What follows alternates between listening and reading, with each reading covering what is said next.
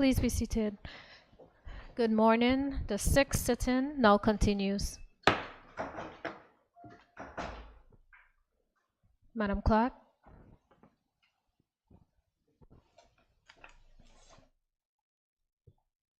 Item number 8, statements by ministers. Thank you. I recognize the Premier.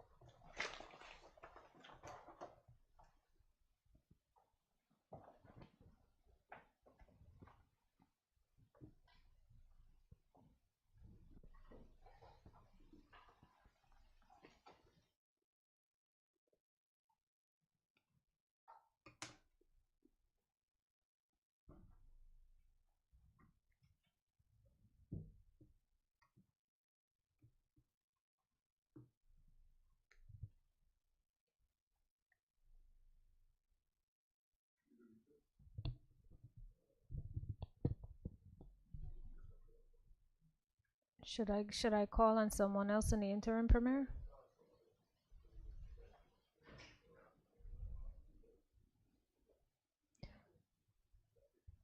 I recognize the Minister for Education, Honorable Shari Di Castro.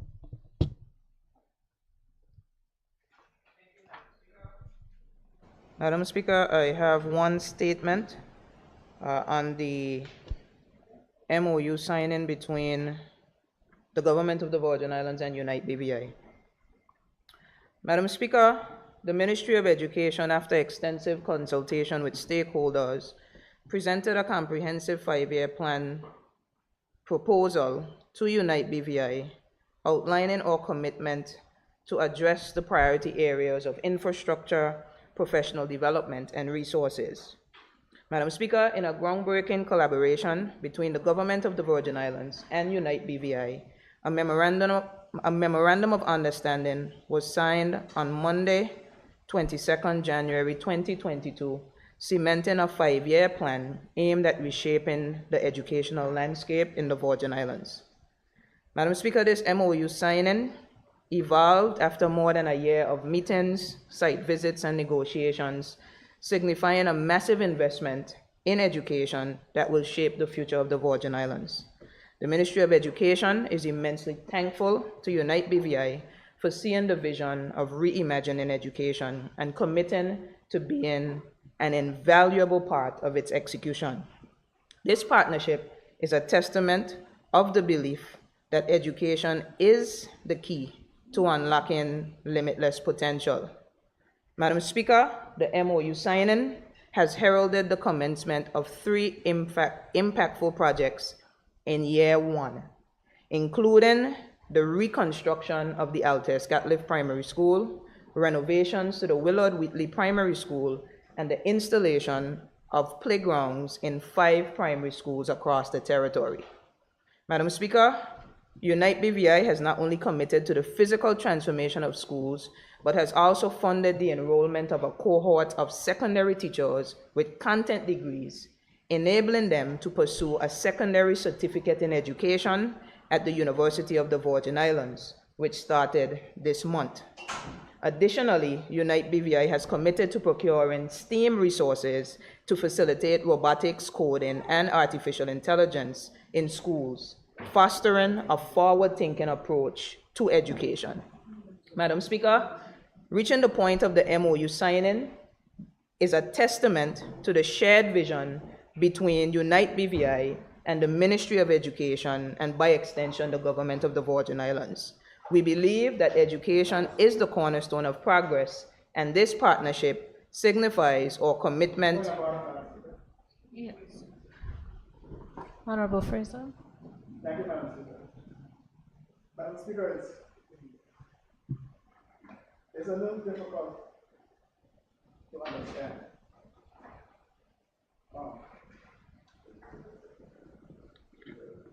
Madam Speaker, it's going to be a little difficult to understand, but I'm going to say it anyway.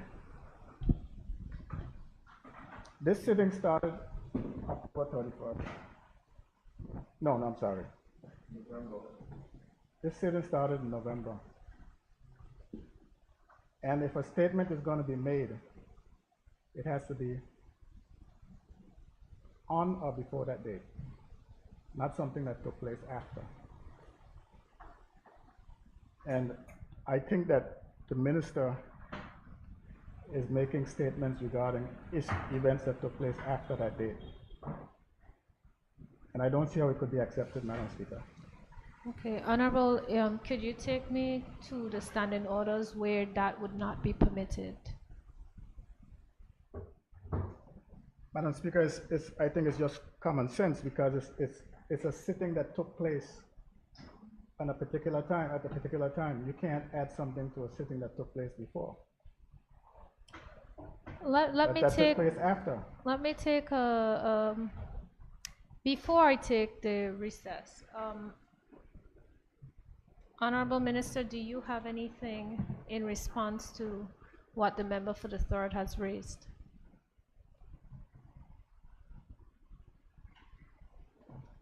Madam Speaker, I would have to ask the member to point to the area in the standing orders that specifically speaks to that.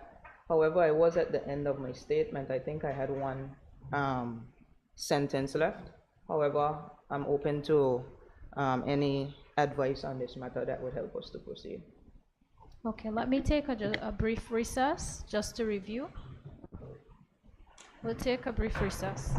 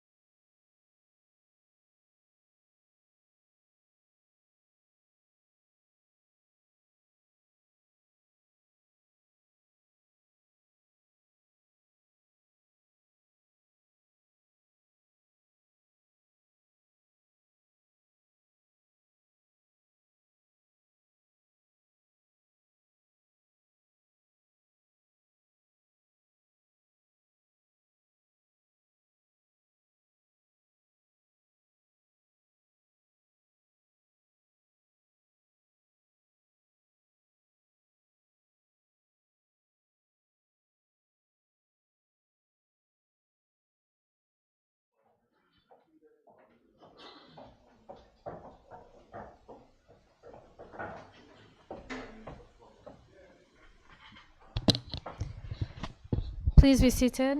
This sitting now resumes.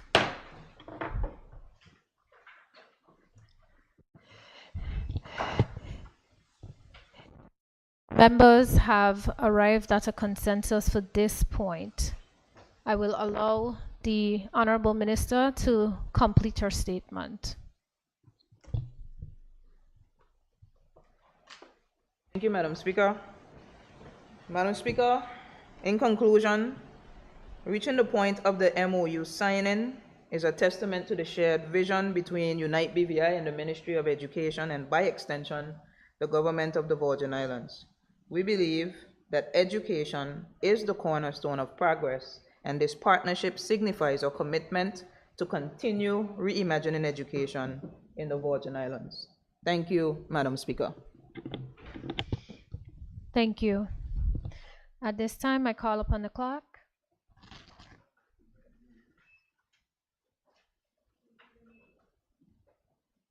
Item number 9, questions and answers to questions. Thank you.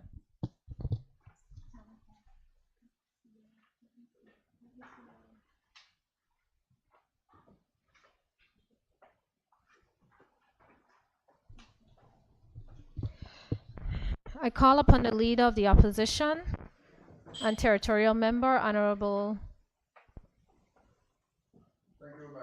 Skelton. Yes. Questions are past due, but it's still important. Madam Speaker, could the Honorable Premier and Minister of Finance provide this Honorable House with how many final judgments within the past 8 years have been granted against the government of the Virgin Islands and their respective amounts in respect to those judgments?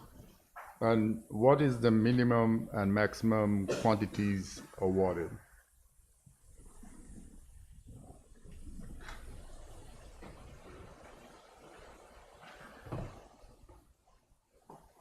Madam Speaker, within the past 8 years, 23 litigation matters were filed. Some are ongoing, which once completed may result in monetary awards against the government. 10 final judgments have been made within the requested period. The highest quantum awarded was $199,682.48, and the lowest quantum awarded was $2,750.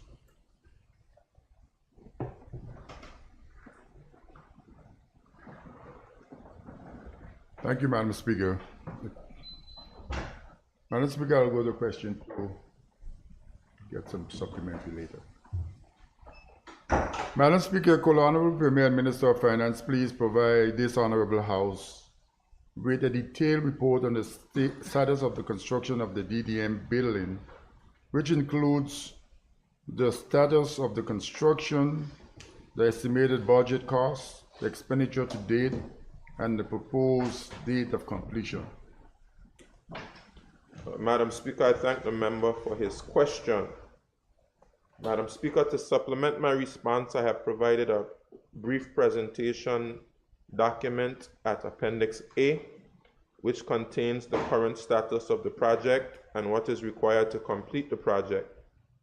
As you may recall, Madam Speaker, this project is funded under the Caribbean Development Bank Rehabilitation and Reconstruction Loan, better known as the RRL. A contract was signed on the 28th of January 2021 between the Government of the Virgin Islands and a joint venture consortium of Tandem Development Limited and D&B Heavy Equipment Services Limited in the amount of $9,803,215.53. Madam Speaker, as a point of information, this contract was signed in the wake of the Russia-Ukraine war and was subject to severe worldwide shortage in construction materials, equipment, and the shipping of the same. In addition, and following the laws of supply and demand, global markets experienced a significant hike in the price of construction materials and equipment. Fuel price surcharges also impacted the cost to ship materials. Madam Speaker, I needed to highlight these nuances as the project was impacted and continues to be impacted by this global reality. Madam Speaker, according to the contract, the duration of the period was 24 months, with a contractual completion date of the 28th of January 2023.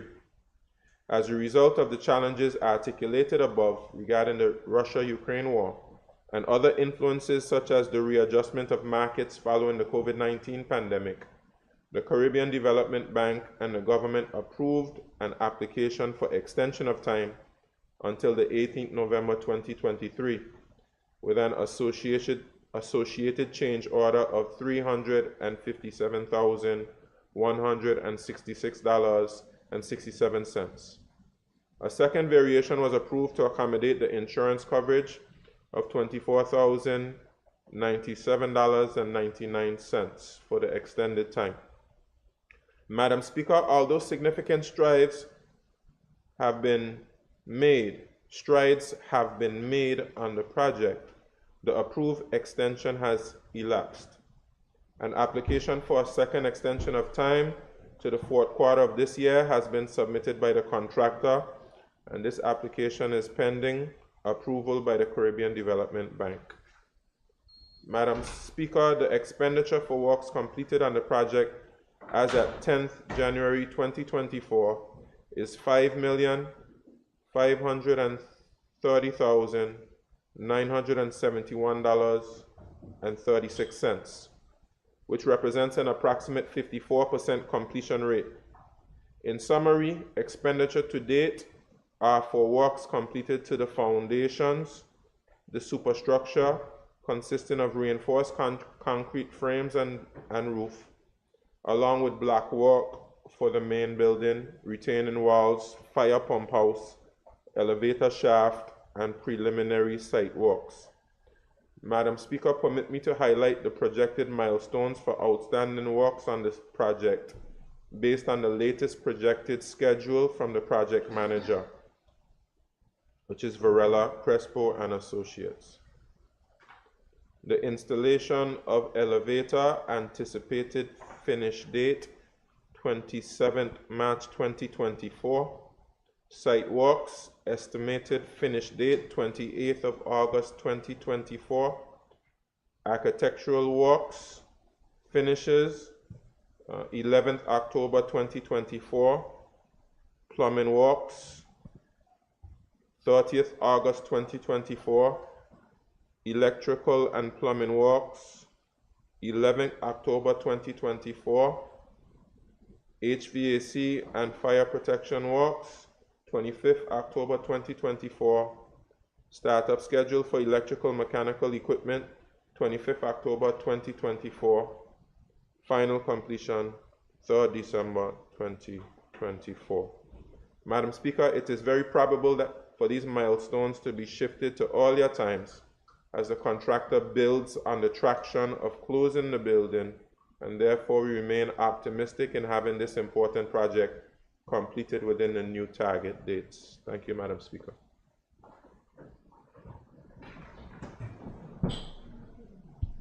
Thank you, Madam Speaker.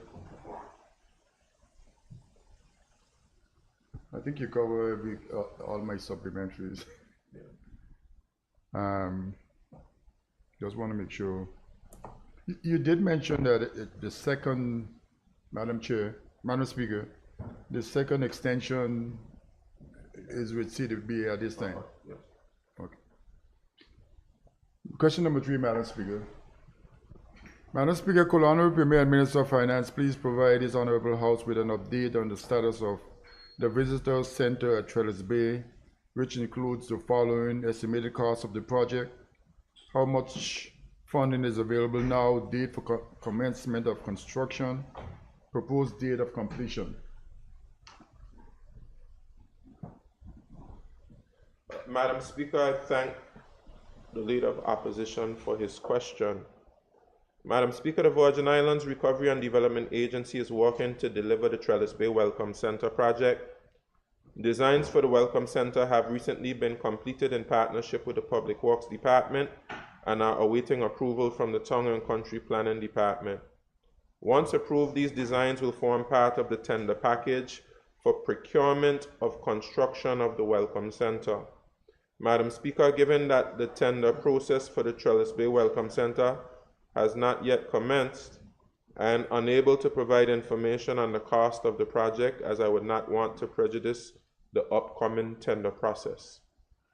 Madam Speaker, as I indicated in answer A, I would not want to prejudice the upcoming tender process, so I would refrain from speaking about cost or available funding. However, what I can say, Madam Speaker, is that the Trellis Bay Welcome Center project is being fully funded by the BVI Tourist Board. Madam Speaker, based on the current status, the RDA anticipates a construction start date in March 2024. Madam Speaker, with an approximate 3-month window for construction, this project is scheduled to be completed by the end of June 2024. Thank you, Madam Speaker. Madam Speaker, just a minor follow-up. It seems like the plans are completed and ready to go to tender. Yes. Can a copy be available to this House? Madam Speaker, the Leader of Opposition wants to copy of the approved plans. Yes. Madam Speaker, that's something I'd have to discuss with the Tourist Board and the RDA. So I can give a answer to the Leader of the Opposition after I have a discussion. The reason I was asking that, I didn't want to ask it, but the other question is, how many portions are the center is expected to hold? Madam Speaker, that's something I can't say right now. But just to say, Madam Speaker, important to note, I asked for perhaps not too elaborate of a design at this time, because we have several matters which need to be considered for the construction of a welcome center, including potential developments at Trellis Bay and Beef Island, also the extension of the runway, etc., which will no doubt have an impact, and there needs to be further discussion with the stakeholders, private industry at Trellis Bay, the owner of Beef Island, and the Airports Authority. Thank you, Madam Speaker.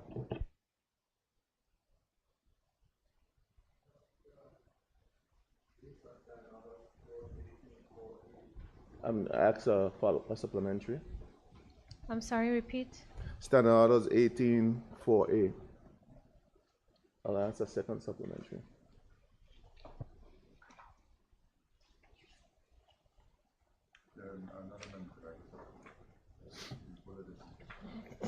Bear with me, Honorable. Let me just Sure, read the sure. provision. 18-4A. Yes.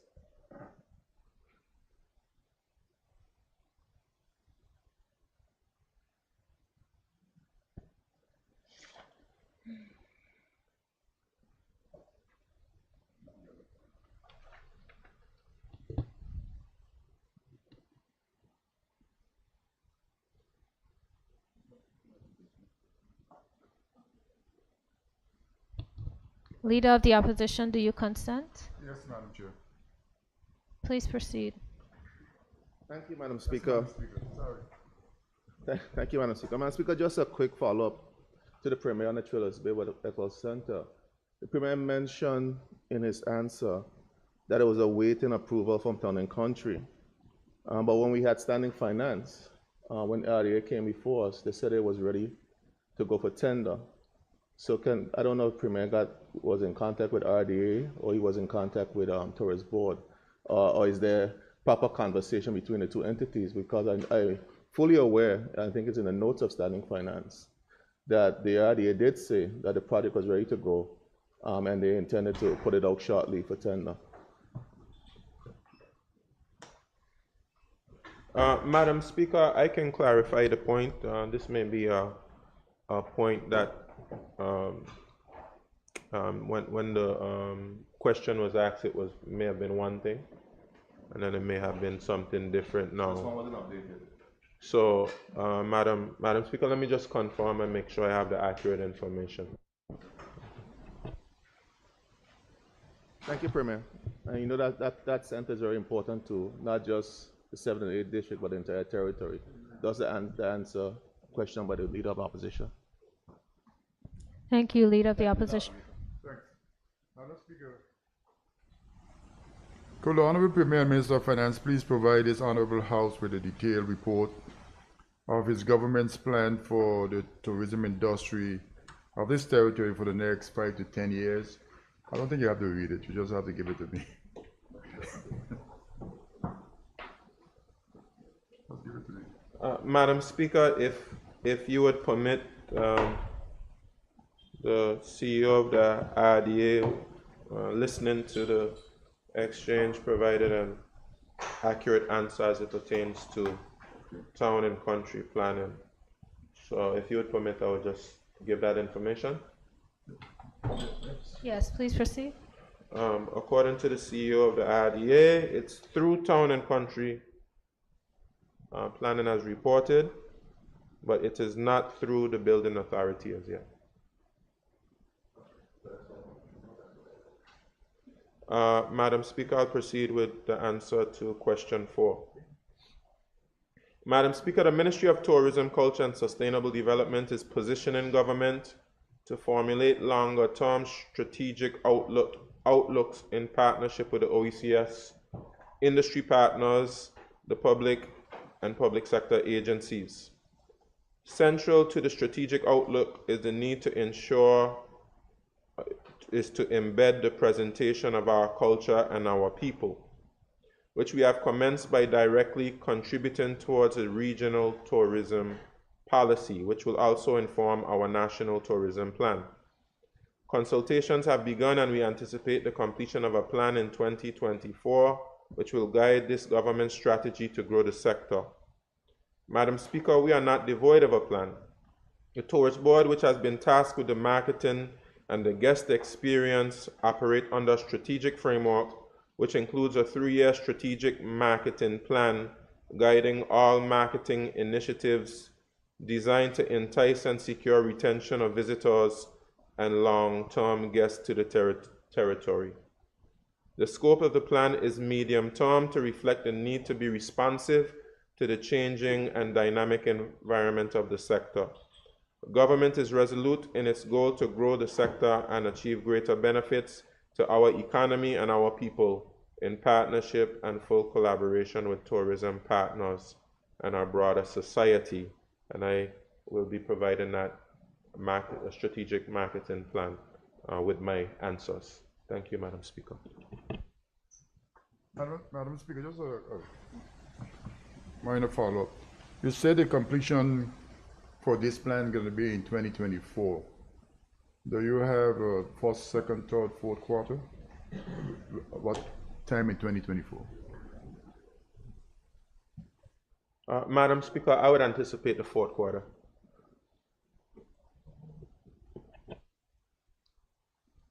Thank you, Madam Speaker. Madam Speaker, question number 5. Madam Speaker, will the Premier and Minister of Finance tell this Honorable House when will the territory's audited financial statement for 2019, 2020, 2021, and 2022 be laid on the table of this Honorable House?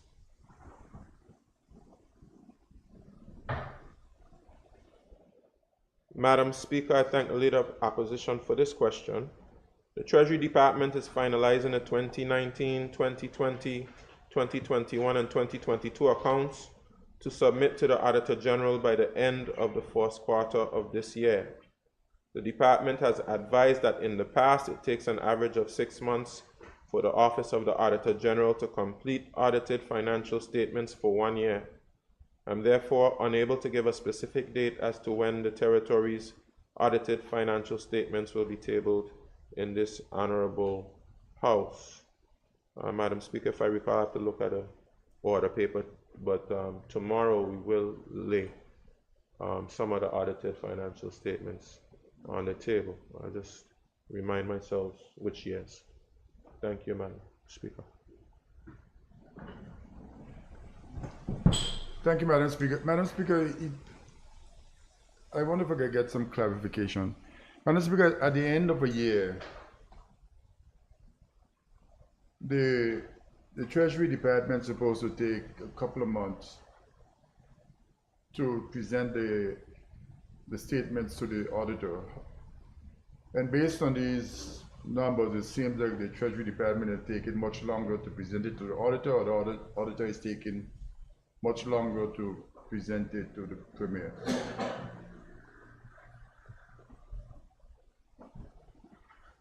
Madam Speaker, obviously we're very much behind which is a constitutional requirement of laying the audited financials on the table.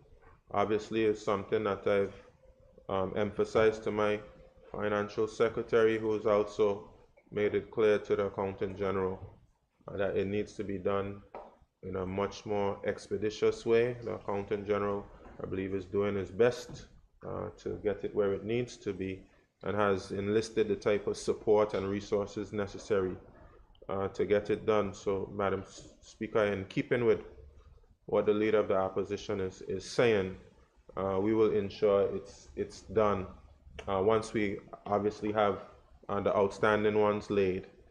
We'll do what is required to have it laid within the constitutionally required time. Thank you, Madam Speaker.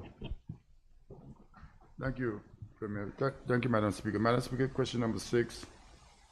Madam Speaker, will the Premier and Minister of Finance please tell this Honorable House the years of the last audited financial statement received from government statutory boards and companies, and if they're not up to date, will he please tell his Honorable House what specific plans he has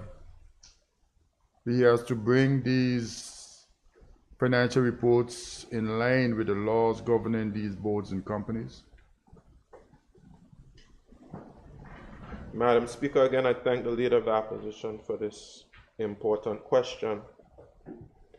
The Honorable Leader of the Opposition has asked about the last audited financial statements received from government statutory bodies and companies. I wish to draw to his attention that based on one of the recommendations of the Commission of Inquiry that was conducted, it has revealed that the territory currently has over 70 statutory boards based on the definition in the Interpretation Act, i.e. any board, commission, committee, council, or other like body established by or under an enactment. I'm not sure if there are specific statutory boards the members inquiring about, but I'm going to provide an answer based on the list of statutory boards which the Ministry of Finance has been monitoring in terms of the submission of final financial records. Obviously, if there are other ones in which the Leader of the Opposition would like to get information for, I can have them conduct that research. So here I have a list of 17. Madam Speaker, number 1, BVI Airports Authority, and the last audited financial statement is 2014. BVI Electricity Corporation, last audited financial statement is 2020. BVI Ports Authority, last audited statement 2013. BVI Tourist Board, last audited financial statement is on 2020. Financial Investigation Agency, last audited statement 2018. Financial Services Commission, last audited statements 2021. The H. Lavity Stowe Community College, 2020. The International Tax Authority, 2021. National Bank of the Virgin Islands, 2022. The NHI, 2017. The National Parks Trust, 2014. The Recovery and Development Agency, 2022. Recreation Trust, 2016 Scholarship Trust Fund Board, 2015 Social Security Board, 2018 Telecommunications Regulatory Commission, 2013 Wickham Ski Development, 2018. Madam Speaker, I do acknowledge that there are significant lapses in the submission of audited financial statements for some statutory boards. The preparation of audited financial statements, though a necessary characteristic of good governance and transparency, can be a daunting exercise, especially where a board has inherited an organization that has outstanding audited financial statements from previous years. Madam Speaker, the Ministry of Finance in recent times has ramped up its monitoring of the operations of statutory bodies and has mandated submission of a quarterly financial report. Although they have reported achieving around 80% compliance, this initiative has promoted a more effective reporting structure, which may be extrapolated into a greater commitment to complete audited financial statements. I can also add, Madam Speaker, that as part of the enhanced monitoring component of the implementation of the COI recommendations, statutory boards are also required to provide quarterly reports to the Governor and myself, which includes updates on submission of annual and financial reports.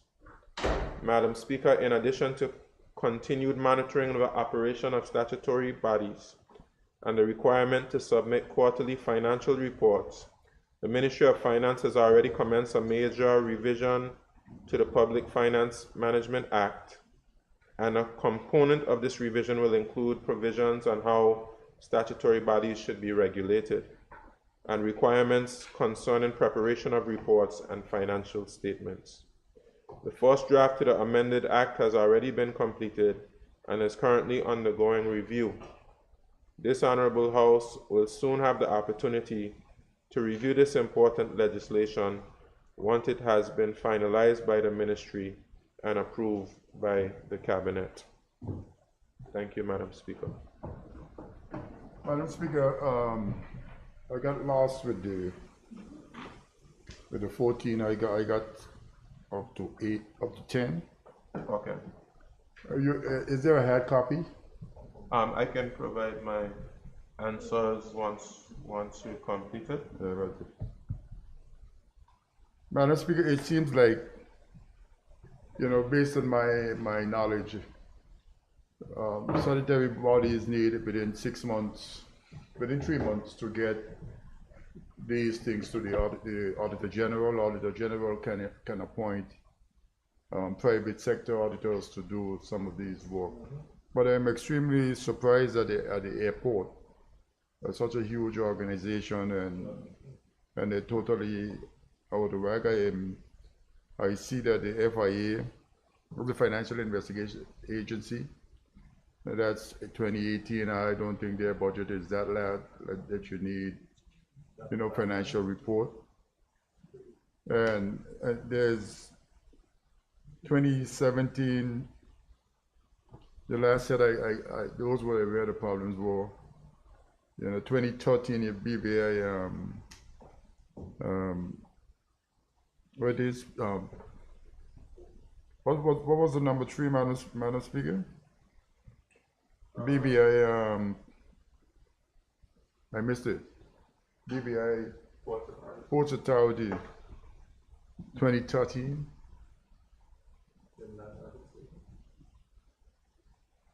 And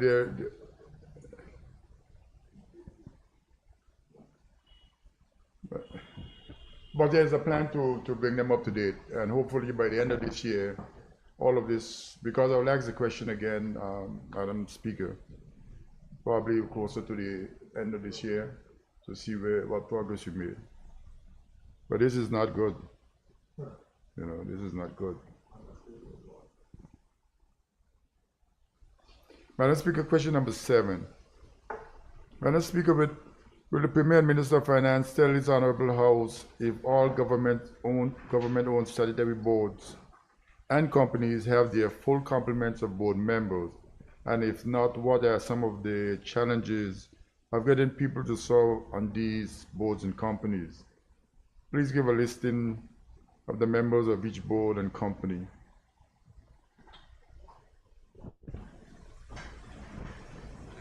Madam Speaker, I thank the Leader of the Opposition for this question. Madam Speaker, I'm providing the Honorable House with the status of membership of 50 statutory boards. Of these, 24 or 48% have their full complement of board members. There are about 6 statutory boards that have 1 vacancy and 2 with more than 1 vacancy. Recruitment for board members is currently underway for at least 6. This means that either advertisements have been issued or they are pending cabinet papers. There are about 10 that membership is vacant, inactive. In the case of one statutory body, the Wickham's Key Development Authority, there is currently no provision for board membership, and the membership of the Building Authority is awaiting an amendment to legislation. Madam Speaker, some of the challenges cited include time constraints to serve for persons with busy schedules. Some persons who may be interested do not have the necessary experience or qualification to serve on boards that require technical expertise. In some instances, very few persons responding to advertisements. In other cases, a number of persons who apply, so they have to be shortlisted and interviews conducted. In other cases, Madam Speaker, there are persons who are willing to serve but do not think they should submit applications. Thank you, Madam Speaker.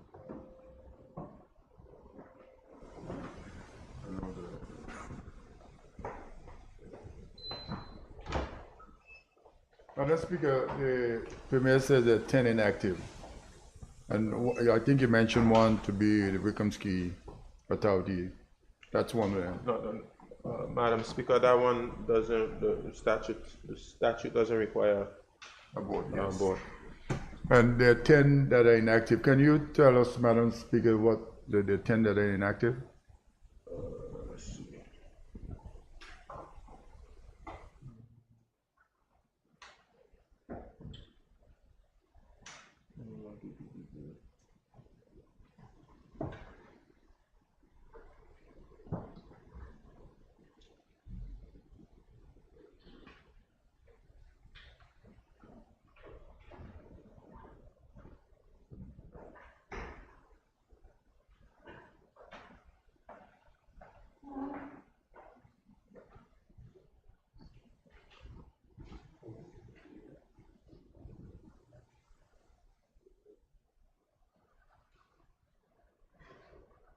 If you don't have them, you can get. Madam Speaker, I have it here, but it's a Excel spreadsheet, and it may just take a little while for me to walk through the list because I don't think the list is Oh, it's not in. Okay. it's not listed out in terms of the 10, so I'd have to go through the list and see which 10. My apologies for that, Madam Speaker, but it's clear from the spreadsheet. If I get the spreadsheet, Madam Speaker.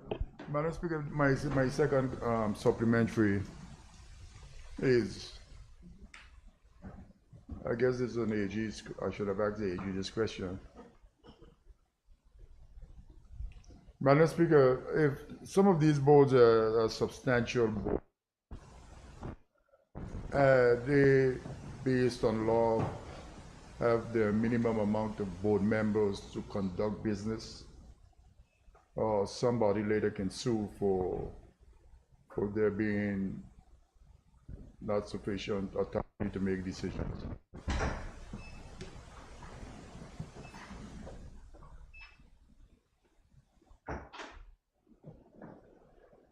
Madam Speaker, I think generally where we have a chair of a board who has indicated that they don't have a quorum, they generally bring that to the urgent attention of the ministry.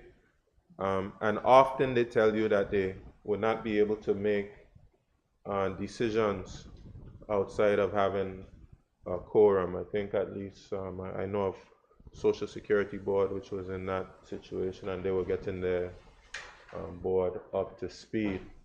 Madam Speaker, I can't tell you. I mean, of course, this list indicates those that do not have full membership, but I cannot tell you in terms of whether they have made any decisions or any business has been conducted outside of having a proper quorum.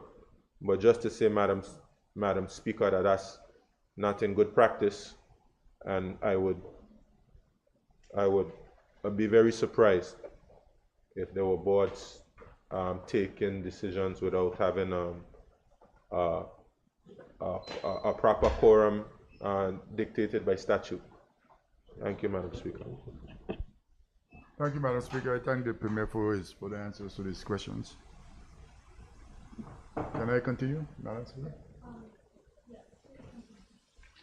Madam Speaker, could the Honorable Minister for Communication and Works please tell his Honorable House what are the specific issues with water production and delivery on the island of Virgin Gorda, and how does he intend to address these issues, knowing the significance of Virgin Gorda as a key tourism hub which depends on a consistent supply of water?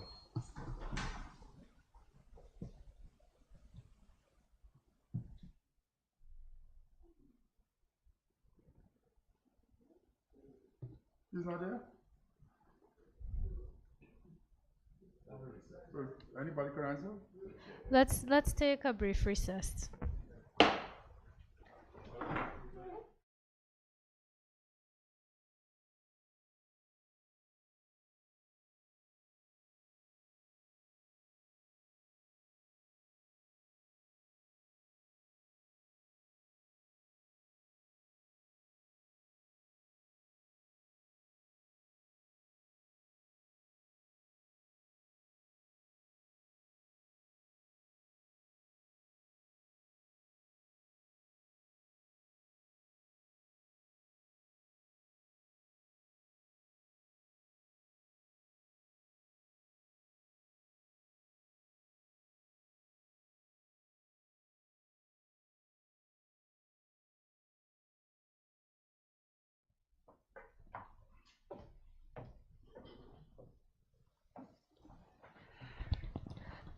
This sitting now resumes.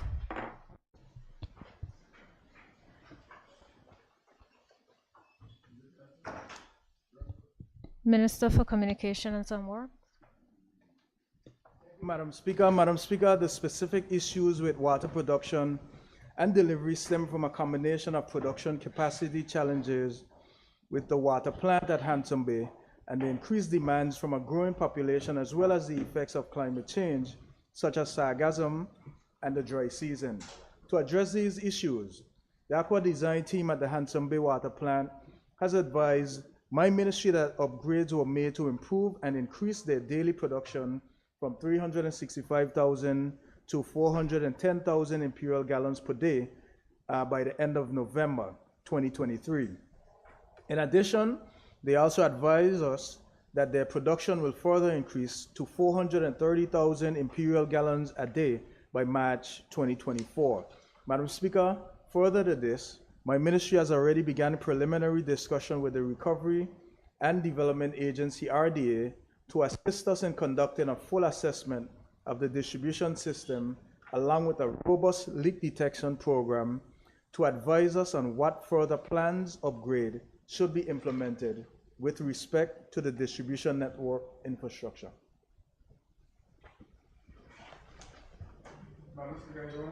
You said 500 and by November, by March 2024, 500 how much?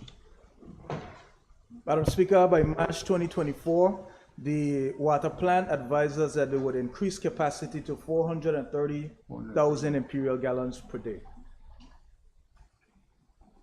Madam Speaker, I have a tangential question. Is Just Fontaine going to be looked at in the same way, because they do have serious water issues? Thank you for the follow-up. Unrelated a little bit, but Madam Speaker, yes, the water plant, they would be looking at increased capacity if necessary for Just Van Dyke.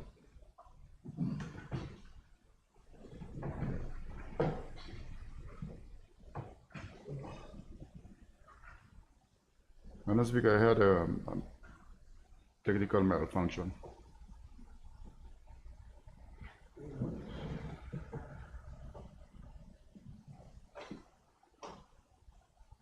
Okay. Madam Speaker, I thank the Minister for the answers to the question. Madam Speaker, Madam Speaker, will the Minister for Health and Social Development, I can continue, right? Yes, please. He's inside, okay. And Social Development, please give this Honorable House a detailed financial position of the NHI system and the payments owed to service providers. Thank you, Madam Speaker, for the question. Madam Speaker, a breakdown of the National Health Insurance financial position and the payments owed to its service provider are attached as Appendix A, which I hope the member has in his possession. As at the period ending 31st December 2023, the National Health Insurance had a net income of $3.4 million. Total assets equated to $24.65 million. Total liabilities, $17.26 million, which includes $10.82 million of claims payable. Thank you, Madam Speaker.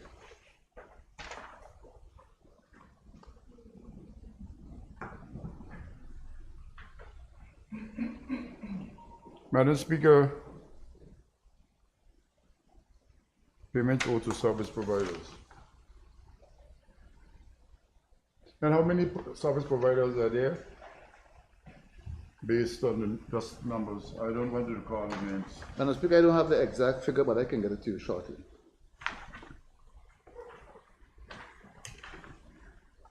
Okay. Thank you, Madam Speaker. Madam Speaker, question number 2. Madam Speaker, will the Minister for Health and Social Development please tell its Honorable House if the review of the NHI system was completed, and if it was, what are the key recommendations, and when will he lay this report on the table of this Honorable House? Thank you, Madam Speaker, for that question. Madam Speaker, an independent consulting firm completed a review of the NHI system on 29th March 2022. The key recommendations are: 1, the improvement in the statutory reserve of the fund. 2, review the alliance agreement between the NHI and the BVI HSA, and in particular, address the proper allocation of the annual $42 million subvention to the NHI for the purposes of BVI HSA operations and covering the costs of persons exempted from making contributions by regulations. Number 3, cost containment by using diagnosis-related groups and case mix complexity and other reimbursement strategies to control costs. 4, renegotiate the reinsurance contract to get more favorable terms. 5, improve case management using peer review process to improve value and outcomes of care while controlling costs. Madam Speaker, the Ministry of Health and Social Development has recently recommissioned the Contract Management Committee to review the alliance agreement between NHI and the BVI HSA, which will cover a significant part of the report's recommendations. While NHI has received and implemented some of the other recommendations already, the Ministry is still awaiting the submission of the report, after which, together with the recommendations of the Contract Management Committee and the NHI management, the report will be submitted for Cabinet consideration and approval within the first quarter of 2024. Thank you, Madam Speaker.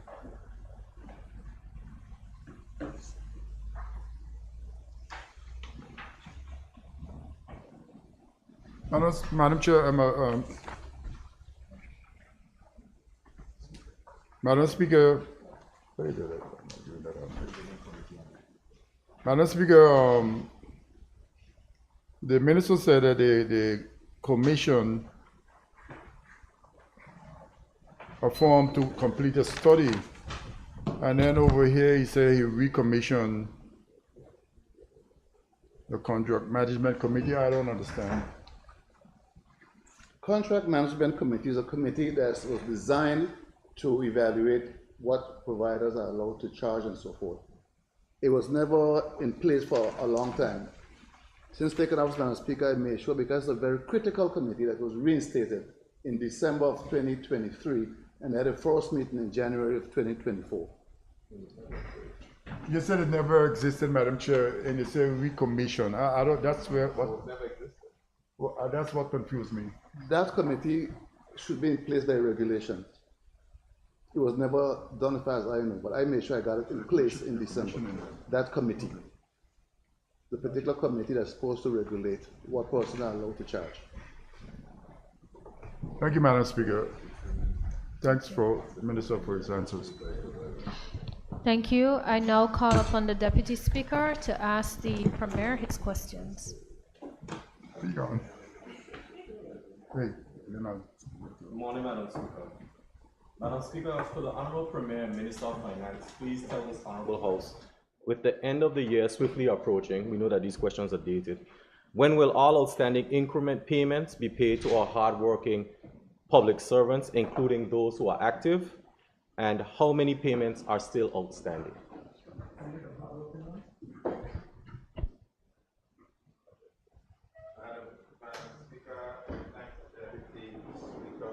Question. Madam Speaker, this matter falls under the terms and conditions of employment for public officers, which is a responsibility of the governor. However, the Minister of Finance and, of course, the House of Assembly are responsible to ensure that resources are made available to meet those obligations. Madam Speaker, as of the 15th of January 2024, 2,174 public officers were paid increments for the 2018-2019 work years. This number represents a combined total of active and separated public officers. The Department of Human Resources continues to work extremely hard to complete this phase of the process while simultaneously working to begin the process for implementation of the new salary structure. This process requires salaries for public officers to be up to date before it can take effect. Madam Speaker, on Wednesday, the 13th of December, Cabinet decided that all outstanding increment arrears for the public service are to be paid by 2027, subject to the availability of funding and barring any unforeseen circumstances. The rationale for extending the period to 2027, Madam Speaker, is so that the outstanding amounts can be spread across several budget years. Cabinet has also decided that the ongoing increment salary adjustments for the period 2020 to 2022, scheduled to be completed in December 2023, should also include the adjustment of a step for the 2023 incremental work year. Please note that the incremental step for the 2022 work year was processed for 1,346 public officers as of the 15th January 2024. It is important to note that the arrears for the 2023 increments will also be paid by 2027, subject to the availability of funding and barring any unforeseen circumstances. The Department of Human Resources remains committed to facilitating this project as they simultaneously work through a multi-phased approach. It is important to note that the total staff complement of the public service has fluctuated during the period 2018 to present. As such, the estimated number of public officers has increased from the 2,261 initially reported to an approximate 2,496 at the conclusion of 2023.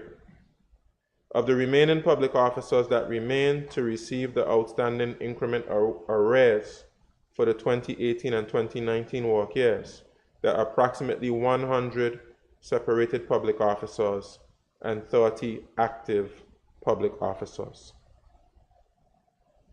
Thank you, Madam Speaker. Madam Speaker, I thank the Premier for that very detailed response. And I'm sure those who are listening who have not received their increments will look forward to 2027. Madam Speaker, if I may move on, please. Question number 2. Madam Speaker, could the Honorable Premier and Minister of Finance please give this Honorable House, based on his responsibility for 2 budgets, the details of how much revenue was collected and how much was injected for environmental protection? What percentage of this revenue was allocated to the Ministry of Environment, Natural Resources and Climate Change? And what percentage of the national budget does this figure represent? Thank you. Thank you, Madam Speaker. And just for clarity on the last question, I just want to ensure persons get the right information. Just for clarity, persons would be paid their outstanding arrears by 2027. Doesn't necessarily mean that it won't happen before, but it will be done by that year. Madam Speaker, the amount of total revenue collected for 2023 as at 31st December 2023 is 376.76 million. Of this amount, 2.6 million was collected relative to the tourist arrival levy, which goes into the Environmental Protection and Tourism Improvement Fund. Madam Speaker, it is important to note that allocation of expenditure is matched against projected revenues to be collected. Therefore, in the context of the budget, funds are allocated to ministries based on the projected expenditure for the year. Madam Speaker, the Ministry of Environment, Natural Resources and Climate Change was constituted in May 2023 following the 2023 general elections. Various business units were transferred as components of the ministry, namely Ministry of Natural Resources and Labor, exclusive of those related to labor. Accordingly, Madam Speaker, the total revised budget allocated to the Ministry for Environment, Natural Resources and Climate Change is $8.13 million, which is approximately 1.87% of the revised national budget. Madam Speaker, it is difficult to state how much was injected for environmental protection because it spans various ministries. For example, under the Ministry of Communication and Works, there is the Sea Defense Walls in Carrot Bay. The government gives subventions to the National Parks Trust and the Tourist Board.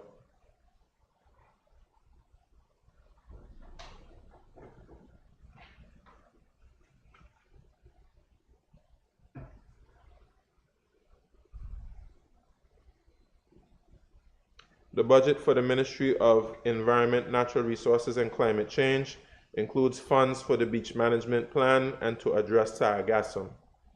The Department of Waste Management also addresses aspects of environmental protection through its budget.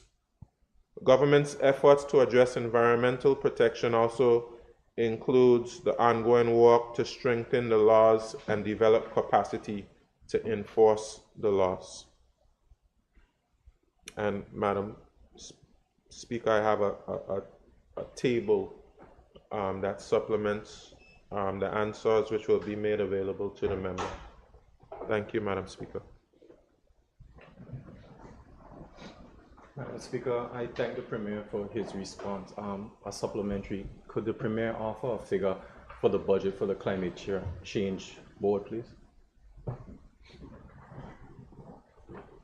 Madam Speaker, tomorrow, hopefully we'll have the second reading of the Environmental Protection and Tourism Improvement Validation Act. And unfortunately, Madam Speaker, that law was not brought into force when it was supposed to. So once we do the validation bill and we bring that law into force, the funds that have come in through the fund, through that environmental levy, will be made available to the Climate Change Trust Fund Board. In terms of the amount of money which has been collected, which can be allocated to the board, I would have to get that information, and I can provide that to the member subsequently, Madam Speaker. Thank you. Thank you, Madam Speaker. Question number 3 for the Premier, please, Madam Speaker. Madam Speaker, could the Honorable Premier and Minister of Climate Change, so many titles here, you know, Natural Resources and Sustainable Development, please tell his Honorable House what are his government's plans as high priorities, and give a list in the order of priority for A, to provide incentives to fishermen and farmers across the territory, and B, improve environmental protection, sustainability, and education. Thank you.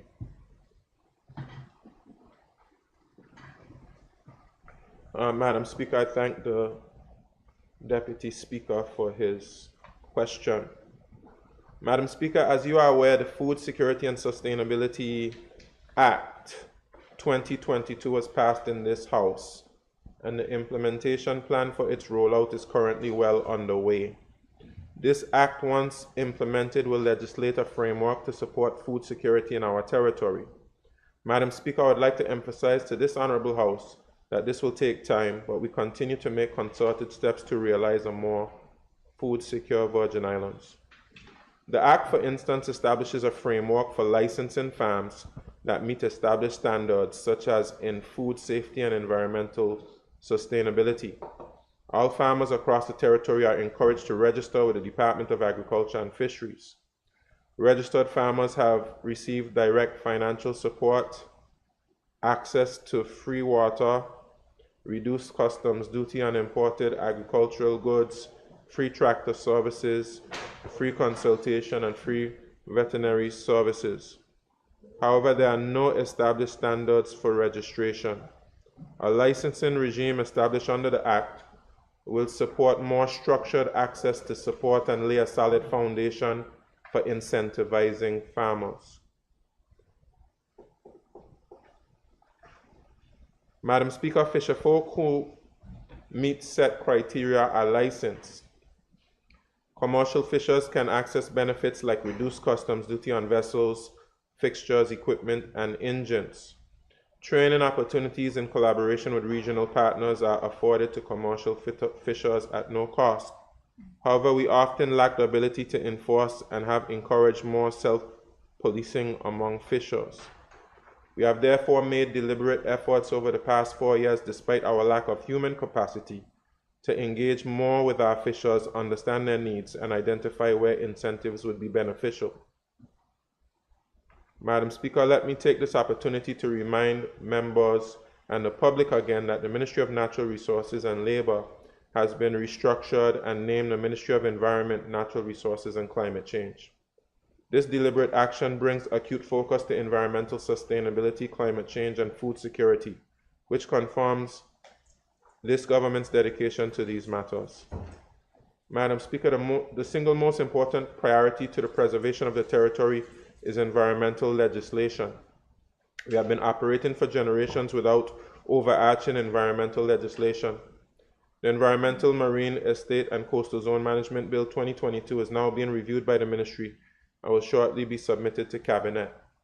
I look forward to bringing this important and long overdue piece of legislation to ensure the protection and sustainable development of the environment to the House of Assembly for its first reading soon. Madam Speaker, beach management remains a high priority for this government. A 2014 report, The Tourism Value of Nature in the British Virgin Islands, estimated the total economic tourism value of the ecosystems of the BVI at that time was $194 million per annum. The study further noted that 40% of the tourists indicated that they would not return to crowded beaches, concluding that beaches are the most important ecological asset of the Virgin Islands and may well be considered the engine of the tourism economy. The Ministry is moving forward with implementing the Long Bay Beef Island Beach Management Plan, implementation of Phase 1, is completed, and I'm happy to report that the bidding process for the construction of vending units has ended and the selection process to notify the winning contractor has been initiated. Madam Speaker, the Long Bay Beef Island Beach Management Plan is a pilot initiative, and the ministry looks forward to developing and implementing other plans to improve beach management in the territory. Madam Speaker, the matter of coral reef management is equally important. In this arena, the ministry, in partnership with the National Parks Trust, has formed a coral reef strike team in collaboration with Beyond the Reef and a number of private sector dive operators to fight the coral stony tissue loss disease.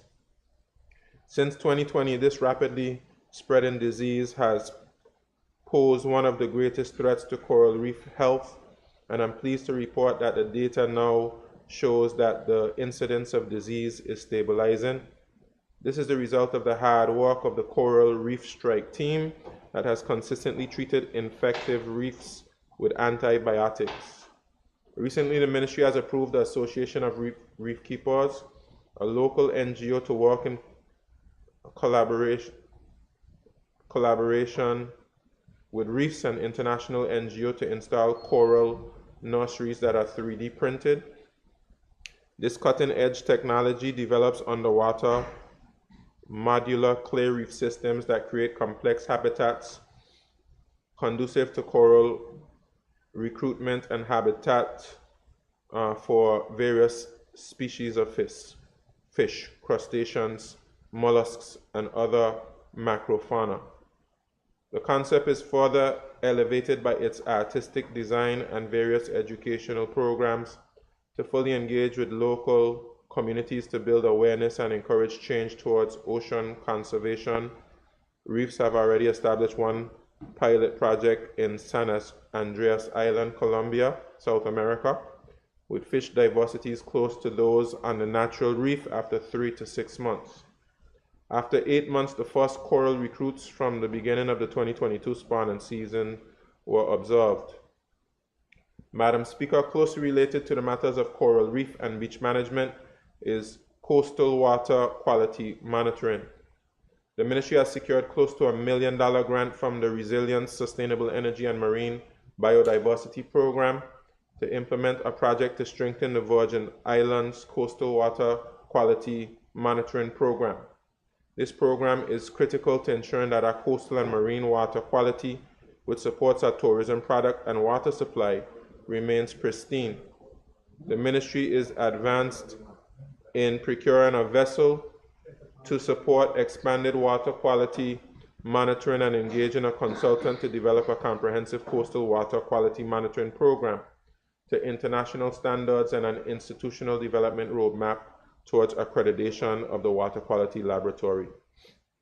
Madam Speaker, as we work towards enhanced environmental management, better data to support decision-making will become more and more paramount. In this respect, the members of the House would be happy to note the development of the National GIS Environment Data Hub. The hub provides a repository to store environmental data and make it accessible to stakeholders. In addition, earlier this month, up-to-date coastal inventory maps were delivered to the territory. These maps provide a high-resolution picture of our salt ponds, beaches, coral reefs, seagrass beds, mangroves, and more, and will assist the ministry greatly in marine spatial planning and other efforts to ensure these resources are both protected and sustainably utilized. Madam Speaker, our beaches, coral reefs, coastal water quality, and biodiversity are all impacted by climate change. The work, therefore, to advance our climate change adaptation agenda is crucial. As such, Madam Speaker, it gives me great pleasure to report that the Virgin Islands Climate Change Trust Fund Board was reappointed and held its first meeting on June 6. The Trust Fund will be critical to ensuring that we can scale up funding for the great environmental protection, restoration, and management work that the ministry is doing among many other priorities. Madam Speaker, sargassum management remains another priority for this government. Last year, we had a number of mass sargassum landings.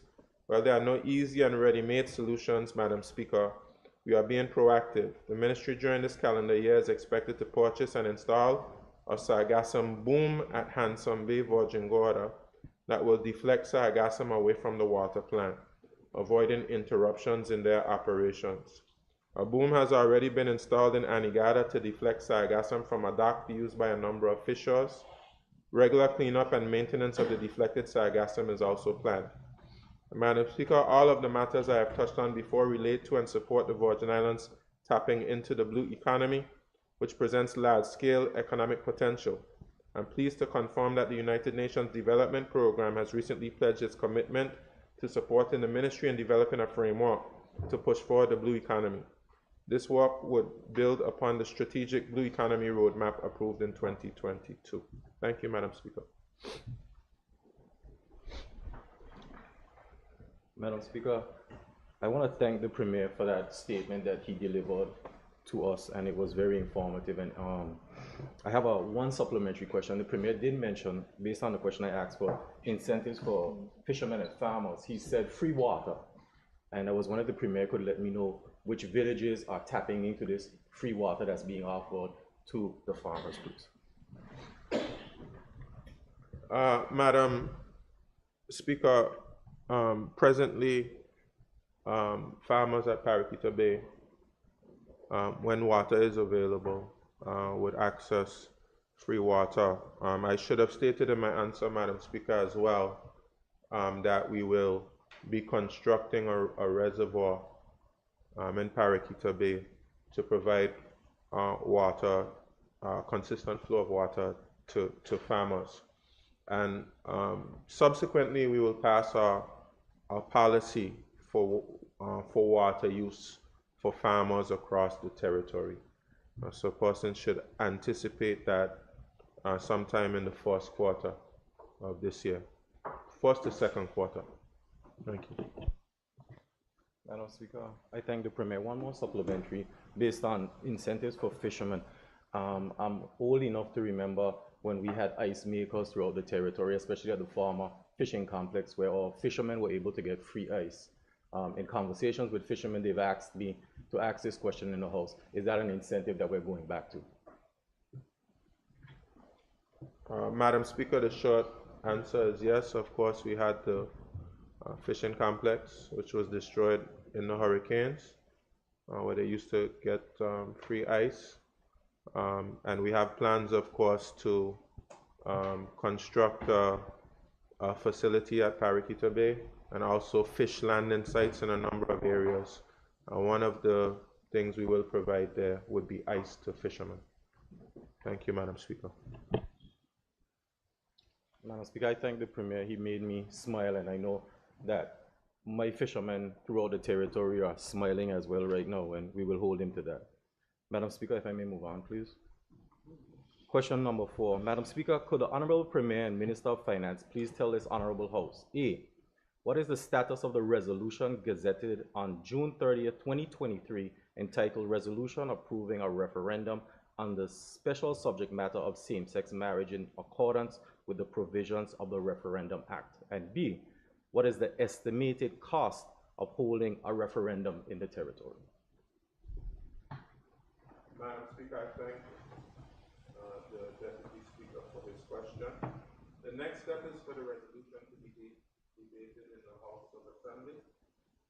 Madam Speaker, the time frame of holding a referendum is also dependent on amendments to the Referendum Act to align it with the amendments to the Elections Act. We are also monitoring the judgment in the pending case as we seek to determine the way forward.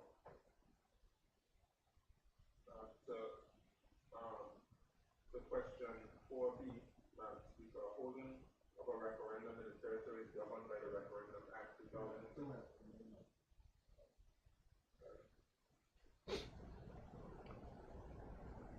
Should I repeat? I repeat 4A, Madam Speaker. Madam Speaker, the next step is for the resolution to be debated in the House of Assembly. Madam Speaker, the time frame of holding a referendum is also dependent on amendments to the Referendum Act to align it with the amendments to the Elections Act. We are also monitoring the judgment in the pending case as we seek to determine the way forward.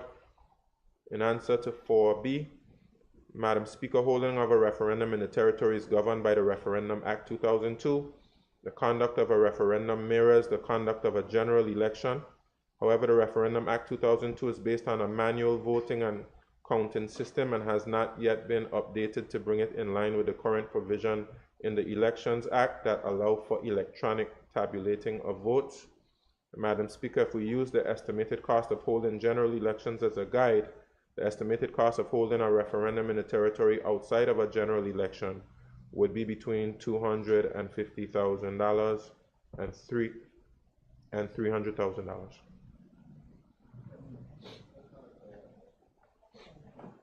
Madam Speaker, I thank the Premier. This is a topic that I know a lot of people have been discussing in the public domain, and I appreciate his response. Madam Speaker, question number 5, please.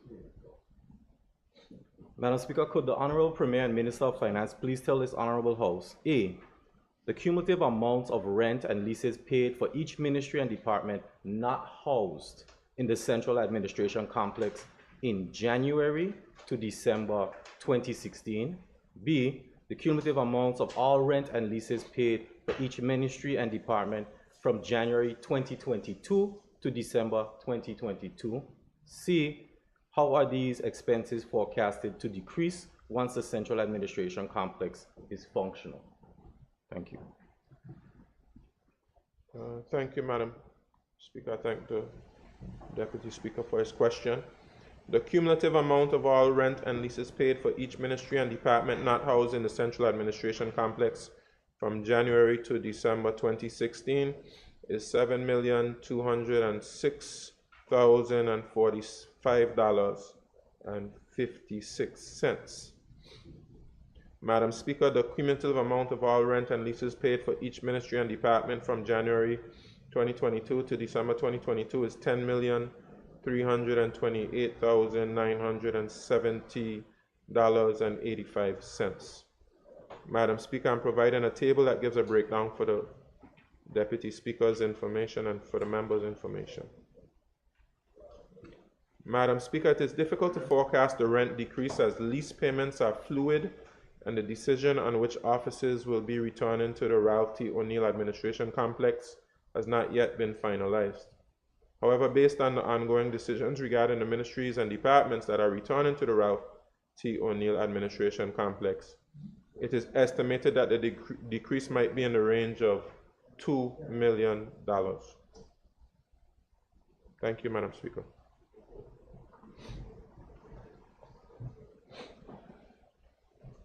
Madam Speaker, I thank the Premier for his figures, the figures that he offered, and I look forward to seeing the central administration complex completed. I remember in this House, the Minister of Communications and Works said to us that we could look forward to it.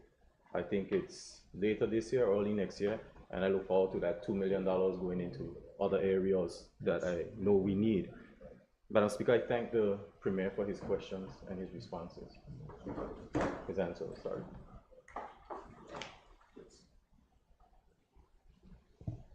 Madam Speaker, I can move on. Yes, please proceed. Madam Speaker, could the Honorable Deputy Premier and Minister of Financial Services, Labor and Trade please give this Honorable House details on how the government plans to address the increasing of the minimum wage in the territory and a timeline for those actions?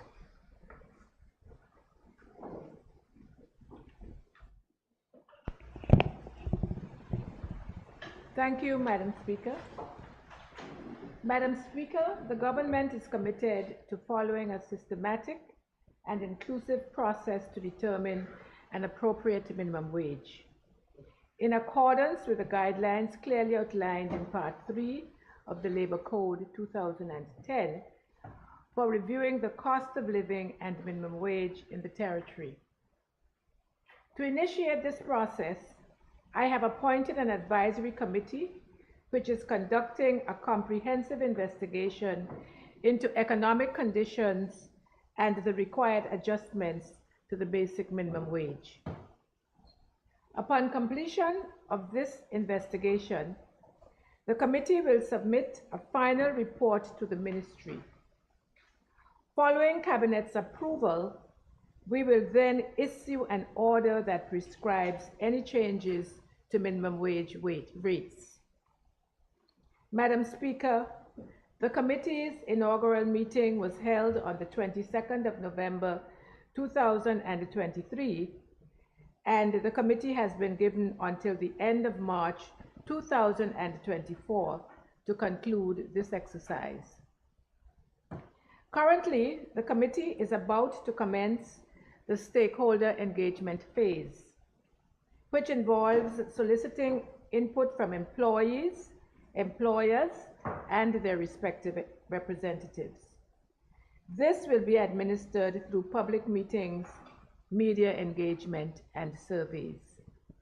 Madam Speaker, as this exercise continues, we are committed to keeping this Honorable House and the people of this territory informed of our progress.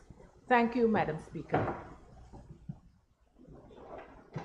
Madam Speaker, I want to thank the Deputy Premier for her response and also for the latter of what she said, which was keeping the Honorable House informed. That's something I look forward to.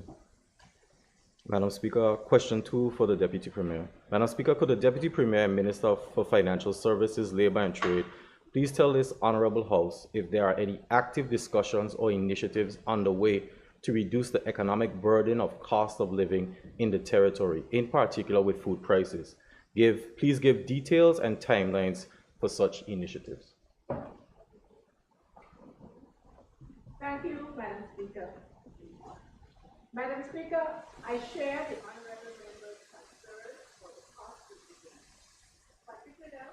particularly in relation to food prices in the Virgin Islands. The government recognizes the urgency of this issue and has initiated discussions with various stakeholders to explore ways to reduce the economic burden on the population. As mentioned in my previous response, I will adhere to the process outlined in the Labour Code, which provides a framework for reviewing the cost of living and the minimum wage in this territory. Beyond that, Madam Speaker, our efforts to combat this issue extend outside the purview of the Ministry of Financial Services, Labour and Trade. So collaboratively, we are exploring several interventions, including enhancing support for local agriculture to reduce our reliance on imported food items. We are also considering regional agricultural partnerships with countries like Guyana to bolster sustainable agricultural practices.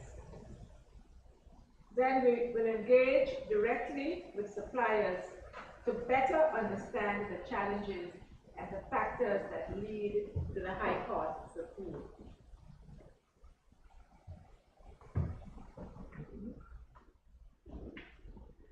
Reassessing shipping arrangements, including negotiations with shipping lines and streamlining import processes to lower food prices.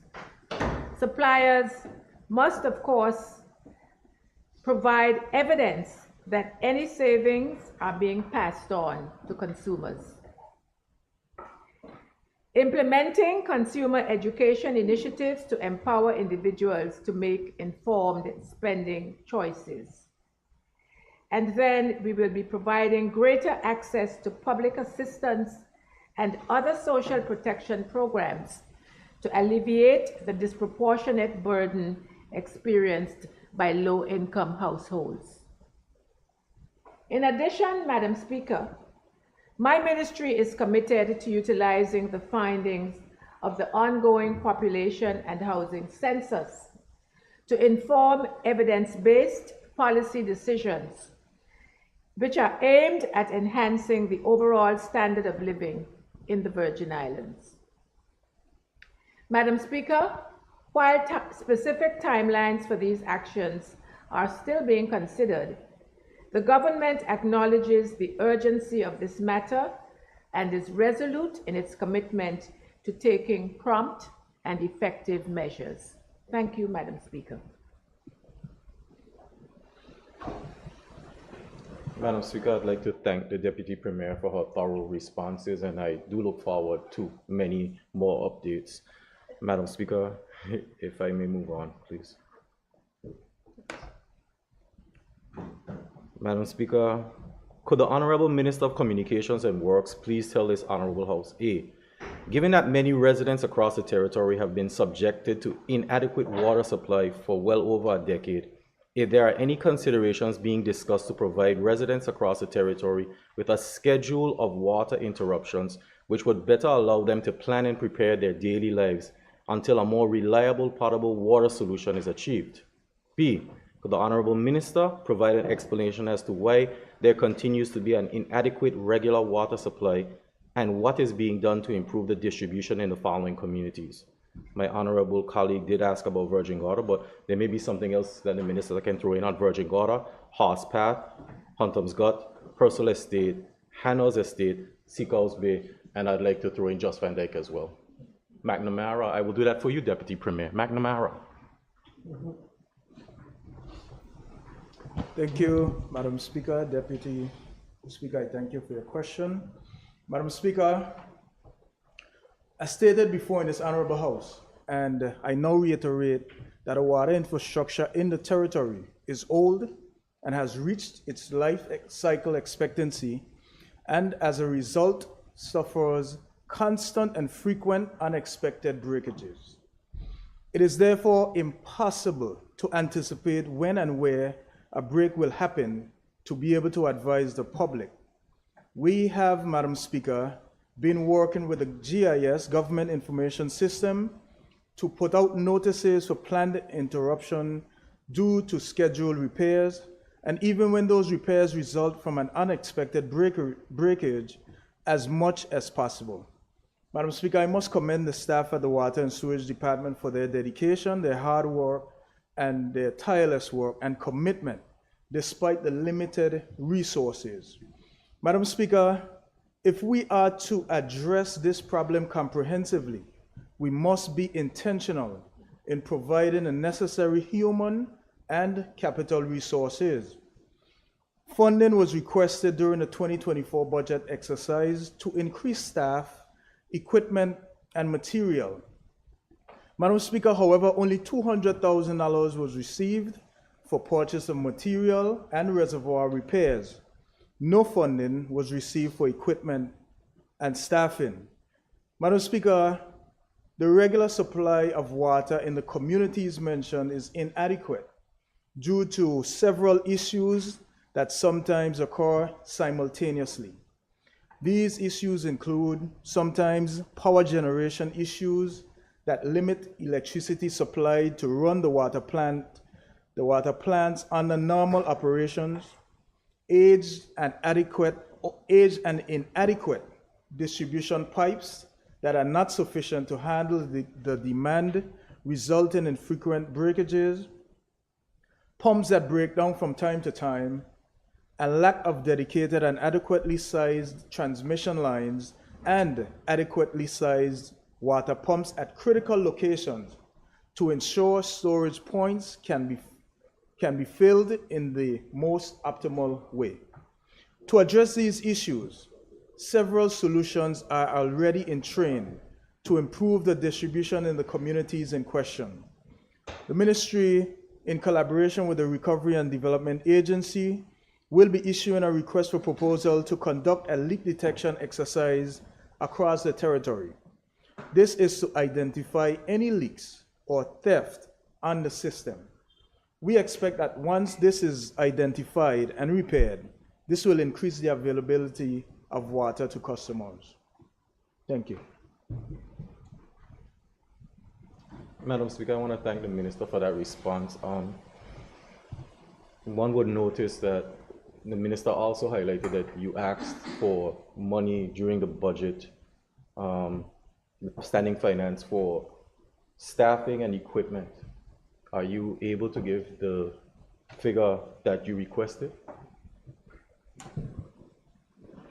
Madam Speaker, I can't give the figure pertaining to the staffing, but in order to fulfill and repair our age-old infrastructure, the ministry has identified that we need upwards of $20 million to be able to do a comprehensive redo of our water system. That would include replacement of pipes, replacement of equipment, replacement of or adding meters, expanding our water network so that we can get more revenue, and that includes the monies requested from the ministry to the Ministry of Finance. Madam Speaker, I thank the minister. I won't belabor the point because we all know in the House the situation that we have with water and what the minister faced with that ministry. Moving on, Madam Speaker. Madam Speaker, could the Minister for Communications and Works please tell this honorable House what are the requirements or restrictions, if they do exist, for a private entity citizen to install a water plant, a reverse osmosis or similar plant for its own use in providing a steady supply of water for its tenants and guests? Thank you, Deputy Speaker. Madam Speaker, to install a water plant for private use, such as a reverse osmosis plant, the following steps must be taken. File an application and seek permission for a seabed lease from the Ministry of Environment, Natural Resources and Climate Change. To make an application to the Town and Country Planning Department for further approval. And finally, seek consultation and approval from the Director of Water and Sewage Department to the Ministry of Communications and Works. Madam Speaker, supplementary. Is it possible for the minister to let us know how many private entities have licenses in the territory to do reverse osmosis or similar plants? I would have to go and research that for your Deputy Speaker to the Madam Speaker. I am aware that there are a couple hotels on Assist Island with reverse osmosis. I'm not sure the total number, but I could get that for you. Madam Speaker, I thank the minister for his response on that, and I look forward to that information being provided. Moving on, Madam Speaker. Madam Speaker, could the Minister for Communications and Works please tell this honorable House the following as it relates to the use of jet skis in the BVI? A, the legislation that speaks to the restricted use of jet skis in the territory. B, is your government looking into addressing, lifting those restrictions? C, what are the challenges, if any, with removing the restrictions, if there is one? Thank you. Thank you, Madam Speaker. Madam Speaker, though I would love to answer all those questions, and though I would like to see more activities such as jet skis, I must advise this Honorable House that jet skis fall under the portfolio of the Ministry of Environment, Natural Resources and Climate Change. As such, I would suggest that you pose the question to the Minister for the subject. Madam Speaker, I appreciate the minister's response, and I will do so as advised. Madam Speaker, moving on to the Minister of Health and Social Development, please. Madam Speaker, during the 2023 elections campaign, there were some solutions made as follows. A, increased initiatives and policies for recycling. B, designate and develop more green public spaces. And C, address the territory-wide open-air burning with better waste management. Could the Honorable Minister for Health and Social Development please tell this Honorable House whether his government identifies with any of these as high priorities and their plans for implementing these solutions?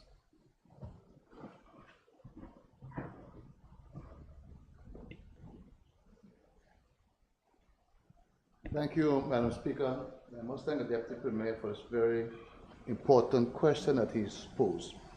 Madam Speaker, our long-term plan of the Ministry of Health and Social Development and the Department of Waste Management as it relates to waste includes the full execution of our waste management strategy. This involves placing further emphasis on recycling and waste reduction while easing our dependence on the tertiary treatment of waste and landfilling. As we continue to prioritize and invest in the development of our green and circular economy, we are currently working with the Attorney General's chambers on the necessary legislation that will control the importation of single-use products and incentivize recycling for targeted recyclables. Additionally, we are creating a supportive environment for green businesses through targeted approaches for businesses who are interested in repurposing waste material, such as waste oil and scrap metal. We are also investing in strengthening our material recovery infrastructure to aid in the collection of recyclable materials. Madam Speaker, to alleviate the open air burning, we are working to ensure that greater emphasis is being placed on all incoming waste to the Parkwood Pond landfill being properly and adequately covered and compacted, especially while the incinerator is out of commission. This remains a top priority as we work to address the remedial needs of the incinerator plant and a long-term solution with a properly engineered landfill. We are also reviewing existing legislation to introduce stiff penalties and enforcement mechanisms for practices that can be detrimental to the fragile ecosystems. In an effort to sensitize the public, the Department of Waste Management has embarked on an aggressive campaign to facilitate public engagement and education with a goal to improve waste management practices throughout the territory. I thank you, Madam Speaker.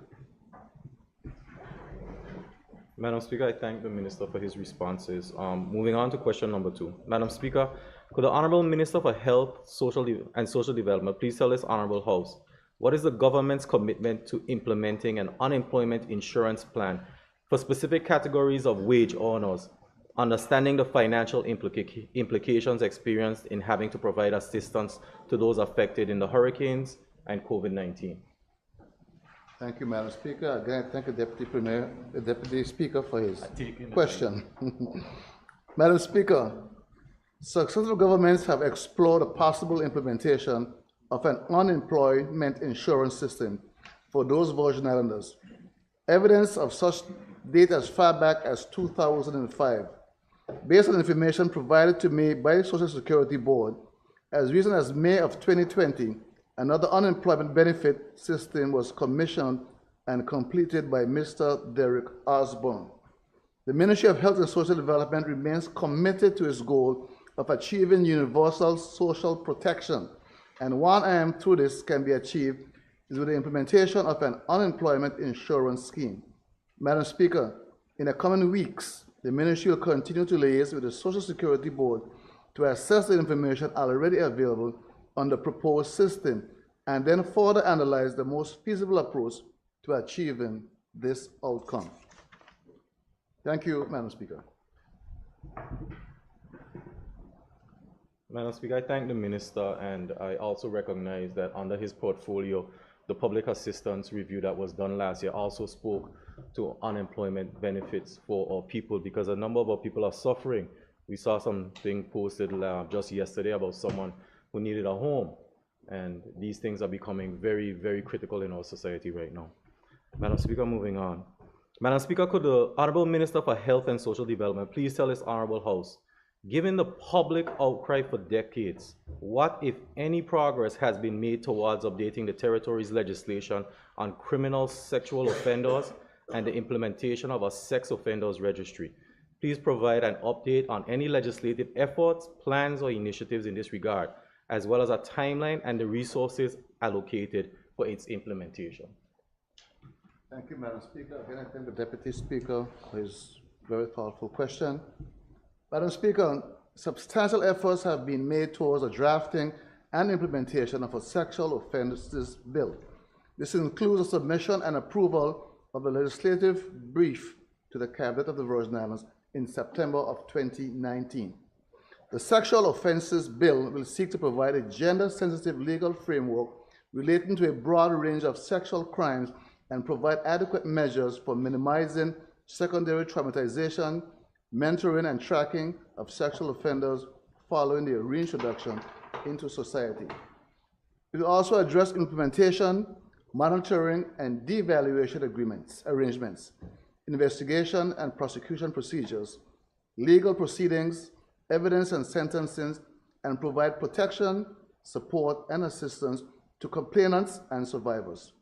The Act will bring the Virgin Islands in line with international best practices for sexual offense legislation by providing comprehensive definitions and prioritizing the prevention of gender-based violence.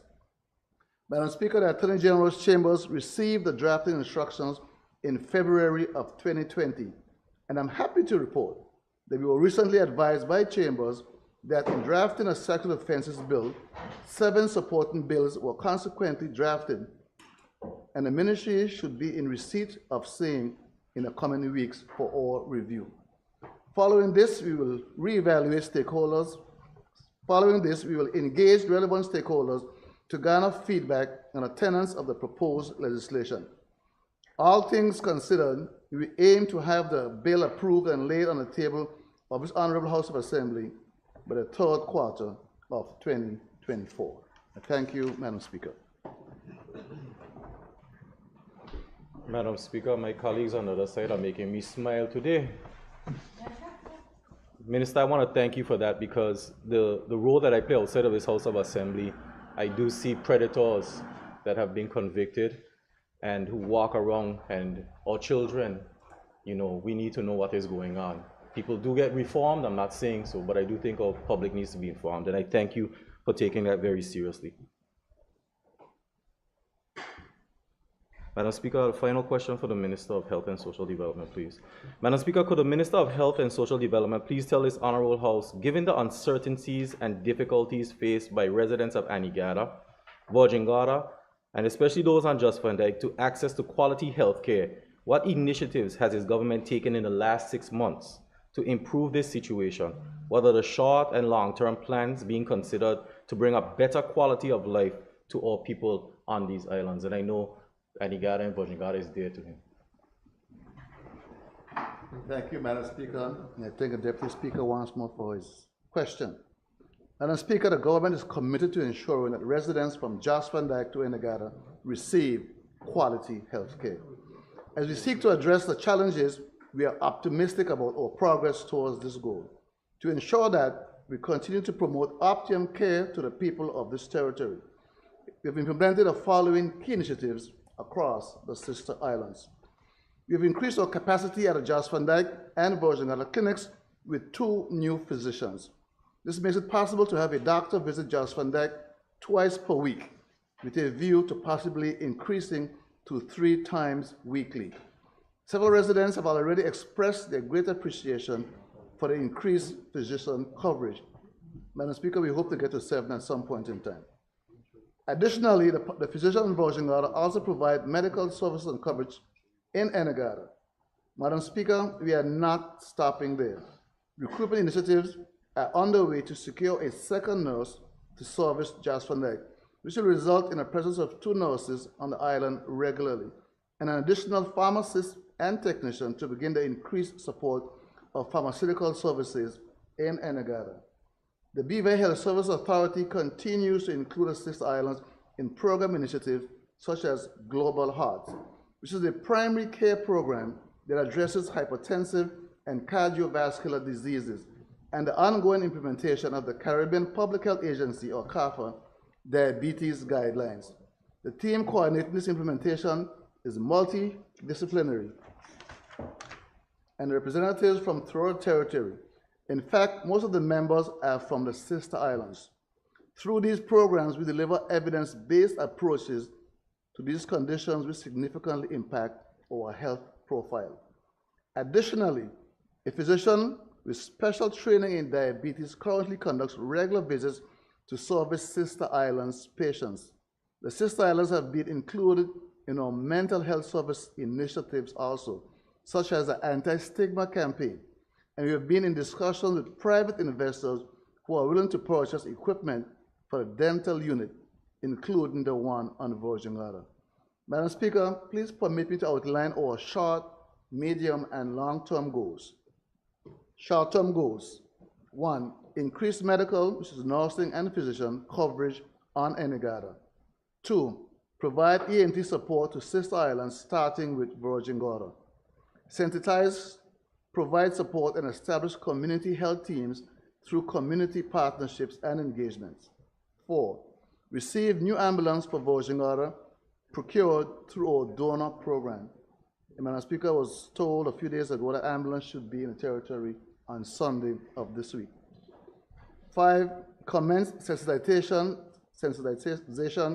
on revamped chronic disease care model. Madam Speaker, our intermediate goals are: 1, to recruit and fill vacant nursing positions for Anegada and Just Van Dyke.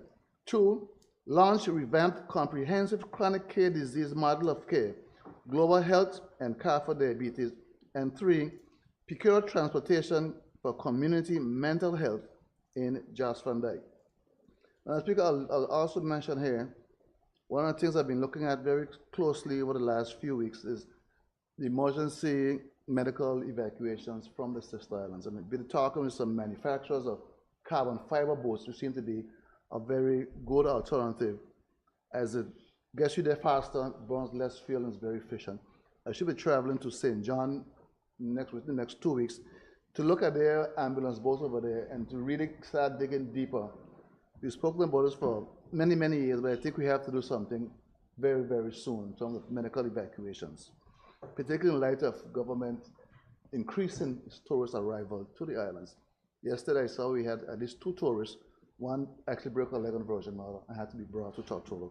So you have to make sure not only the visitors, also the locals, when they're in the Sister Islands and they are damaged, we can get them to tertiary care as quickly as possible.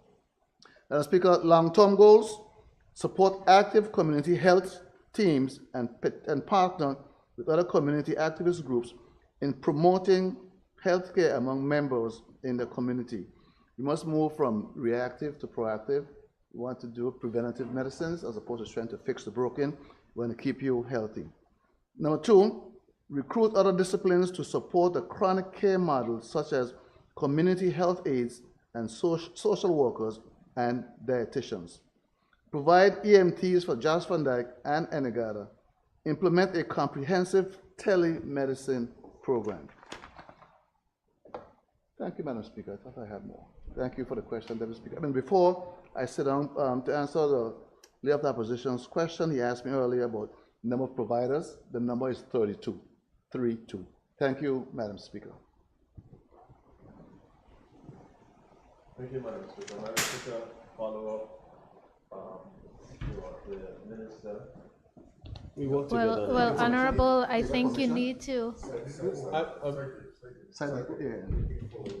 Madam Speaker, I rise under section 18.4, 4A for follow-up, supplementary follow-up on the Deputy Speaker's question. Deputy Speaker, do you consent? Yes, Madam Speaker. Please note that there are only 2 supplemental allowed. Thank you, Madam Speaker. Madam Speaker, it just shows that we work together over here in the opposition. Madam Speaker, the Minister of Health spoke about the plans for the Sister Islands, Jos Van Dyke.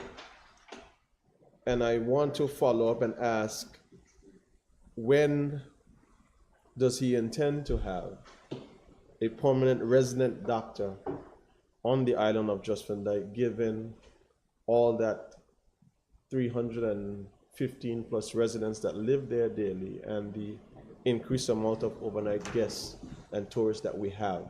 Having a doctor visit twice per day is a step above where we were. But when do you intend to have a permanent doctor residing on the island of Jos Van Dyke for the community there? Thank you, Madam Speaker. I thank the member for his question. It's a very vexing issue we all face. I used to live on a Sister Island, so I know the challenges of not having a resident doctor there. Madam Speaker, recruiting doctors and nurses right now is a real challenge. Apart from, yeah, the mic is on. Apart from having a challenge of recruiting doctors, is also sometimes a challenge finding a doctor willing to work in a remote area. Doctors like to be in the busiest part of any area. To find doctors who are willing to go to Jos Van Dyke is not as easy as it may seem. Most doctors want to be where the action is, so to speak, where they're getting that practice to build their resume. So it's a real challenge, but we hope to get it solved as soon as we can, because I'm doing Jos Van Dyke quite often. One of the first questions the residents always ask me, Minister, when you get a doctor here 7 days a week, or if there's a doctor here, this person wouldn't have died. If there's a doctor here, this tourist. So yes, I understand your concern, I appreciate your concern, and it's on top of our list to do. So I assure the member, as soon as that is possible, we are going to make it happen. Thank you, Madam Speaker. Thank the Minister, Madam Speaker, but I didn't hear when. Madam Speaker, I'm not sure what he wants me to say. I cannot give a timeline it's a very complex thing. And I understand the need for it is going to happen as quickly as possible. I will not rest until I get as close to 7 as possible. You will not be forgotten because I've heard the cry myself. Thank you, Madam Speaker. Madam Speaker, I rise for my second supplementary question. Would the minister please, could you offer some insight into the clinic in Anegada? Residents there have said that they are now meeting in the nurses' living quarters.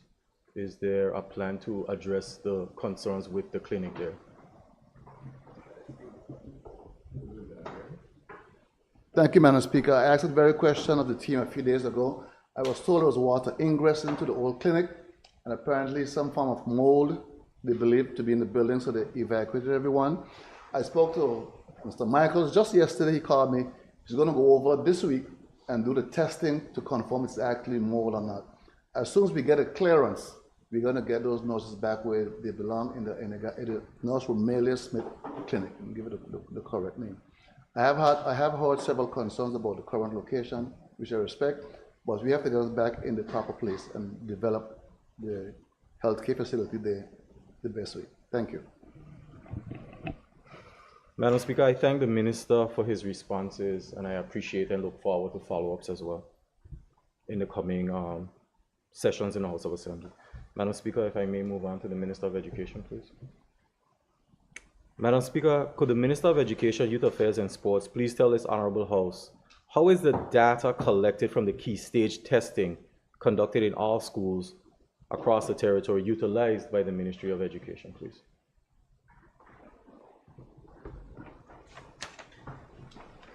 Madam Speaker, I thank the honourable member for his question. Madam Speaker, the key stage testing conducted annually at the culmination of grades 2, 4, and 6 and 9 plays a pivotal role in providing comprehensive insights into student performance at critical junctures in their educational journey. The Ministry of Education recognizes the significance of this data and employs it in various ways to enhance the overall educational landscape across schools in the territory. One primary use of the data is to measure and compare student performance across diverse schools. By analyzing the results, the ministry has identified gaps and challenges within the curriculum, which continues to inform our curriculum review process in order to ensure instruction is relevant and effective. Moreover, Madam Speaker, the data collected from the key stage assessments is utilized to facilitate data-driven decision-making in educational policy.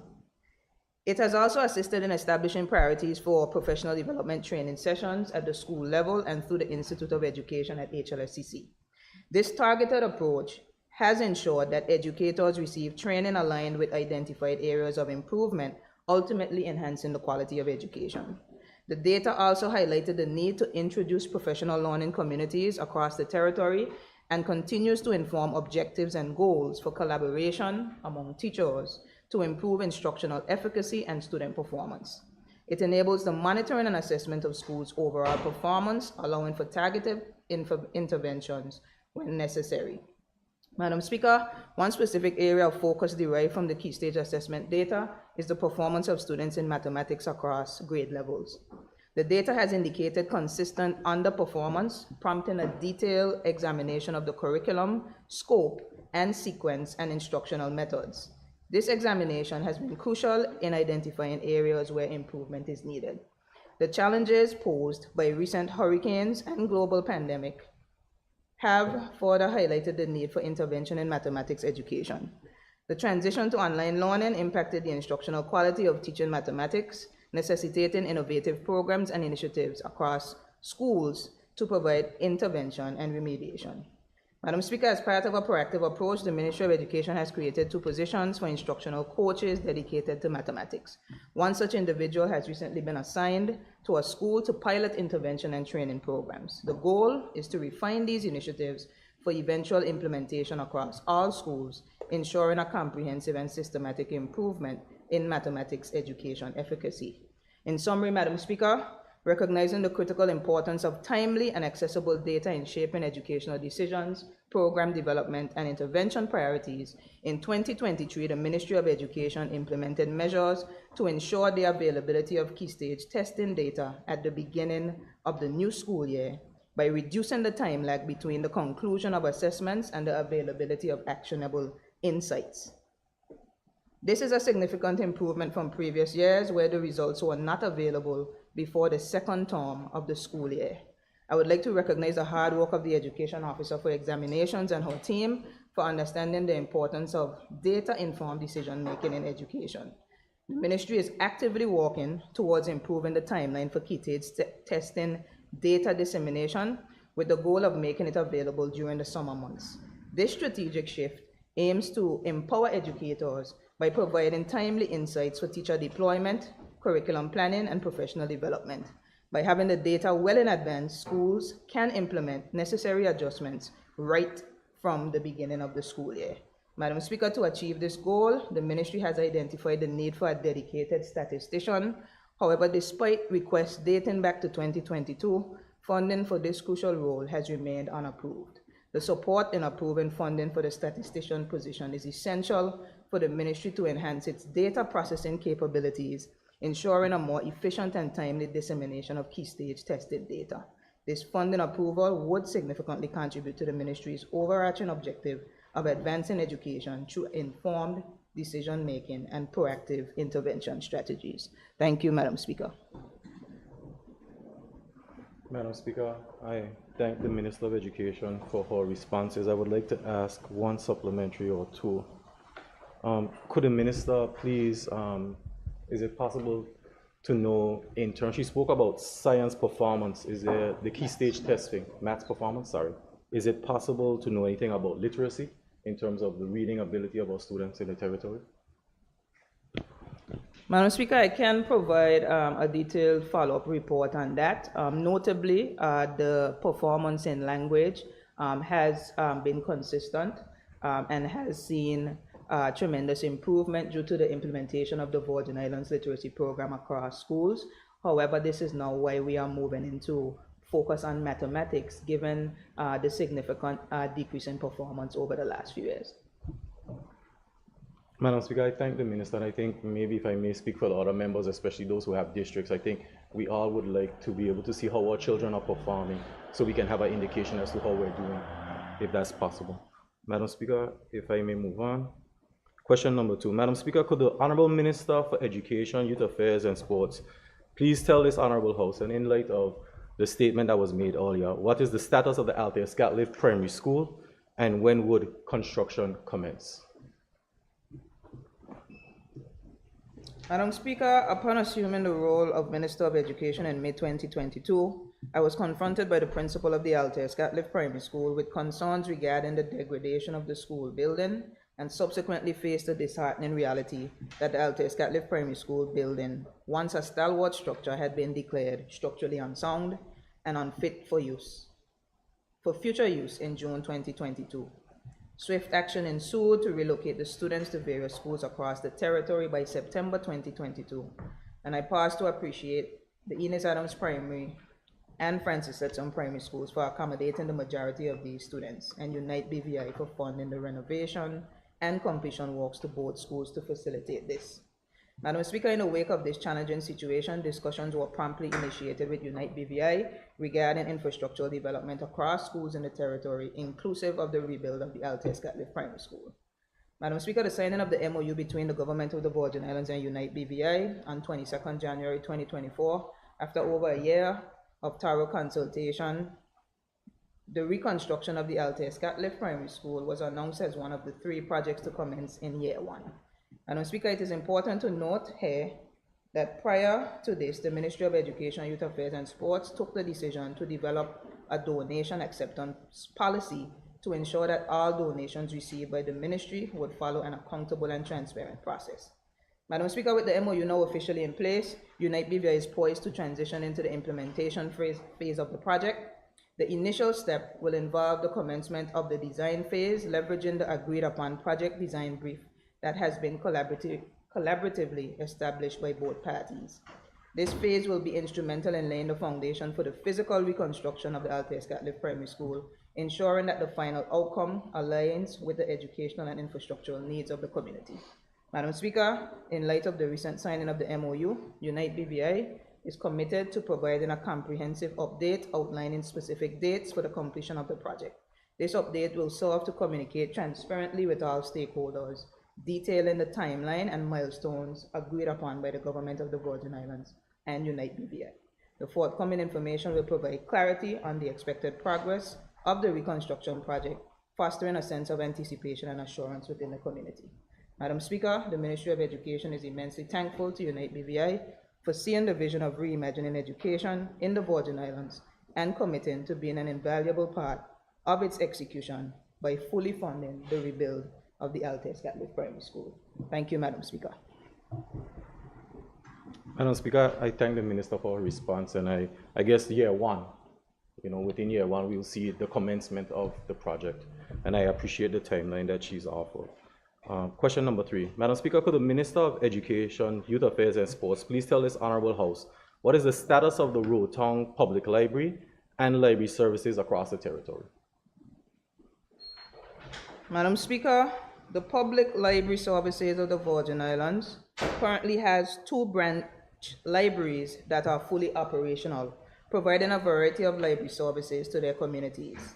These libraries are the Anegada Community Library and the Virgin Gorda Community Library. These branch libraries serve as repositories of literary works, which provides access to an array of books, journals, and multimedia resources. Madam Speaker, the Eastern Community Library moved to Major Bay in 2023, and some remedial works, such as electrical upgrades and installation of air conditions, are being finalized to make the library fully functional and operational. Madam Speaker, the Jos Van Dyke Community Library, which was totally destroyed by the hurricanes of 2017, remains closed. There are plans to open a community library at the Jos Van Dyke Multipurpose Educational Facility in the near future. Madam Speaker, the Roetown Library was closed in 2016 and remains closed due to the lack of identification of a physical location to accommodate a functioning library. Madam Speaker, the Recovery and Development Agency has been tasked with the significant responsibility of constructing a National Culture Center, Archives, Library, and Museum. The project statement of requirements for this multifaceted initiative was collectively agreed upon in 2023. Madam Speaker, during the last standing finance session, the Ministry of Education passionately advocated for funding to support the initiation of the design phase of this crucial project. Regrettably, as of now, the project remains unfunded, posing a challenge to its progression. In light of the project's importance to national culture, education, and historical preservation, the Ministry honestly seeks the support of all members of this Honorable House. It is our hope that the necessary funds can be apportioned to advance this vital undertaking, allowing us to move forward with the design phase and subsequently commence the construction of the National Library. Thank you, Madam Speaker. Madam Speaker, I thank the Minister of Education for her response. Madam Speaker, could the Minister of Education please enlighten us as to where are the employees for the Roetown Public Library presently situated? Where are they now? Madam Speaker, I thank the Honourable Member for his follow-up question. Currently, the staff of the Roetown Library have been disseminated to other libraries in the territory, as well as other government agencies and departments to support their development. So they are all currently stationed at various departments within the government. And Madam Speaker, one more supplementary. Could the Minister elaborate or speak towards the mobile library that once existed in the BVI in the interim to maybe perhaps move throughout the territory to give our children the opportunity to continue to read? Madam Speaker, as stated in the standing finance session, the Ministry has vigorously advocated for the return of the mobile library. I personally benefited from the availability of the library, going to school in the Carrot Bay area, the Isabella Morris Primary School when I was a child. And so the mobile library was extremely critical to ensuring accessibility to books for students. The ministry has made petition before the Standing Finance Committee to receive the requisite funding to redeploy the mobile library. However, to this point, funding has not been apportioned in this regard. Thank you, Madam Speaker. Madam Speaker, I thank the Minister. My fourth and final question for the Minister, Madam Speaker. Madam Speaker, could the Minister of Education, Youth Affairs and Sports please tell this Honorable House whether the government provides financial assistance to private schools and/or assisted schools or denominational schools, and if so, please provide the names of each school and the amounts granted to each school from 2017 to present. Thank you. Madam Speaker, I thank the member for his question. Madam Speaker, I have been advised that financial support was provided to some private schools, assisted schools, and denominational schools in the years 2019 and 2020 with total sums of $20,000 and $24,000 respectively, as indicated in the details presented in Appendix 1. However, I must acknowledge that based on the records provided, the ministry has faced challenges in extending financial assistance to these schools since that time. Despite these funding constraints, it is crucial to highlight that the ministry remains committed to supporting these institutions through alternative means. Madam Speaker, while direct financial assistance may be limited, the ministry actively provides technical support by granting access to training and professional development opportunities. And moreover, these schools are consistently included in all ministry-organized sporting, academic, and social activities and competitions. This approach ensures that students who attend these schools have equitable access to a range of developmental and enriching experiences. Madam Speaker, the ministry acknowledges that its funding resources have faced decreases, impacting the provision of services in public schools. However, despite these challenges, the ministry maintains a forward-looking perspective. The ministry aspires to reach a point where funding can be allocated to fully support the operations of public schools across the territory, ensuring a high standard of education for all students. Furthermore, Madam Speaker, the ministry aims to position itself to provide annual financial grants to assisted schools that play a critical role in serving a large number of students in the territory. This vision aligns with the commitment to fostering an inclusive and robust educational system that benefits all students, regardless of the school they attend. The ministry appreciates the ongoing collaboration with private, assisted, and denominational schools and remains dedicated to finding sustainable solutions to support their essential role in shaping the educational landscape of the territory. Thank you, Madam Speaker. Madam Speaker, I thank the Minister for her response, and I do also appreciate what she said, because our country, we can't build it by only looking at the children that are in the public schools. Children are also in private schools should be assisted, and I hope that with the vigor that the Minister provided during standing finance, she will also add these schools to that list of things that she would like to argue for. I thank you, Madam Speaker. I thank you. Thank you, Honorable. I now call on the member for the 3rd District to ask his questions. Thank you, Madam Speaker. Madam Speaker, I'd like to crave your indulgence as I use standing order of 19 to make a brief statement prior to my questions. Madam Speaker, I think it's important to note that these questions were on the order paper.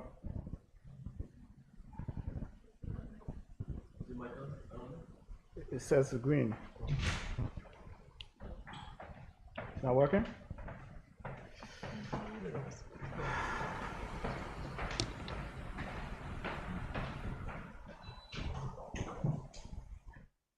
Right? Yeah, Madam Speaker, it's important to note that these questions were on the paper from the 7th sitting, which was in November. That's the budget there. And I want to categorically state, Madam Speaker, my position is that on budget day, we should have nothing else on the other paper but the budget. That's my position. However, Madam Speaker, these questions first came to this House on October 31st in the 6th sitting. And as you would recall, members of the opposition walked out of the House in protest because the order paper was shifted and these questions was relegated to the back of the order paper. Madam Speaker, if we continue to ask these questions, it pretends as if October 31st never happened. And what I see for my personally for me, Madam Speaker, to me, to participate in this process is a mockery of what we did, what we stood for on the 31st. And we stood for something which is the institutional building of this institution that we are in. That we have an order paper. Based on the standing orders, there's an order. And we would like to see that order followed through, and not the government at will constantly shifting the questions to the back of the order paper. If I was to participate in this process this afternoon, really, I too would be making a mockery of our position that we took. For that reason, Madam Speaker, I find it repugnant for me to participate, and I will not be asking my questions today. Noted, Honorable. At this time,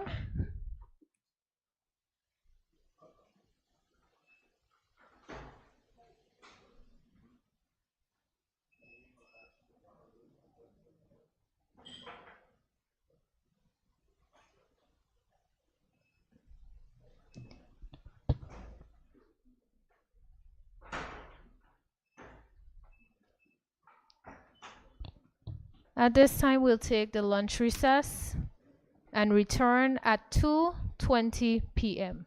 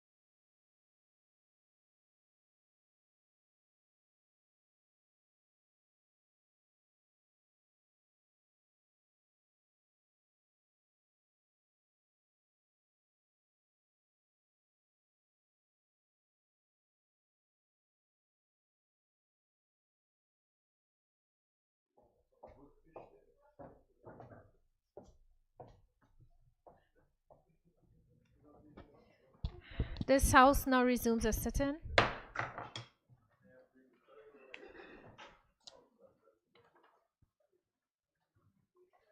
Good afternoon, everyone. I now call on the member for the 8th District to ask his questions. Thank you, Madam Speaker, for the opportunity to ask the questions standing under my name, Madam Speaker. Madam Speaker, as you know, the questions have been here since November, and some of them might be a little dated. So I just want the public to bear with us as we go through this process. Madam Speaker, could the Honorable Premier and Minister for Finance please provide this Honorable House with the following information? A, all amounts budgeted and spent for each line item, the projects and/or initiatives for 2023 under his entire ministry and departments for capital or recurrent.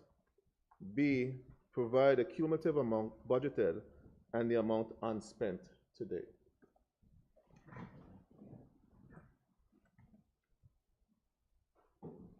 Thank you,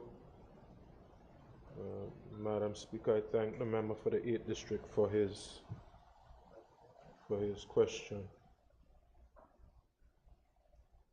Mr. Green. Madam Speaker, in responding to this question,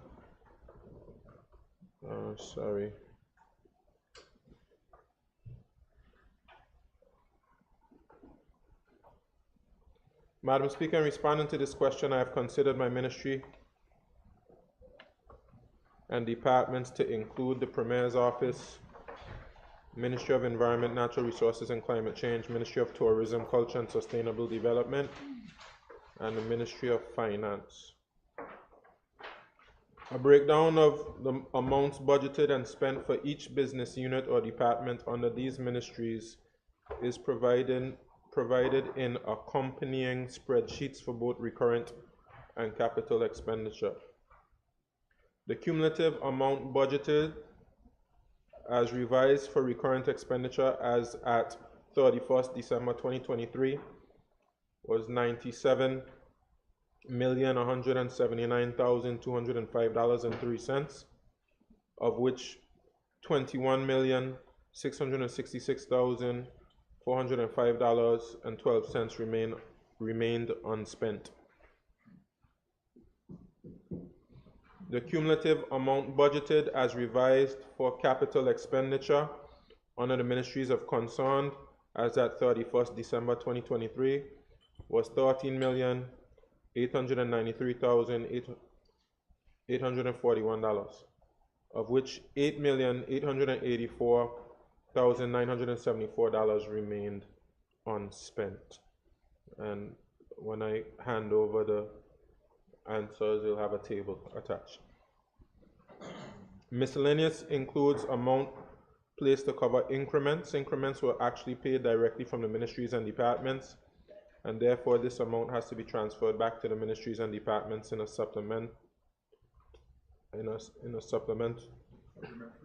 supplementary to regularize the records.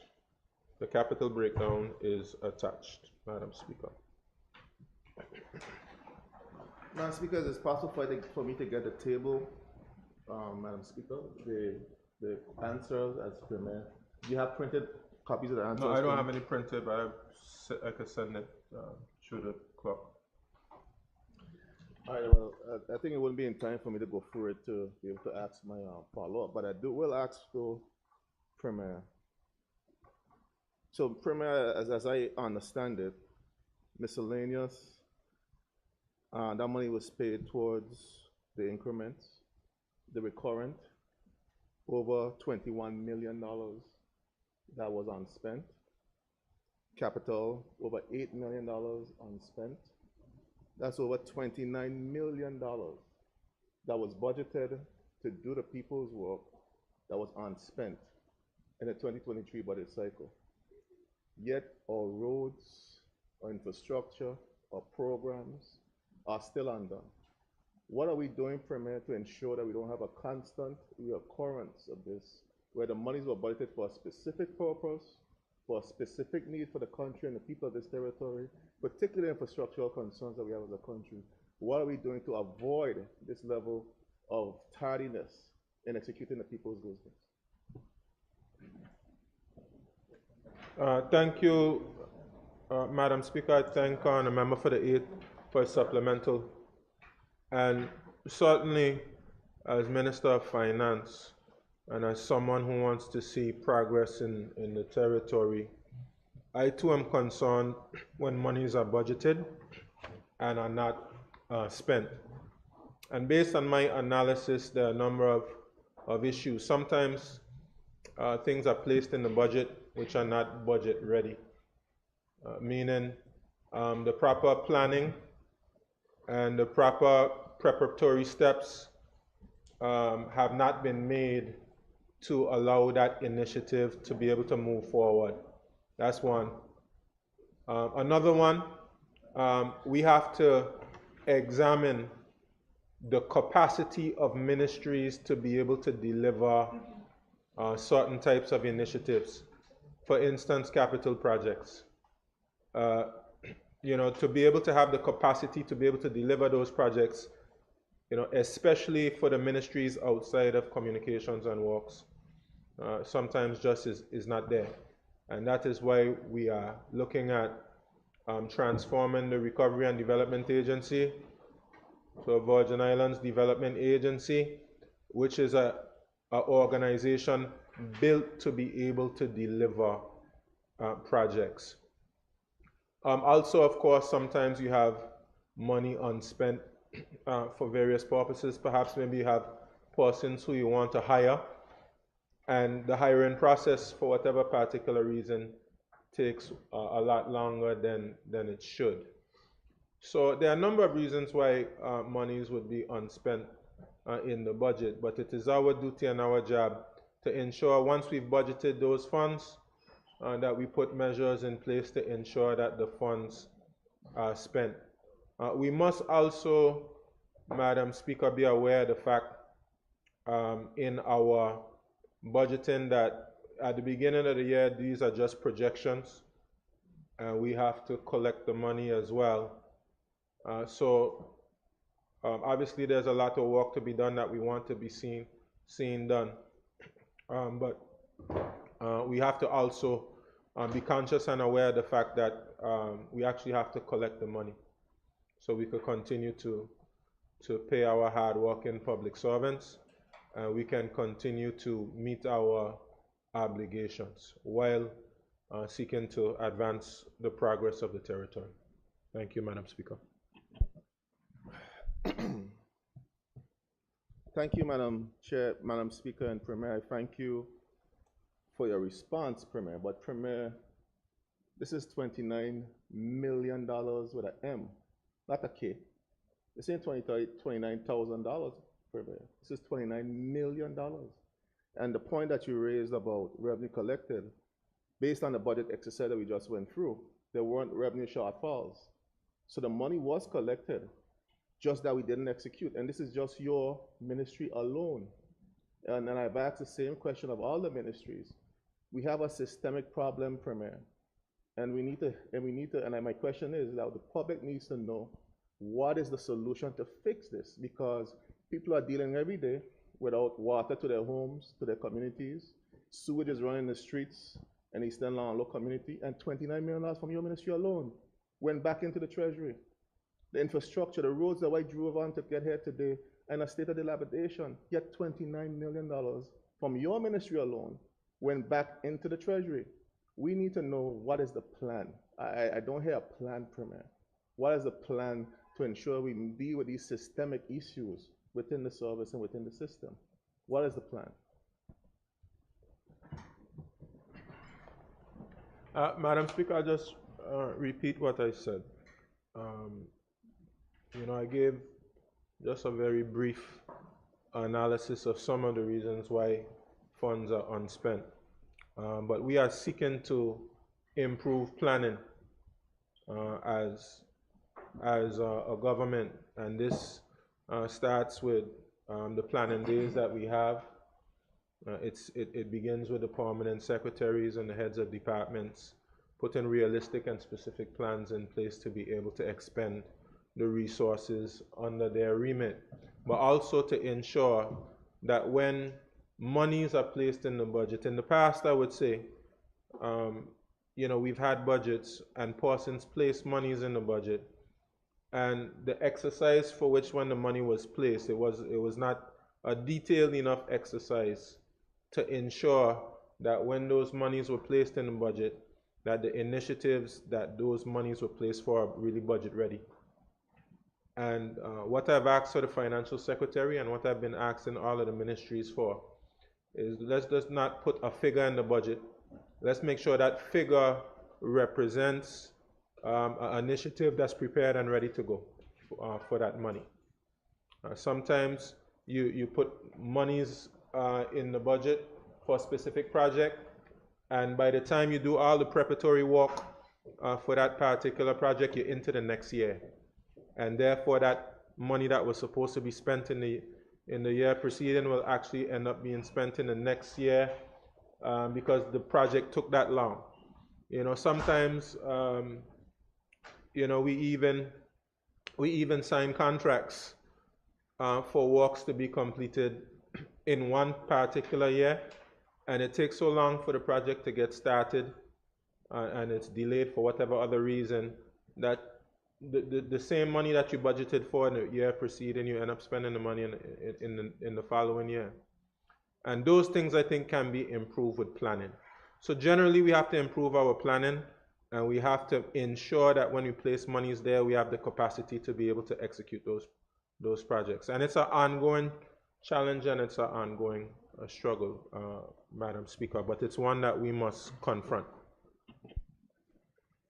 Thank you again, Premier, but this is a very disturbing revelation, and I'm waiting to see what the rest of the ministries come forward, particularly as it relates to the same question I've asked all 5 ministries.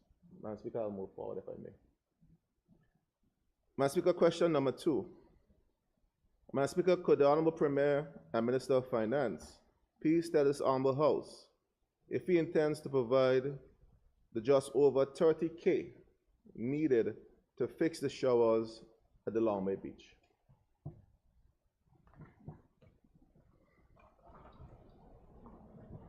Madam Speaker, I thank the member for his question. The funds needed to construct the showers at Long Bay Beach will indeed be provided. The Ministry of Environment, Natural Resources and Climate Change is currently organizing to have the work completed by the end of Q1 2024. Thank you, Madam Speaker, Premier, and I want to thank the ministry if indeed this is being executed, because as you know that we have an increased number of tourists that goes to that beach, and or local beach goers that go there on a regular basis in the morning, and the current conditions are unbecoming of an environment that we want to present to our locals and to our guests. So I'm looking forward to, and I'll follow up with this later on in the quarter on this particular initiative. Now, Speaker, question number 3, if I may.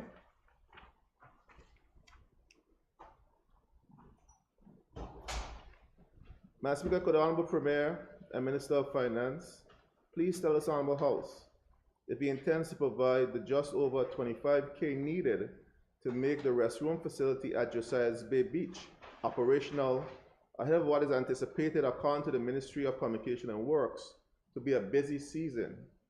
A, if the answer is yes, please say when, as we're at the end of October.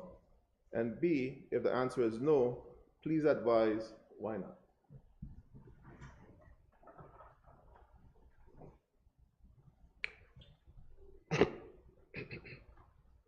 Madam Speaker, I thank the member for his question.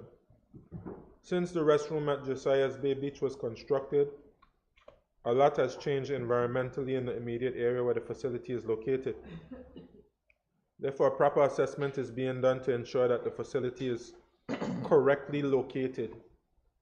The Honorable House will be duly updated in due course. Thank you.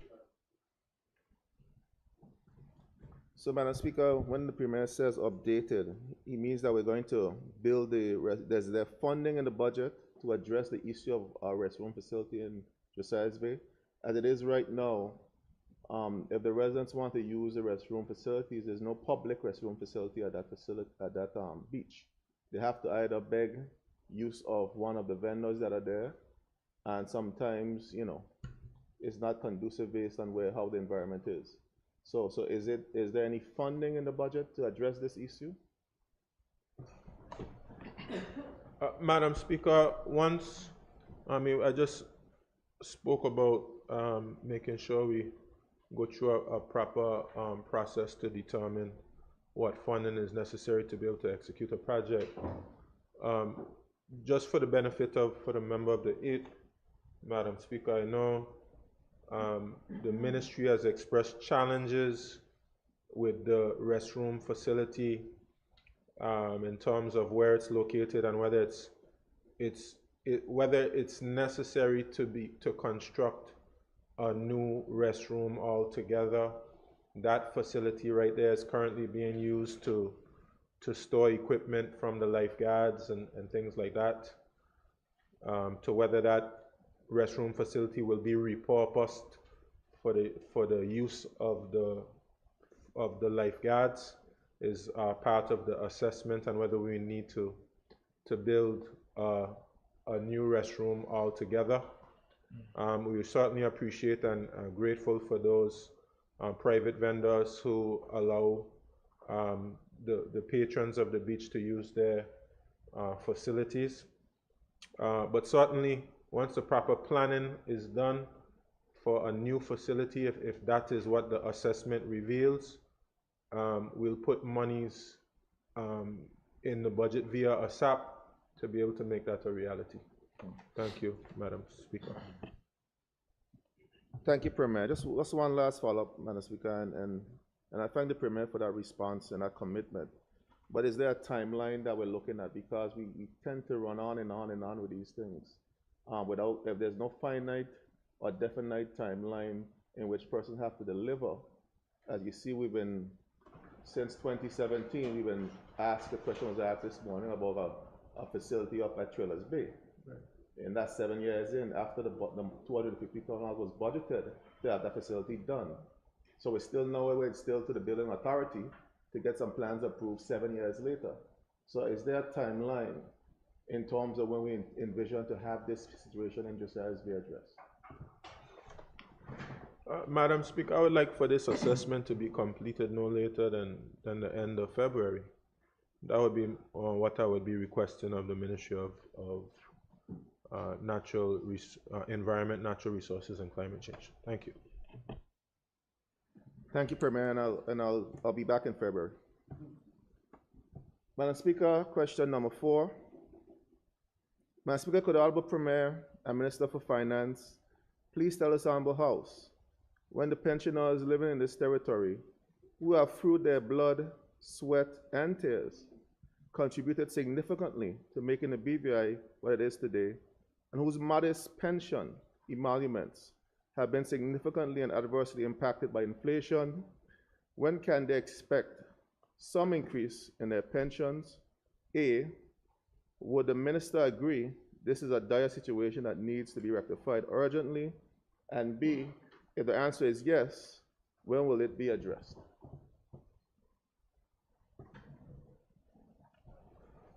Madam Speaker, I thank the member for the 8th for his question and his concern for the pensioners of this territory. I share his sentiment that the pensioners deserve our respect and gratitude for their contributions to the development and prosperity of the territory. I also acknowledge that the rising cost of living has put a strain on their financial situation and well-being. That is why the government has initiated a comprehensive pension reform process that aims to address the challenges and opportunities in the pension system, including the adequacy, sustainability, and equity of pension benefits. However, Madam Speaker, this is not a simple or quick process. It requires careful analysis, consultation, and consensus building among all stakeholders, including the pensioners themselves, the employers, the employees, the regulators and the service providers. This also requires legislative and regulatory changes that must go through the proper channels and procedures. Madam Speaker, I cannot give a definitive timeline for when or a specific amount for how much the pensioners can expect in an increase in their pensions. What I can assure this Honorable House and the public is that the government is committed to finding a fair and feasible solution that will improve the pension system for current and future generations of retirees. Madam Speaker, I wish to again state that the terms and conditions of employment of public officers falls under the responsibility of the governor. I do not want to preempt any discussions, but this is a subject that will have to be discussed and agreed. It will then be the Minister of Finance's responsibility to identify the necessary funding. Premier, thank you for your answer to the question. And again, I keep hearing this word, analysis. And I hope that we're not performing analysis by paralysis, is what it's called, paralysis by analysis. And we analyze the thing to death till we freeze in a state of paralyzation. Is that a word? That's a word, right? Paralysis. State of paralysis. But at a serious note, though, Madam Speaker, just like how we went through the evaluation for the salaries, and went through the evaluations for ensuring that a living wage, a fair living wage, was paid to, rightfully so, to the civil servants of this territory. We have to understand that the same pensioners who laid the foundation and the backbone on which system is on also are now getting a pension based on that same wage that we said is not a living wage. So how can they themselves survive in the current climate? So we need a sense of urgency, Premier. And the analysis is good. We have to do those things, we have to do our homework, but not to the point where we went through the process for the civil servants in under a year in terms of the actual contract to execution and the plan to move forward. I think we need to have the same level, the same sense of urgency for the pensioners, and I agree that we need to look at a contributory scheme, and we need to fix the pension once and for all. Once we make the adjustments, we fix the system once and for all. What is the timeline? If there's none of it, if you have the same sense of urgency, Premier, to see this happen for the people of this territory who've worked and toiled to build the systems within the public service. Madam Speaker, I thank the member for his supplemental, and I want to assure the member that we have a great sense of urgency as it pertains to general pension reform, and I agree. Certainly a similar exercise that we went through in terms of ensuring that pensioners are able to sustain themselves with a high cost of living is something that's required. I can add as well, Madam Speaker, that under the Ministry of Health and Social Development, they are leading a process in looking at our, you could say, our welfare system, our social welfare, and the protection policy for the vulnerable, which will include persons who are pensioners. And that information, I think, would be useful and necessary in ensuring that we have a pension system which is fit for purpose, and that will allow persons to be able to sustain themselves.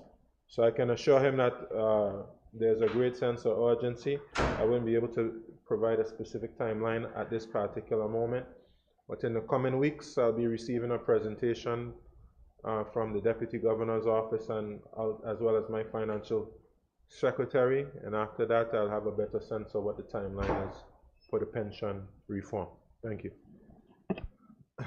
Thank you, Premier, and I'll certainly be back in the coming weeks and months following up on this particular question. And I want to also encourage you, Premier, while you're at it, look at Social Security contributions and the pension that is being paid out as well on a Social Security for those persons who are receiving those pension payouts at Social Security. At this time, Madam Speaker, I want to thank the Premier for answering the questions in kind, and I look forward to the follow-ups in the coming sittings.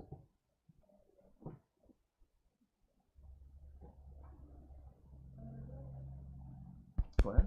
Yes, please continue. All right, thank you, Madam Speaker. Madam Speaker, I now direct my question to the Honorable Deputy Premier. Madam Speaker, could the Honorable Deputy Premier and Minister for Financial Services, Labor and Trade please tell this Honorable House what her ministry is doing to address the growing concerns within the territory of insurance companies removing natural disaster and climate change coverage from policies?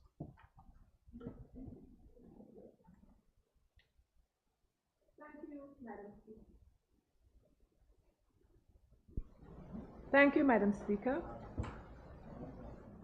Madam Speaker, I acknowledge that a reduction in coverage for natural disasters and climate change would have severe repercussions for our residents and businesses. It is imperative that we work closely with industry experts to find practical and sustainable solutions. Having conferred with several BVI-based insurance companies, I am happy to report that no directive has been as yet given to stop offering policies that are currently available. However, the very high cost of insurance coverage is a very big concern. To address this challenge, I will work with my colleagues in government to take the following proactive steps. 1, strengthen regulatory oversight to monitor the market conduct of insurance companies, particularly on the justification for rate increases, offering policyholders a better understanding of why their premiums are rising, and adherence to fair pricing practices. 2, explore establishing government-backed risk-sharing programs or reinsurance mechanisms to encourage insurance companies to continue offering coverage. This may involve expanding partnerships with entities such as the Caribbean Catastrophic Risk Insurance Facility, or as we know it, CRIF. And I believe that we did, in fact, receive some coverage from this facility. In order for this to be effective, these negotiations must take place at the regional level, and I'm pleased to report that one such set of discussions began in early December of last year and will continue this year when the British Virgin Islands hosts the next meeting. 3, we will explore the feasibility of providing incentives to insurance companies that offer coverage for high-risk areas, making it more economically viable for them to provide protection against natural disasters. 4, we will ensure that consumers are fully informed about the coverage they are purchasing, especially in high-risk areas, and protect their rights through legislation and regulations. 5, we will collaborate with insurance companies to develop solutions for managing and mitigating the risks associated with natural disasters. This can include creating public-private partnerships to share knowledge and resources. 6, we must enforce building codes. And 7, we must educate the public about the importance of insurance coverage for natural disasters and the potential consequences of underinsured or uninsured. Madam Speaker, I understand that this is a very complex issue, and there is no easy solution. However, I am committed to working with all stakeholders to ensure that our residents and businesses have access to the most comprehensive and reliable insurance coverage possible. Thank you, Madam Speaker. Thank you, Madam Speaker, and thank you, Deputy Premier, for your very comprehensive response.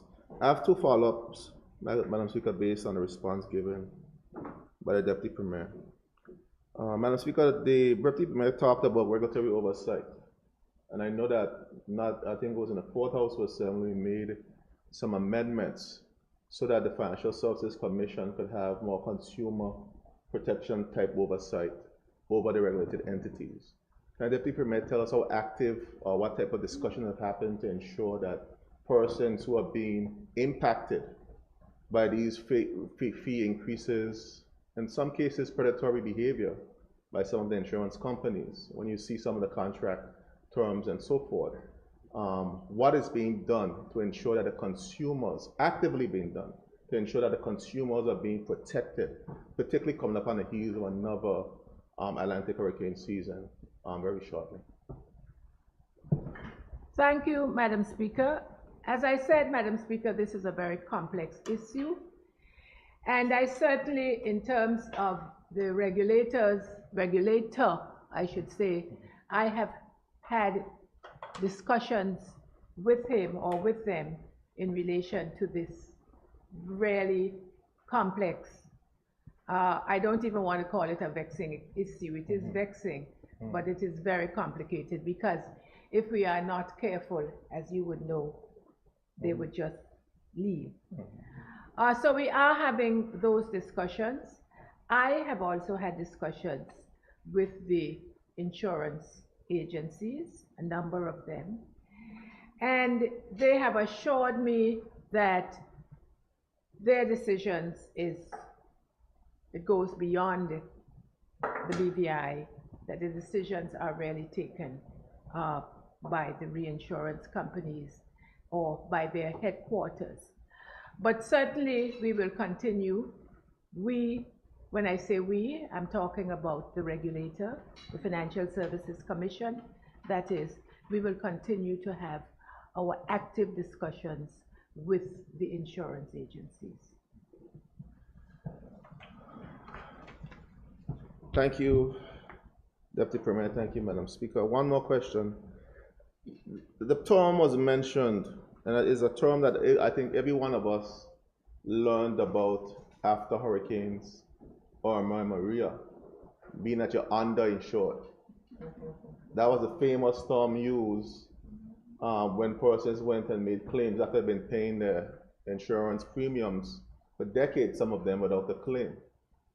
So, Madam Chair, I'm now hearing where this term now is not just being something that's surprising us, it's being pretty much being enshrined, where some members, persons who can't afford the excessive premiums, are being handed contracts for large sums still that pretty much does not insure their property and puts them in a very vulnerable situation in terms of if God forbid, we're in a 7-year cycle, that we get another major storm that passes through our shores and we have some damage.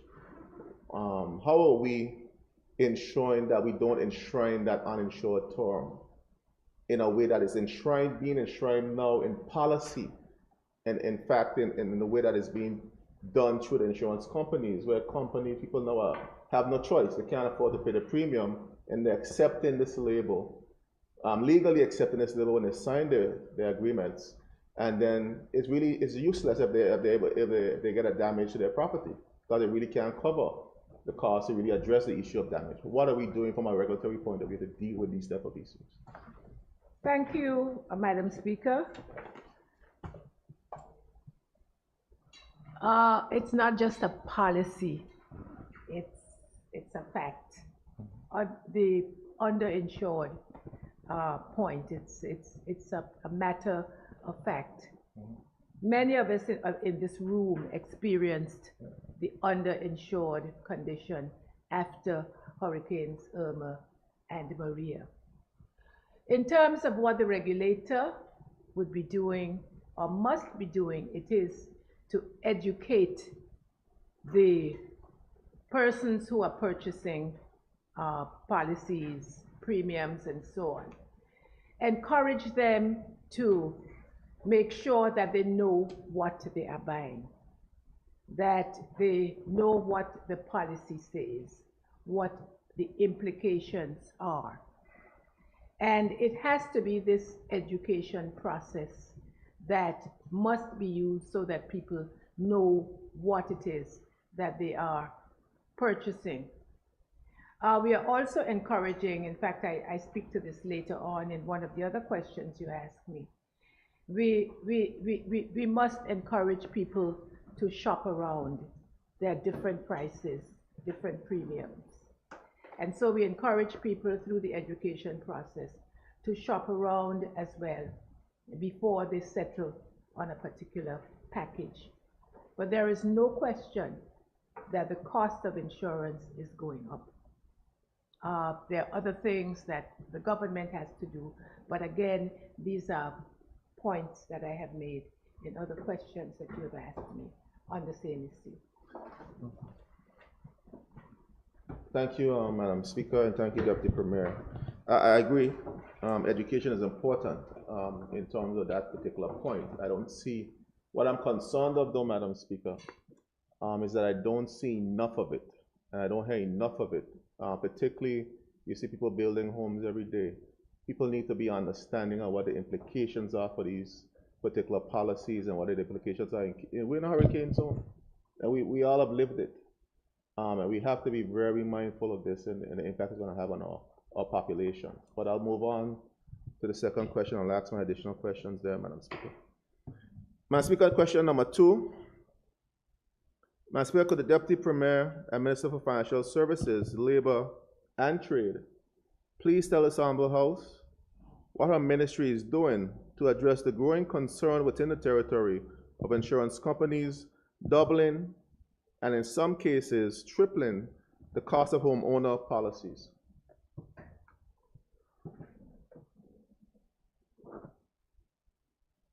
Thank you, Madam Speaker. This is another version of, or another aspect of the question of insurance.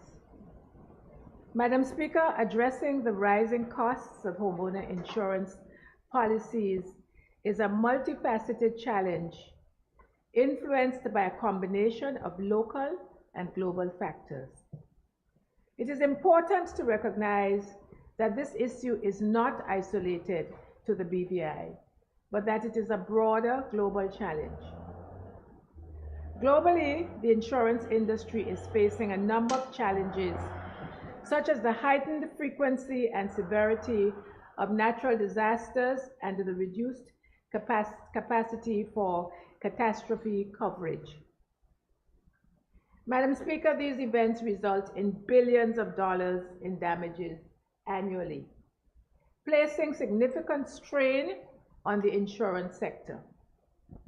Here in the BVI, the escalating cost of homeowner insurance is also driven by factors such as the high payouts in the wake of Hurricanes Irma and Maria in 2017, inflation, and limited reinsurance capacity in the Caribbean. Madam Speaker, I have been informed that insurers writing property insurance have been forced to increase their rates this year due to significant increases in the cost of reinsurance coverage. This is due to a lack of reinsurance capacity for the region as a whole. Insurers are facing challenges in both acquiring adequate reinsurance and managing the associated costs, which in turn have repercussions on the property market in the territory. Being mindful of these concerns, my ministry will work closely with the insurance industry and other partners to identify and implement solutions to alleviate the impact of these rising costs on homeowners in the territory.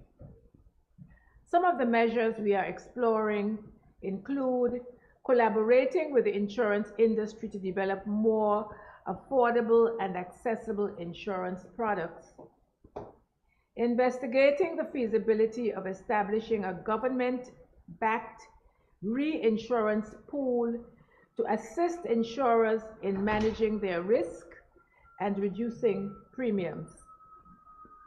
Strengthening regulatory oversight to ensure that insurance companies justify rate increases and adhere to fair pricing practices. Mandating insurance companies to provide clear explanations for rate increases, offering policyholders a better understanding of why their premiums are rising. Educating, and again I emphasize, educating property owners about methods to reduce their property damage and insurance risk, such as using hurricane shutters and storm surge barriers, and developing long-term strategies for risk management and disaster resilience to reduce the frequency and severity of property damage. Madam Speaker, I reiterate that government remains committed to finding solutions to this challenge by collaborating with the industry and other stakeholders, that is the insurance industry. I recognize that this is cold comfort, but the USVI next door has to pay at rates still 40 to 50% higher than what obtains in the BVI, with much of the rest of the region in the same boat as we find ourselves. In Florida, as you no doubt know, some insurance companies are pulling back from offering coverage for disaster-prone areas. I would also like to emphasize the importance of consumers shopping around and comparing rates from different insurance companies before purchasing a policy. Thank you, Madam Speaker. Thank you, Madam Speaker, and thank you, Deputy Premier, for your response. I hear you, Deputy Premier, and the words that you use is very clear. The right is cold comfort, because I know when persons see those deductions coming out of their loan payments for insurance, some person have said to me their insurance has gone from 7,000 to 15,000 in some instances. Very cold comfort. We need to figure out a solution, a timely solution, Madam Speaker. And the key thing is that I like the idea about a government-backed reinsurance. We need to move hastily to ensure that we find a way to make the premiums cheaper for the people of this territory. It is too expensive. It's now becoming cost prohibitive for many persons to own a home. They're better off renting than having to pay the exorbitant loan fees plus the insurance fees to be able to live and stay in their home. They can't do anything after that. So we need to figure out something quickly, and we need some timeline, Madam Speaker. So, Deputy Premier, in terms of timeline, I know my next question is asking about a think tank to be able to come up with some solid solutions to this issue so that we could have some type of comfort or some kind of way forward for the people in this country who own homes, who have to pay for insurance, to be able to feel secured that their homes are safe, as we've all seen what happened during Irma and Maria, and to know that the investment is safe and that their family is safe, because insurance gives a sense of comfort as well, to know that their family is safe in case anything happens. What is the timeline? You have to give the people something in terms of a timeline to establish this think tank and really get things moving to bring some relief and some type of solution to the way forward for this vexing issue. If I didn't hear it before. Is that your third question? Or Second, not my second. Yes, second still. Madam Speaker, that's almost the third one. But Madam Speaker, It has multiple parts. Madam Speaker, I accept, as I've said several times, that this is a very complex and difficult issue. Thankfully, the BVI regulator is hosting the next meeting of this Caribbean group. in June of this year. As I said, we have started the conversation, and certainly before June, we should have something significant to propose. I have, if I may add, Madam Speaker, there are even persons outside of the normal realm, businesses I'm talking about, outside of that group that I am talking to about this issue. It is a very, very complex issue, and I'm not getting any comfort from those people who are, as I said, outside and are very experienced in the field. It's a very difficult one, but it is one that we have to find a solution to. So in terms of the deadline you're asking me for, it's difficult for me to give a deadline, but there was a question that you asked, a question that you were about to ask that I will answer in terms of a deadline, if you want to call it that. All right, thank you, Madam Speaker, and thank you, Deputy Premier, for that response, and the people are listening. We ask these questions not just for us to be here talking to each other, but for the people to get some information on the way forward in June. Before June, I'll be back on behalf of the people to ensure that we hear what the plans are in this, particularly in this space that many persons are very concerned about, and I thank you for your response. Question number 3, Madam Speaker. Madam Speaker, I am of the opinion, well, I want to make sure I ask the right question to the right person. Yes, that's the one. That's the one? Okay. Question number 3, Madam Speaker. Madam Speaker, I am of the opinion that the time has come for a national conversation on the issue of insurance in this country to brainstorm on the way forward. Madam Speaker, is the Minister and her ministry open to such a discussion? And A, if the answer is yes, when do we expect this to take place? And B, if the answer is no, why not? Thank you, Madam Speaker. Madam Speaker, I want to emphasize the government's unwavering commitment to fostering an open and inclusive dialogue on the subject of insurance. Gathering input from all stakeholders is essential to crafting a comprehensive strategy to tackle the issues at hand. Our ultimate goal is to ensure that every property owner in the BVI can access insurance that is affordable and equitable. In approaching insurance regulation, we are committed to striking a delicate balance. It is imperative that consumers have access to affordable coverage while also allowing the insurance industry to operate profitably. Failing to do so, as I said before, could result in the departure of insurers from the BVI market, which would in turn make it more arduous and costly for consumers to obtain the necessary coverage. Rest assured, Madam Speaker, that my dedication lies in collaborating with all stakeholders to cultivate a sustainable and cost-effective insurance marketplace for the Virgin Islands. I firmly believe that open dialogue is pivotal.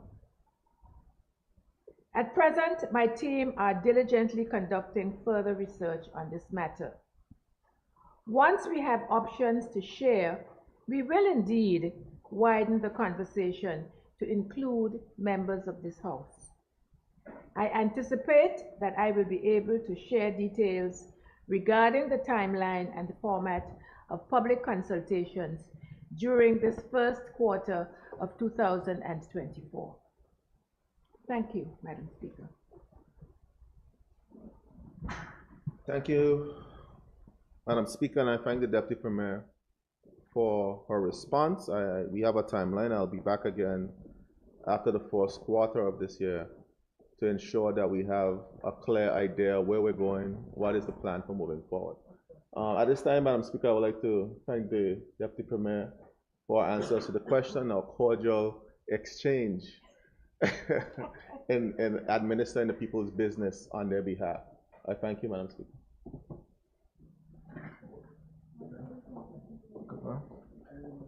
Madam Speaker, at this time I'll ask my questions to the Minister for Communication and Works.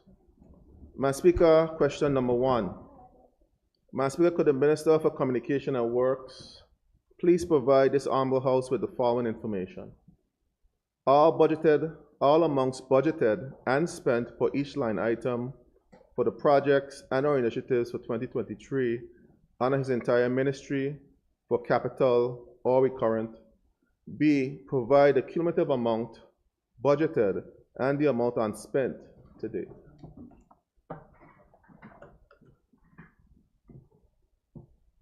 Thank you, Madam Speaker. Madam Speaker, I thank the member for his question. All capital funding is placed on one line, and that is the capital project spending line, 581110. The funding is not separated into individual line items. Provided a spreadsheet of all capital budget accounts for 2023, outlining the budget, expenditure, and balance in each of the accounts for the members' perusal. Madam Speaker, B, the overall amount is $15,533,200, a total of $3,878,601 was spent on capital expenditure, and a balance of $11,664,599 remain. And this does not include civil mitigation. Thank you, Madam Speaker. Madam Speaker, just for clarity before I ask my follow-up question. The member mentioned capital. I also asked for recurrent. I didn't get the information for recurrent.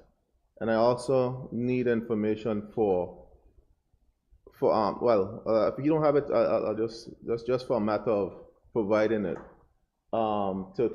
make sure it's provided on a later date, or later today, the recurrent information, because this was a question since October. So we need to get the information also, Madam Speaker, on the recurrent and for all ministries, meaning all the subjects on your ministry, just like the Premier did to his board and all the other ministries on his tourist board and the other PAX Trust and all these other areas. We also need to get information for the ports, the airports, and all these other entities that falls under your ministry's remit as well, to get an accurate picture in terms of the budgeted amount and what the impact is on overall spending within the society and the economy. So that's just want to make sure the minister is minister that way. So my follow-up question, Madam Speaker, based on what was given and what was answered, it's another $11 million added to the running tab that was in the Premier's group. So 11 to 29 is $40 million of monies that were budgeted and not spent within the economy of the Virgin Islands. So, Minister, can you tell me why this money wasn't spent, particularly that you have members in opposition on a daily basis clamoring for the infrastructural concerns within their district? Again, I have sewage running in Eastern Long Look, Shepherd Hill, Josiah's Bay, Greenland proper cannot get water. I see the geysers are back in full effect around the territory. Water going in the guts. Seacows Bay can't get water. Why is it that $11 million is going back into the Treasury and these issues are not being addressed? Thank you, Madam Speaker. Madam Speaker, I think it's a complex response because the lines represent various projects. For example, the administration complex, within that money there was $5 million allocated, budgeted. We are preparing and making some changes to the interior based on the work that needs to be done there. Madam Speaker,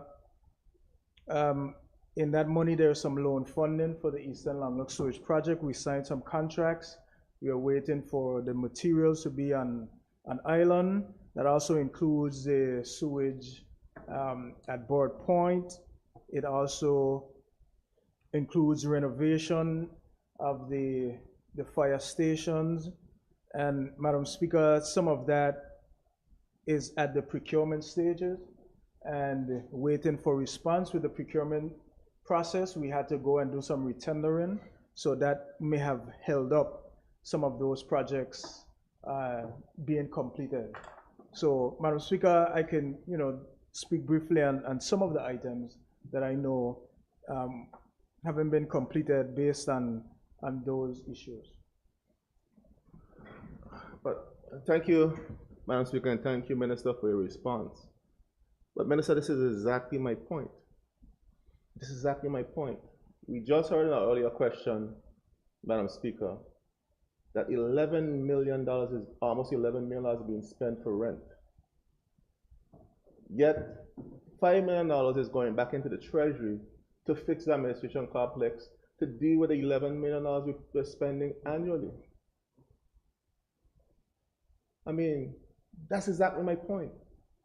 When is someone going to be held accountable, Madam Speaker, is my question, for this level of tardiness in terms of executing the people's business and the wanting. This is. I don't want to use the word, but this is very disturbing practice that I'm seeing happening, and I don't know, what is really going on to ensure that the people get the benefit from the budgeted monies that are budgeted every year in the infrastructure, in terms of the services, the skill sets that we need. What are you doing, Minister, in your ministry to ensure that we don't come back here? And this is only just for your ministry proper alone. This doesn't speak to the ports. This doesn't speak to the PAC. This doesn't speak to the airport authority. This doesn't speak to the TRC. And all the other entities that are under your remit that I am looking forward to, Madam Speaker, the answer to come back to us with the specifics for those particular sub-areas under the Minister. What is the plan, Minister, to ensure that this level of tardiness does not continue? What are you doing to fix it? Thank you, Madam Speaker. Madam Speaker, I understand the concerns, and we have various processes in place in order to have good governance and accountability, Madam Speaker. And with this procurement process, we are going through the processes. I can speak on some of the projects that I mentioned that they had to be retendered. Some are ready to go. Some the bidders didn't meet the standard based on the procurement. And Madam Speaker, we'll just continue to try to get these things addressed. In terms of what the plans are, Madam Speaker, we'll continue. We have all the plans ready. We'll continue to push ahead and make sure that we do things in the right manner and in order to get these things achieved. Minister, I don't want to pressure you too much today, but because we're still all morning still. But Minister, that doesn't give the people of Eastern who have to deal with the sewage every day any comfort. It doesn't give that family who has been out of water for 3 weeks any comfort. 4 weeks, Seekers with their families who are there for months. No consistency in the water supply. McNamara, your own colleague to your right, to your left. Minister Speaker, this doesn't give them any comfort. We have to ensure that we fix this, and I don't hear a plan, Minister. And I think we're gonna go back to December 31st, God bless our lives, of 2024, and this number might be even more than $11 million. Madam Speaker, the people need to hear concrete that they're going to see some movements in the areas where their lives are affected, where they pay their taxes, monies are budgeted. There's a plan that has been presented through the budget speech to do these things to improve the lives of the people, but yet we're $40 million in counting. So I'll move on. Madam Speaker, question number 2.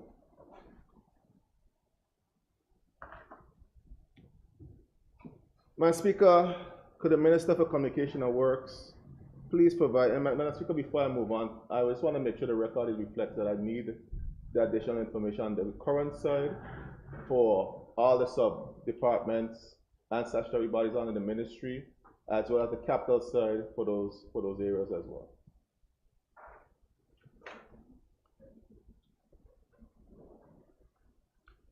Question number 2. Madam Speaker, could the Minister for Communication and Works please provide this Honorable House with the following information?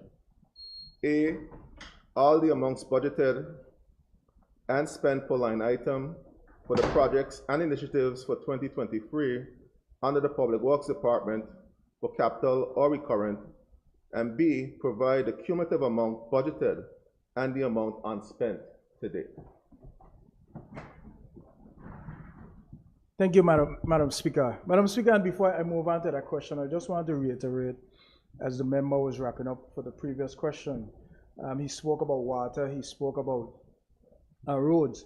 Madam Speaker, I just wanted to be known that the line items budgeted for those specific things that he mentioned, Madam Speaker, it's not that there is no fund or nothing was done. Those items where there's a credit or money wasn't spent, as I mentioned, would include the sewage and the administration complex and North Coast revetment and some other projects, Madam Speaker. Madam Speaker, as the member asked, there was no capital funded allocated specifically for the Public Works Department for 2023.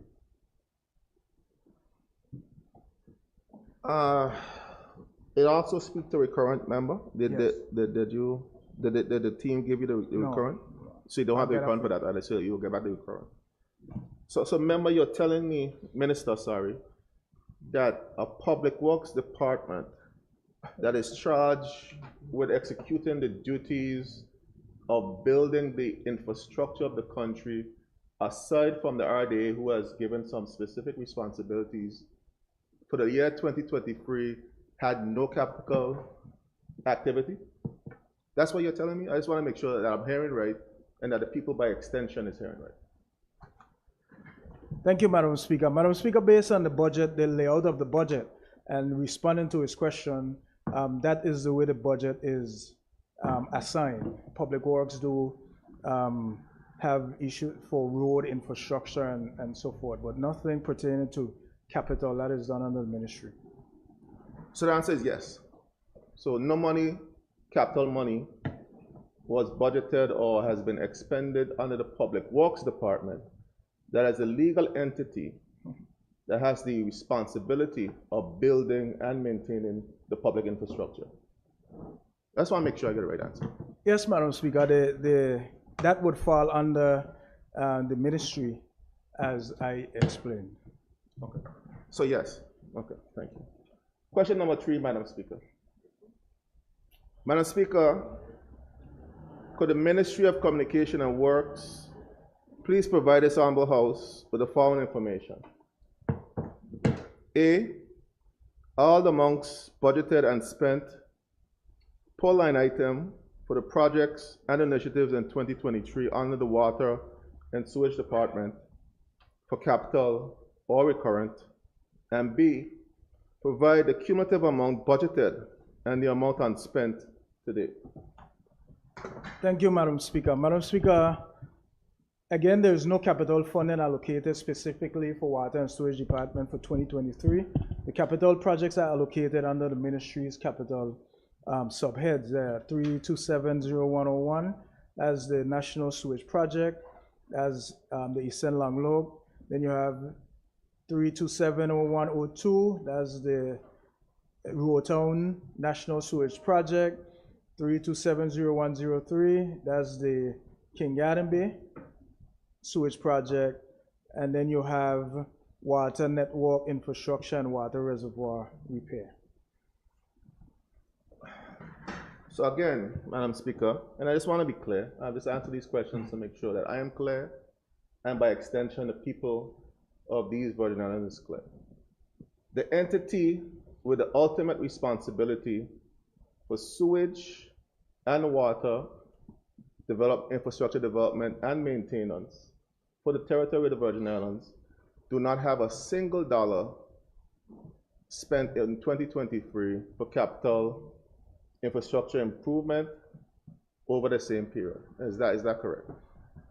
Madam Speaker, again, it's the way the budget has been for years, and this is no surprise. This is how the budget is set forth, Madam Speaker. So, Madam Speaker, can the minister tell me how much engineers the ministry has, how much sewage professionals the ministry has, how much water technicians the ministry has, how much road engineers the ministry has to execute these particular infrastructure and capital project improvements?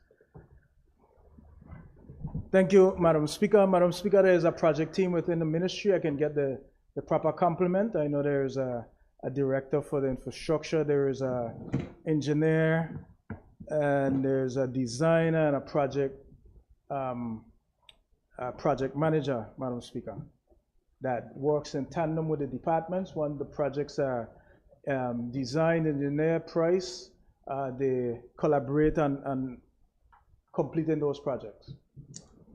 Thank you, Minister. And while you're sharing that information, could you also share the actual projects they completed, if it's not in the documentation that you were supposed to provide over the last budgetary cycle as well? Okay. Question number 4. And that's, I just want to make sure the clerk has that documented, because I am going to be asking for that in the coming days. And I'll give them a couple, at least a week. They've had 2 months, but I'll give them an extra 2 weeks. Madam Chair, question number 4. Madam Speaker, could the Minister for Communication and Works please provide this Honorable House, please tell this Honorable House what works were executed since the floods of October to clean up the guts and roadways in District 8, despite the constant requests of the district representative before and after. And this question, of course, is dated because it was asked in October and we're now in January. Thank you, Madam Speaker. Madam Speaker, during the aftermath of the floods of October 2023, a staff member of the Public Works Department was assigned to the District 8, the member who was in direct dialogue with the representative, Honorable Penn, to ensure that all areas of concerns were addressed. This included, Madam Speaker, heavy equipment deployed with teams of laborers who cleaned multiple roadways, drains, guts, and carried out road grading, allowing persons to access their homes. Madam Speaker, report will show that extensive cleaning was done in the 8th district, and Madam Speaker, asphalt road dressing was also carried out following the floods within the district, Madam Speaker.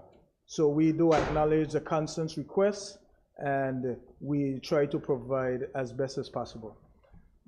Thank you, Minister, and I want to make it clear to the public that this came forward after the question was asked.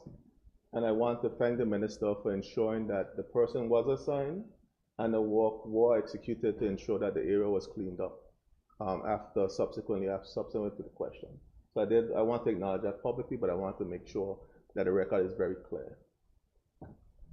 Thank you, Madam Speaker. I'm not sure the timeline between the questions and the Tropical Storm Felipe, but it was at that time that we allowed or organized that members, the district representatives, had a representative dealing with all aspects of their districts. Question number 5, Madam Speaker. Madam Speaker, could the Minister for Communication and Works please provide this Honorable House with the following? What works were executed prior to the flood of October to clean guts and roadways in District 8? I think this was I'll strike this one, Minister. It's just a typo. This is just a repeat of the following question. I'll move on to question number 6. I'll strike question number 5, Madam Speaker. Question number 6. Madam Speaker, could the Minister for Communication and Works please provide this Honorable House with the designs to fix both the lower and upper Shepherd Hill undermined roads? Thank you, Madam Speaker. Madam Speaker, the designs will be submitted for the members' perusal. Okay. So, Madam Speaker, I just want to confirm we have both designs for the lower and upper hill road now. Yes, yes, Madam Speaker. Thank you for that, Minister. Question number 7, Madam Speaker. Madam Speaker, could the Minister for Communication and Works please tell this Honorable House if the upper Shepherd Hill Road on the upper Shepherd Hill on the Mine Road is barricaded and closed off until it's repaired? Thank you, Madam Speaker. Madam Speaker, based on the request from the member, the road, a public notice was circulated on the 6th of October, closing this portion of the road until further notice. The road has been coned. In addition, Public Works has placed caution tape and additional signage in the area. Madam Speaker, thank you, and thank you, member. You did respond, and we did have a conversation on this. What I will say, member, is that we need to not just put caution tape and put cones. We need to properly barricade that road. Persons are still driving on the road. They're moving the cones. They're driving on the road. They're going around from the bottom, coming up, and from the top, going down, moving the cones. It poses a significant danger to persons who are unaware of the severity of the undermine on that road. It also poses a danger to persons who live below, persons who own a home below. And if someone, God forbid, someone comes over that embankment, could fall on someone's house or go into somebody's property and could create some additional collateral damage if we don't barricade that road in a more comprehensive way to avoid vehicular traffic. Thank you, Madam Speaker. And Madam Speaker, the member is right. We spoke about the dangers associated with the existing barricade, and I have requested that Public Works actually barricade it with as the member has requested, and that should be done in short order. Thank you, Madam Speaker. Thank you, member, for your questions. Thank you, Madam Speaker, and I thank you, member, for following up on that and following through on that. I'll be in contact with you and your team to ensure that is done. And at this time, Madam Speaker, I would like to thank the member for answering the question in time and kind, and I look forward to the additional information, Madam Speaker and Madam Clerk, in terms of the particular questions, specific questions that were asked. I thank you.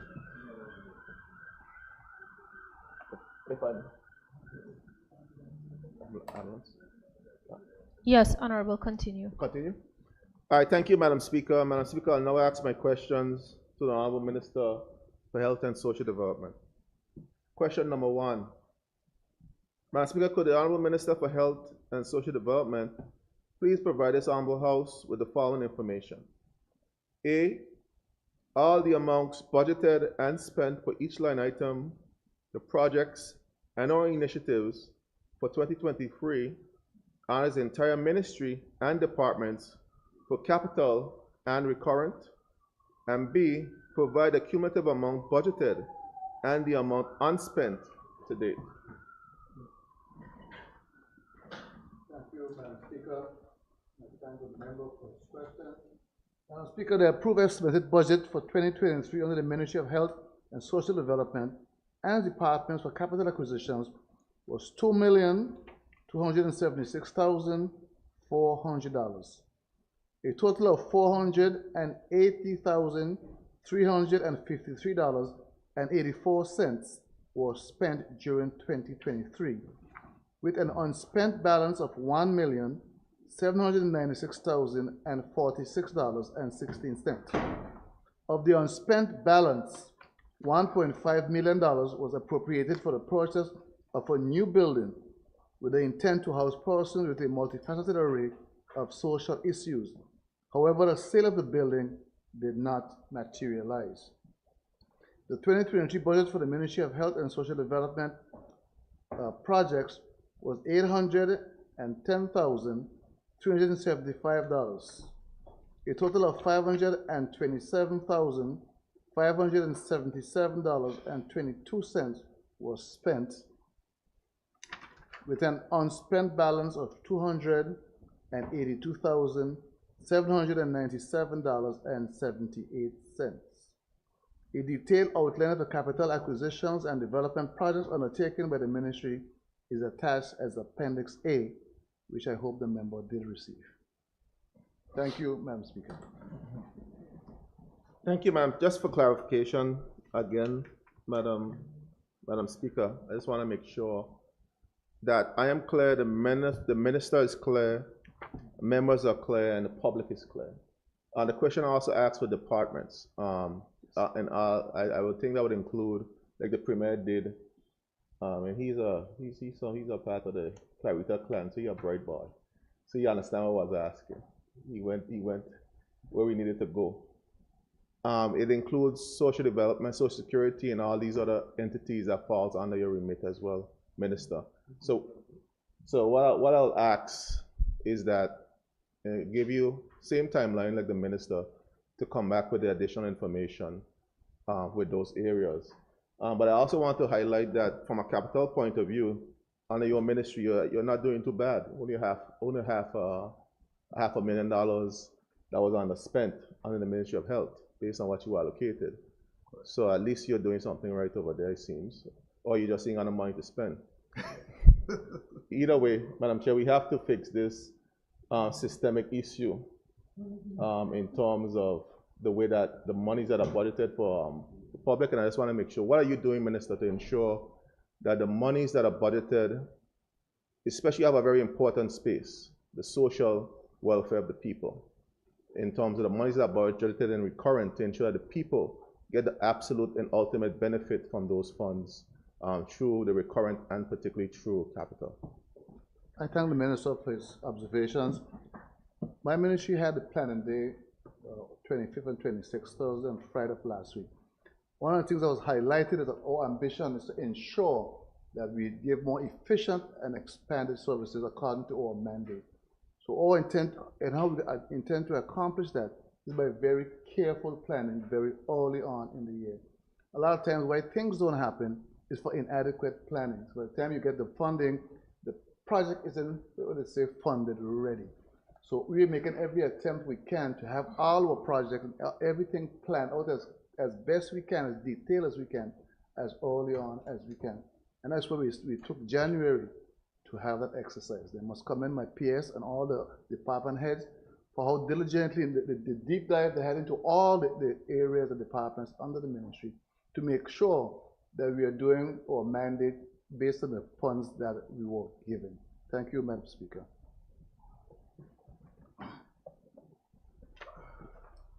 All right, thank you, Minister, and I don't have any additional follow-up. Just a matter, Madam Speaker, to ensure that the additional information is requested of the Minister and the Ministry, and ensure that we get it within a reasonable time. For the records, Madam Speaker. Madam Speaker, question number 2, and I think this question is a carryover, Minister, exactly. from I'll ask it nonetheless, yes, to put the information on the record. Madam Speaker, could the Minister for Health and Social Development please give this Honorable House the following? A detailed breakdown of the money spent to purchase property by the Social Security Board for similar housing initiatives like Joe's Hill, Manor Project, and other land purchases. And B, give the cumulative amount spent on property purchase plus the amount spent on the Joe's Hill Manor Project to date. Thank you, Madam Speaker. Please say a detailed breakdown of the money spent to purchase property by the Social Security Board for similar housing initiatives like the Joe's Hill Manor Project and other land purchases. Long Trench Development was $685,000. That was in 2016. Towers Development, $325,000. That was in 2016. Towers Development, Long Sage, $175,000. That was 2016. Apple Bay Development, $2,500,000. That was 2016. Josiah's Bay Development, 855,000. Apple Bay Development, Monk Sage, 755,000. That was 2017. Butu Mountain Development, 1,335,000. That was 2017. Joes Hill Development, that was 280,000. That was 2017. Spooners Development, West End Central, 2,201,000. That was 2017. South Sound Development, Virgin Water, $1,474,905. That was 2017. McNamara Estate, 1.5 million. That was 2017. George's North Side, $3,625,000. The total amount of $15,710,905. I think I have that correct. Yes, $15,710,905. Well, the amount spent on property purchase plus the amount spent on the Joes Hill project to date. Madam Speaker, the total cost of the property, land acreage purchased by the Social Development Board, except for land purchased for Joes Hill Manor as of 31st December 2023, as I said, $15,642,922.80. But, Madam Speaker, the cumulative amount spent on the Joes Hill Manor estate after the purchase of the land was $26,002,374. The cumulative amount spent by the Social Security Board on the property purchase over the years amounts to $41,645,296.80. The cumulative amount, $41,645,296.80. Thank you, Madam Speaker. You have that? Yeah, okay, thanks. I haven't checked my email, so it should be there. But thank you for that. Madam Chair, I just want to make sure the minister was speaking for a little bit. I just want to make sure I was doing some writing at the same time. So $15 million, 15.6 was spent on property total cumulative. 15,710. Yeah, 15.7. And 41.6 total spent on land by Social Security Department, Social Security Board. Cumulative. And that includes the Joes Hill Manor development? Correct. So Madam Chair, what is the board, what is the board's plan? This is my first follow-up question. Does the board intend to hold on to this property that has been holding since 2016 in tune of $15 million without any type of real interest being earned for the people and the pensioners of the Virgin Islands? What is the board's plan? Is it going to divest of this property, or is it going to just hold on to I don't know the acreage, Madam Speaker, but is $15 million worth of monies that could be gone to be invested or be gone or used to deal with the pensioners who are complaining about the payouts that they're getting right now? What is the plan to deal with this $15 million worth of property? Thank you, Madam Speaker. I was trying to find the acreage. Oh, I have to add it up. I do have the acreage here. Okay. Madam Speaker, to say that it's not making interest is a false statement. Land does appreciate in value. It was bought a few years ago. I cannot say specifically what the value of the land is at this point in time, but it has appreciated. And I cannot say what the plan is that the board may have for these properties. But Madam Speaker, the board is here for the long run. If the land is not developed now, maybe in the next 50 years, it's there, it's not going anywhere. And if for some reason they need to divest of the property to get liquid cash, they will have gotten more than they paid for the land whenever they bought it back in 2016 or 2017. One of the things we know about land in the BVI, and all the records show it, has the best holding value and appreciative value of land in most countries in this world. That's what the report is saying, Smith's go from around 2018. So that value, the money they spent purchasing property is way more than that right now, Madam Speaker. But I cannot say for sure what the exact plans are. I'm not quite sure in terms of the value. You're right in terms of generally in property, Madam Speaker, because I know a similar question was asked in this House on the specifics in terms of the purchases by the member for the third. And what we saw then was these lands were bought on the very highest end of the appraised value. If you're gonna buy property to reinvest in, you don't buy it on the highest end of the appraised value. In some instances, we paid more than the appraised value for the property that was there. And then what I'm hearing from the minister that there's no immediate plans to divest of the some $15 million of pensioners' money that essentially is just sitting. Is that correct, Minister? There's no plan initially to deal with the $15+ million is just sitting of pensioners' money somewhere down Josiah's Bay, up Tread Falls, down Long Madam Bay. Speaker, I said I'm not aware of any plan. I didn't say there were no plans. I do not know. I'm not aware of any plans that the board may have. In to answer the question, according to my quick calculations, it's 121.64 acres that have been bought by the board so far. Thank you, Madam Speaker. So the board is in the real estate business now? Okay. Investment business. All right. I'll come back and ask this very specific question on what the board's plan, so you could then probe the board to get what the plan is. But the people need to know that's 15-point-something million dollars, 120 some other acres of the public's land and money. Madam Speaker, I'll move on. Question number 3, I think it is, Minister. Yes. Madam Speaker, could the Minister for Health and Social Development please tell this honorable House, A, if the $10 million approved in the SAP in 2022 by the House of Assembly was ever forwarded to the Social Security and NHI to clear the arrears from central government? And B, if the answer is no, why not? Please give the explanation given to this. Please give the explanation to this honorable House. Thank you for the question, Madam Speaker. Madam Speaker, subsequent to the approval of the $10 million of SAP number 2 of 2022, a purchase order was raised for the allotted sum on 25th October 2022. However, the payment was not processed as intended.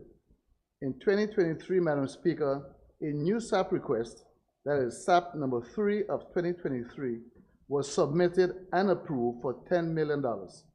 This amount was processed and issued on 13 December 2023 to the Social Security Board and NHI. I thank you, Madam Speaker. Thank you. Thank you, Minister. And I'll come back with a subsequent question because I'm sure you won't have the answer to this in terms of the current financial standing of NHI. This is a question I have. Yeah, is it not a question? It's some question. Okay, good. All right, good. Well, I'll move on then. Question number 4. Madam Speaker, could the Minister of Health and Social Development please tell us, honorable House, A, how much money does NHI currently owe to providers for services rendered? And B, what NHI's current receivables and the source of the receivables? Thank you, Madam Speaker. Madam Speaker, as of December 2023, the National Health Insurance, NHI, owes providers for services rendered to a tune of $10,820. Madam Speaker, as of December 2023, current receivables amounted to $17,730,000. The source of NHI's receivables are employers, self-employed, voluntary contributors, and the government of the Virgin Islands for the government-funded individuals. Thank you, Madam Speaker. Thank you, Madam Speaker. So you owed 16 million and you owe 10. That's correct? Yes. 17. 10 and 17. Okay, 10. So you're owed 17 and you owe 10. Okay. So this 10 that you owe, this is after you've applied the monies that was given by central government? Or this doesn't include the monies, the debit from central government? Madam Speaker, that part is not clear because this money was owed in December of 2023. So I'm not really sure. Okay. Yeah. And when did you get the check? I saw you did mention, but I didn't write it down. December of 2023. You got the same check from government in December. 13 December 2023. Okay. So I can't know exactly which happened first. So is anything, madam, and this is a lot. What is being done? What is being worked out with persons? I know it's very difficult times for businesses and employees. I know there are some persons who have actually taken out the monies from the employees and have not submitted it. The employees are now in a space where they're not able to get coverage because their monies were taken out and not contributed to NHI. What is I don't know if you know this, and I'm sure there's something I have to come back with. What are we doing to really address, this is a big number, $17 million. What are we doing, this is not sustainable, to address the issue of managing this particular line item? Madam Speaker, I think I'll answer that question with caution and not say what I really intended to say, but it is of grave concern to Social Security and to all the persons in this territory, and Social Security has gone after many of the employers to try and recover as much money as possible. Actually, they want to recover all. What they have done, Madam Speaker, with a lot of businesses is to work out a payment plan. Because and it is so with the procurement, you cannot get your contract with government or certain things without your good standing. And one of them is Social Security contributions. So to avoid businesses going bankrupt, Social Security and NHI have tried their best to work out payment plans with these businesses, some as long as 130 years, which is almost ridiculous. But these persons really cannot afford to pay what they actually do. Oh, yes, I've seen some ridiculous timelines. It shows you that it's not a very easy problem, but you don't want to be a hinder to person doing business. The issue. Remember you showed that need months? No, I've seen some ridiculous things. Okay. But the issue of doing business in the BVI is very challenging for some persons. And when they make those deductions, it's simply a transaction written on paper. In some instances, there's not real money. In some instances, simply as worthless, so to speak. There's no intent to pay the employee. And Madam Speaker, I've said it here before, it's very dangerous to deduct those funds and not pay persons, because they only find out sometimes is when they're injured and they go to make a claim, they realize the employer didn't pay into NHI or Social Security, and now they have no coverage. Only when they're injured would they know that. But it's a very complex situation to maneuver around to assist these businesses to be compliant with the laws of the land, which means pay your NHI, pay your Social Security, and pay your tax. We have to do, and hopefully with the Trade Commission coming on board, with the greater education in that area of persons who own businesses, how to get them to be fully compliant. It's a real challenge to do, but we have no choice.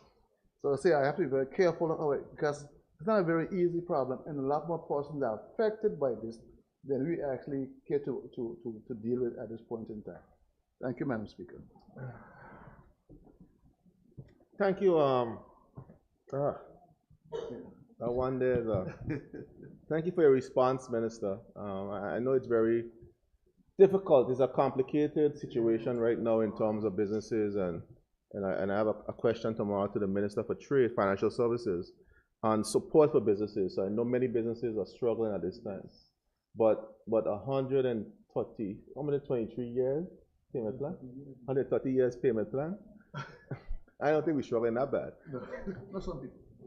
But I digress. But something has to be done, Madam Chair. I think we have to find the right balance between not burdening businesses, but businesses who at least take out the contribution of their employees need to pay those contributions into the NHI system to ensure that the employees who work in some of them in hazardous environments get the coverage.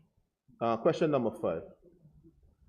Madam Speaker, could the Minister for Health and Social Development please tell this Honorable House if there's a provider agreement in place between the providers and NHI? A, if the answer is no, why not? B, what is being done to address this? Thank you for the question, Madam Speaker. Madam Speaker, the answer is yes. There is a provider agreement in place between providers and NHI. Thank you, Madam Speaker. Okay. All right, thank you. And if I don't know if this is privileged information. If it's not, Madam Speaker, can the Minister share this agreement with this Honorable House, please? It is not privileged information. I will have to find out. Okay. I don't think it's a state secret, but let me find out exactly where what Okay. fits into Okay, good. confidentiality. No problem. Thanks a lot. Question number 6. Madam Speaker, could the Minister for Health and Social Development please tell this Honorable House if a provider agreement ever been in place since the inception of NHI? If the answer is no, why not? If the answer is yes, please provide the details of the same and when did it expire?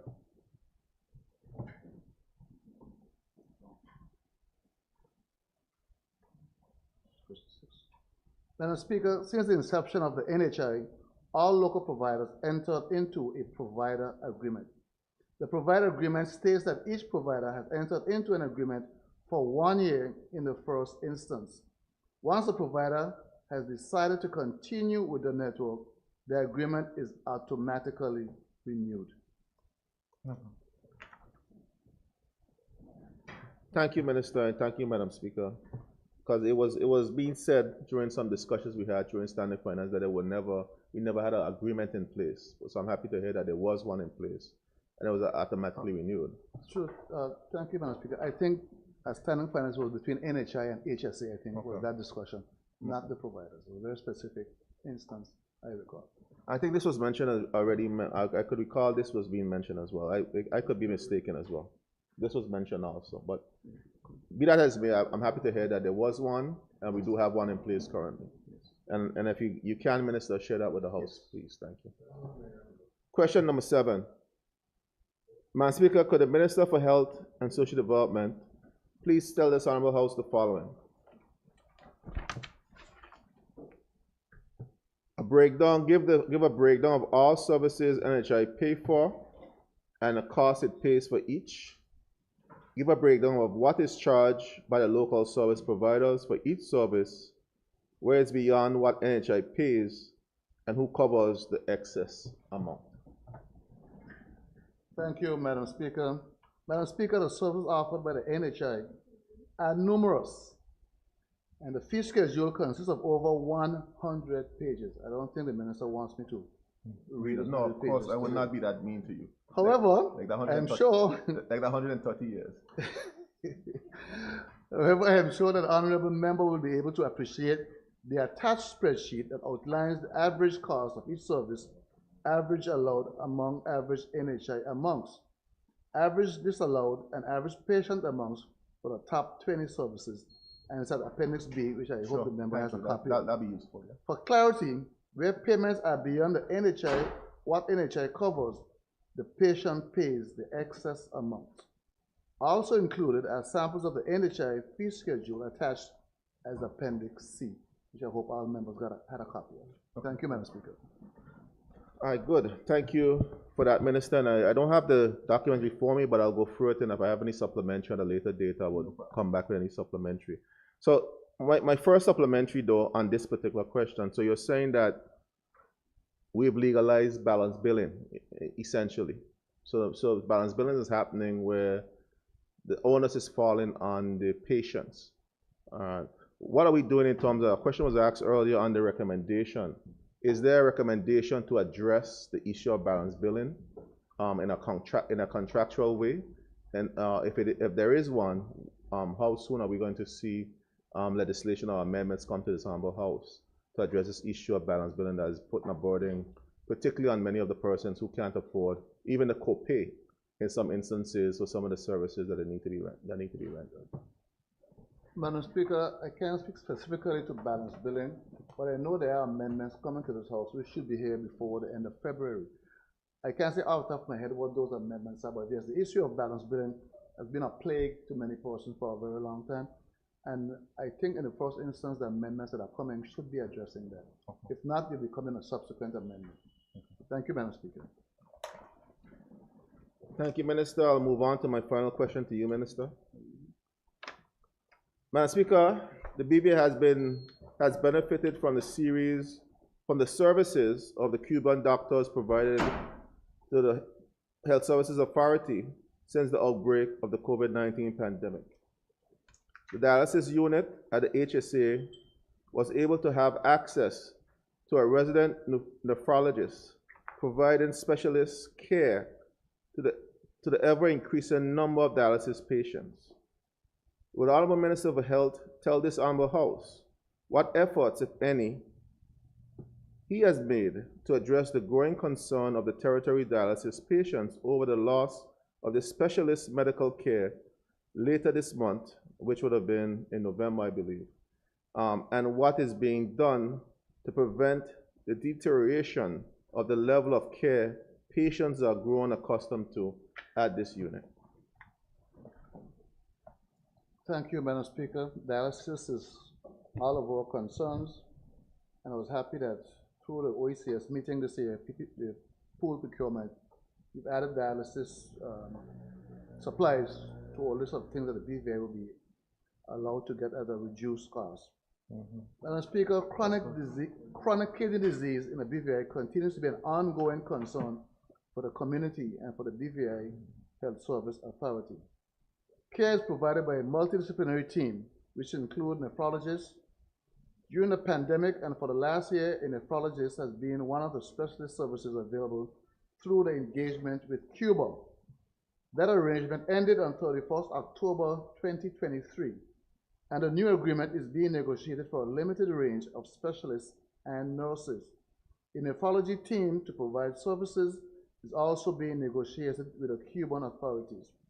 Madam Speaker, the BVI HSA has also been in negotiations with 2 other specialists and nephrologists, and that engagement is budgeted in the BVI Health Service Authority 2024 financial plan. The BVI HSA will also develop and implement a chronic kidney disease program, which will focus on prevention and early intervention, as well as the provision of additional services to support patients with chronic kidney disease. The overall goal is to decrease the number of persons requiring dialysis in the territory. I thank you, Madam Speaker. Thank you, Madam Speaker, and I agree that we need to have a more comprehensive approach. The aim should never be to continue to treat persons, but to avoid persons going to dialysis in the first place. But I'm happy that to hear that you're giving some support to those persons who are actually, who unfortunately have the need for that type of treatment. I want to thank the Minister for answering the questions, Madam Speaker, but I just want to, for the record, to make sure that I get later on the agreement, the provider agreement, because I've been reliably informed, unless my source is not as reliable, but I think they are, that the agreements have been expired and are expired, and there's no agreement in place currently. So if they're, so I don't know if you got the right information, Minister, but it'll be good to share that information with the House and by extension the public, so we can understand what we're paying for and what the providers are providing to us as a territory. I thank you. Thank you, Honorable. Yes, Madam Speaker, my final question, and it's directed to my good friend, the Minister of Education, Youth Affairs, and Sports. It's my common theme for this sitting, Madam Speaker, for this particular order paper. Yeah, man, it's my... Madam Speaker, could the Honorable Minister for Education, Youth Affairs, and Sports please provide this Honorable House with the following information. A, all the amounts budgeted and spent for each line item, the projects and our initiatives for 2023 under our entire ministry and departments for capital or recurrent.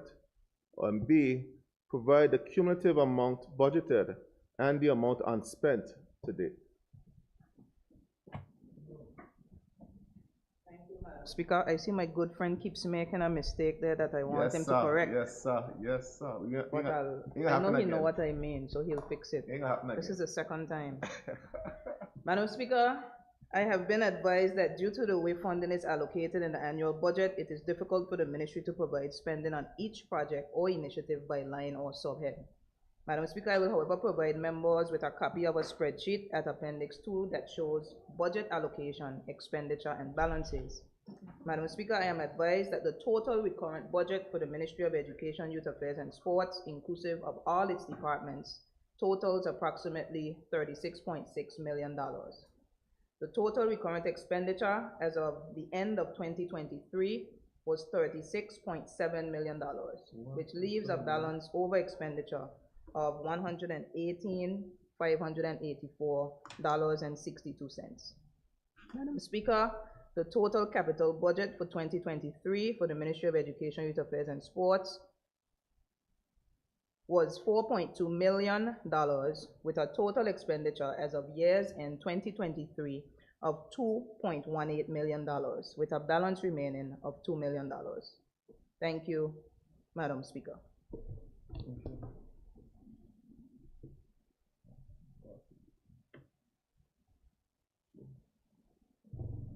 All right, thank you, Minister. And I definitely would, I noticed it, and I definitely would have that addressed going forward. But I'm looking at the numbers, Madam Speaker. This is my last question.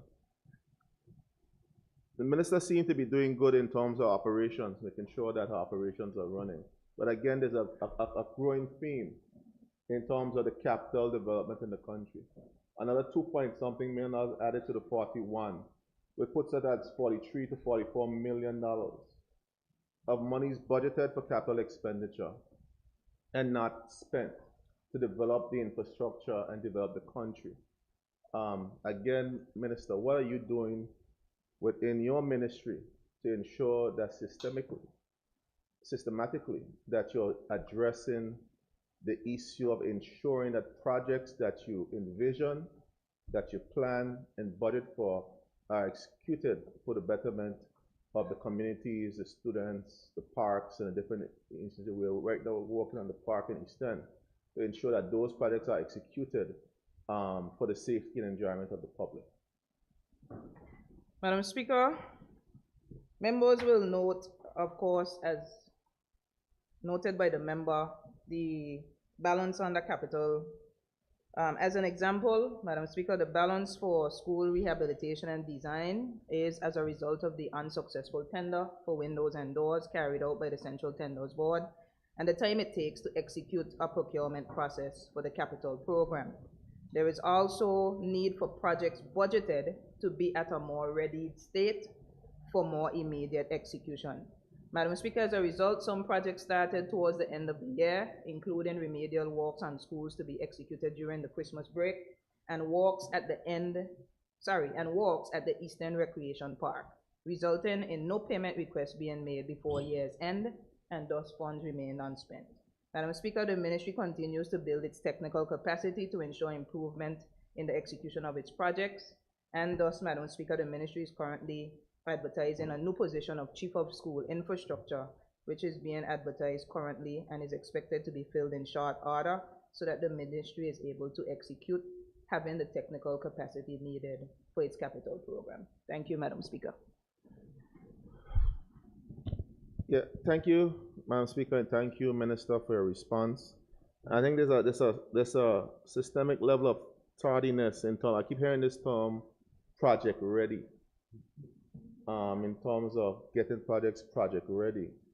Whoever we need to hold responsible for getting projects project ready need to be held responsible. I think the decentralized approach, I don't know if it's the best approach, but there needs to be a consistency across the government entity in terms of how this is done. But I'm sure you can answer that question. That would be a question for the Premier in terms of what are we doing to be able to be more consistent across the government proper to ensure that the people who pay taxes and who, when they see a budget and hear the budget speech, are expecting certain things to be done within their communities, within their schools, within the roads, and don't see those things executed, are left wanted at the end of the budget cycle every year, and are disillusioned with the process. What are you doing? And I heard you say you're Chief of Infrastructure.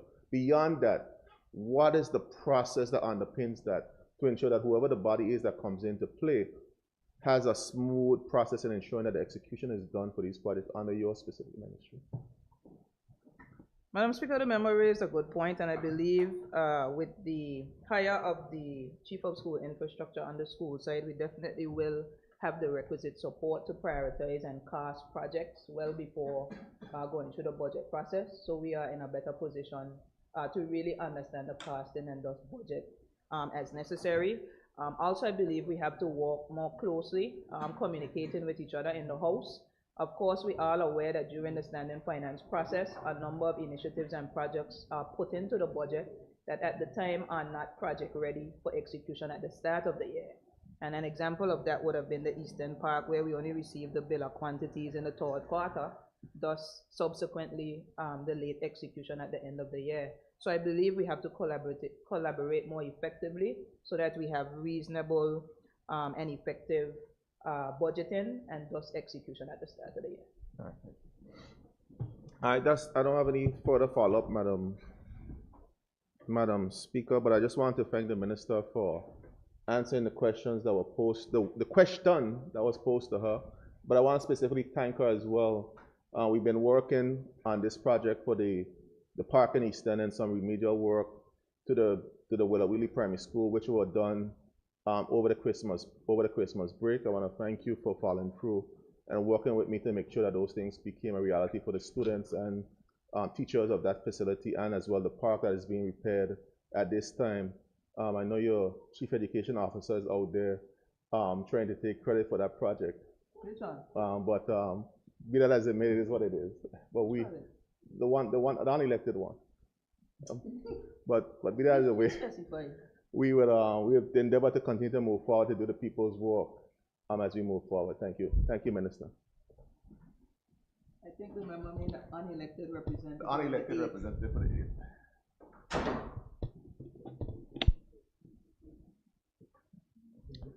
Thank you, Honorable. Is that your final question? Yes. I call on the member for the 8th district in respect to the member for the 6th district's questions. Madam Speaker, I move that the member for the 6 questions to be moved to the subsequent sit-in, which is tomorrow. I know that they were resubmitted, but just for the avoidance of doubt, to ensure that all the questions that were being asked today are on the other paper for tomorrow's sit-in, Madam Speaker. Yes. Second. Okay. Madam Speaker, I rise to second the motion. No. Thank you. Honorable members, a motion has been moved and seconded. Those in favor? Those against? The ayes have it. The questions have been moved to the other paper relating to the 8th sit-in. Thank you. At this time, I call on the member for the 2nd district to ask his questions.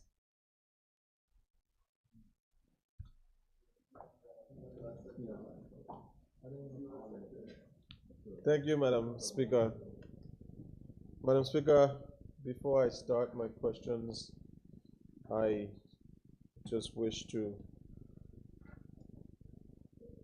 reach out to the families of the persons who were involved in the accident at Joes Hill and hope and pray that all is well. I'm not sure of all the details. That just occurred a few minutes ago, but I'm receiving a lot of WhatsApp messages in that regard. Madam Speaker, I rise to give my questions, so I will proceed. From the sitting of the House where questions should have been asked on June 23rd of 2023, but weren't until some 3 months later, I asked the Honorable Mayor and Minister of Finance the following question. It has been recorded and echoed throughout the Virgin Islands, and by extension the world, how important tourism is as a pillar of the economy of the territory, of the second pillar of the economy of the territory of the Virgin Islands, by the current Minister of Tourism and his government.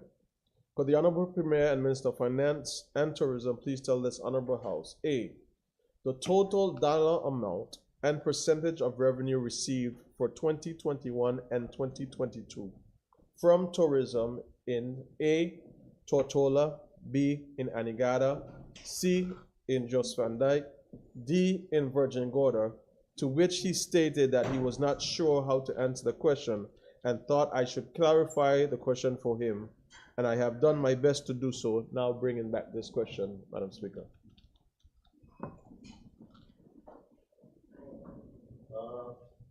Madam Speaker,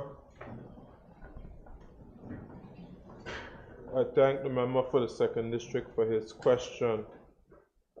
I understand the question, Madam Speaker, but unfortunately, the government does not capture revenue derived from tourism by island, as the member requested, and therefore I'm unable to answer that question, Madam Speaker.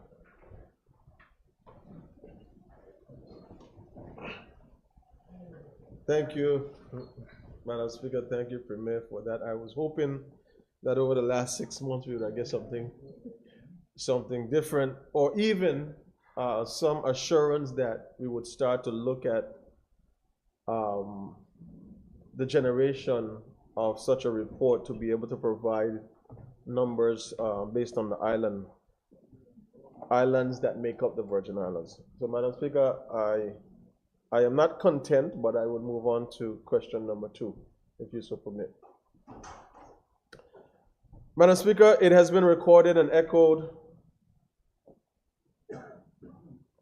through the Virgin Islands. I'm thinking, okay, there we go. And by extension, the world, how important tourism is as the second pillar. It seems to be a repeat of the question number 1. Okay, I see what I did. It's going to be a repeat, but could the Honorable Premier, Minister of Finance, give the total amount of revenue earned for the tourism industry for the years ending 31st December 2021 and 2022 respectively, and could he give a breakdown of the same amount for the 4 main islands, namely A, Tortola, B, Anegada, C, Virgin Gorda, and D, Jos Van Dyke?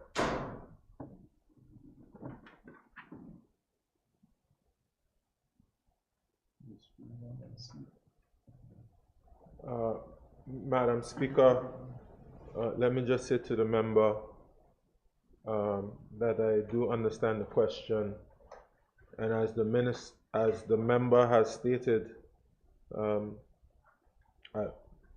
since the question was asked last, had some discussions with the Ministry of Finance about how we can capture that data, because I do think it would be useful as we are multi-island jurisdiction, so that of course we could target the resources necessary where we are bringing in a great deal of bringing in a great deal of tourists. So I understand the question, but unfortunately presently we don't capture the data, and I can assure the member that I will re-engage the ministry and see if we can put some solid timelines in place in terms of capturing the data, as difficult as it might be under some circumstances.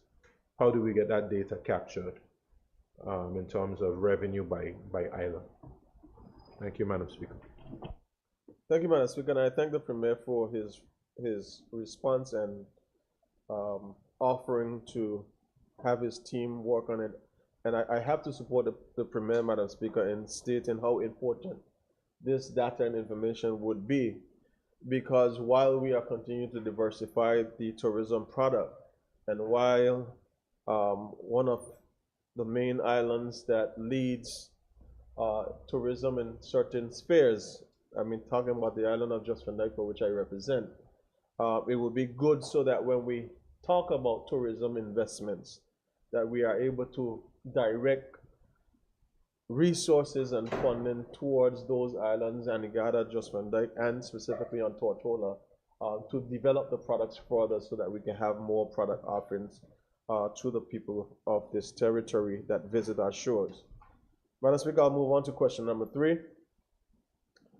Madam Speaker, could the Honorable Premier and Minister of Finance and Tourism please tell this Honorable House from the two budgets his administration has been responsible for and now approaching a third budget, what is the marketing and development plan for tourism in the territory as a whole?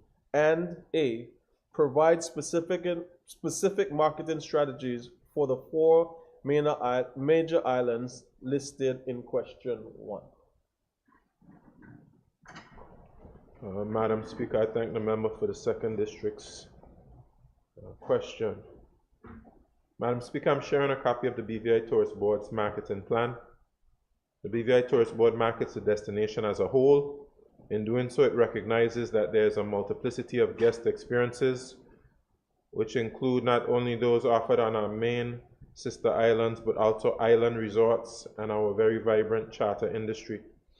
The scope of the current plan encompasses the effective marketing of a full offering of experiences available to our guests throughout the territory, and not just our four main islands of Tortola, Virgin Gorda, Anegada, and Jost Van Dyke.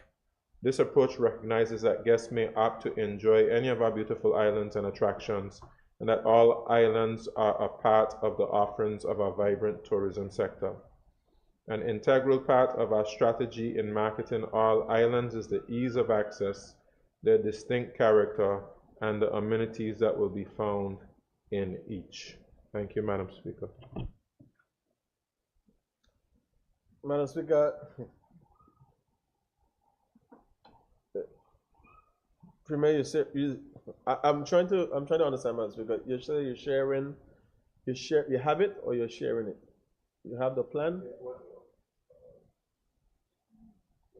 You're going to share it. So this is something that has been now developed for the marketing of the BVI as a whole, and not a welcome magazine or something of that sort, right? Okay. Thank you, Madam Speaker. Madam Speaker, I look forward to receiving the same. So I'll move on because I won't be able to ask a follow-up on the specific plan since I don't have it as yet. Question number 4. Madam Speaker, would the Honorable Premier and Minister of Finance please give this Honorable House the status of the Bruce Bay restroom and wastewater facility? A, and these questions are dated back from November of 2023, Madam Speaker. It is now January 30th of 2024. A, if it is open and functioning. B, if not, why not? And C, give the details and cost of what is needed to have this facility open and functional to serve the community and visitors as we embark and now have embarked deeply on another tourist season. Madam Speaker, I thank the member for his question. Madam Speaker, the Bruce Bay restroom facility has not been commissioned and therefore is not functional, nor has it been open to the public.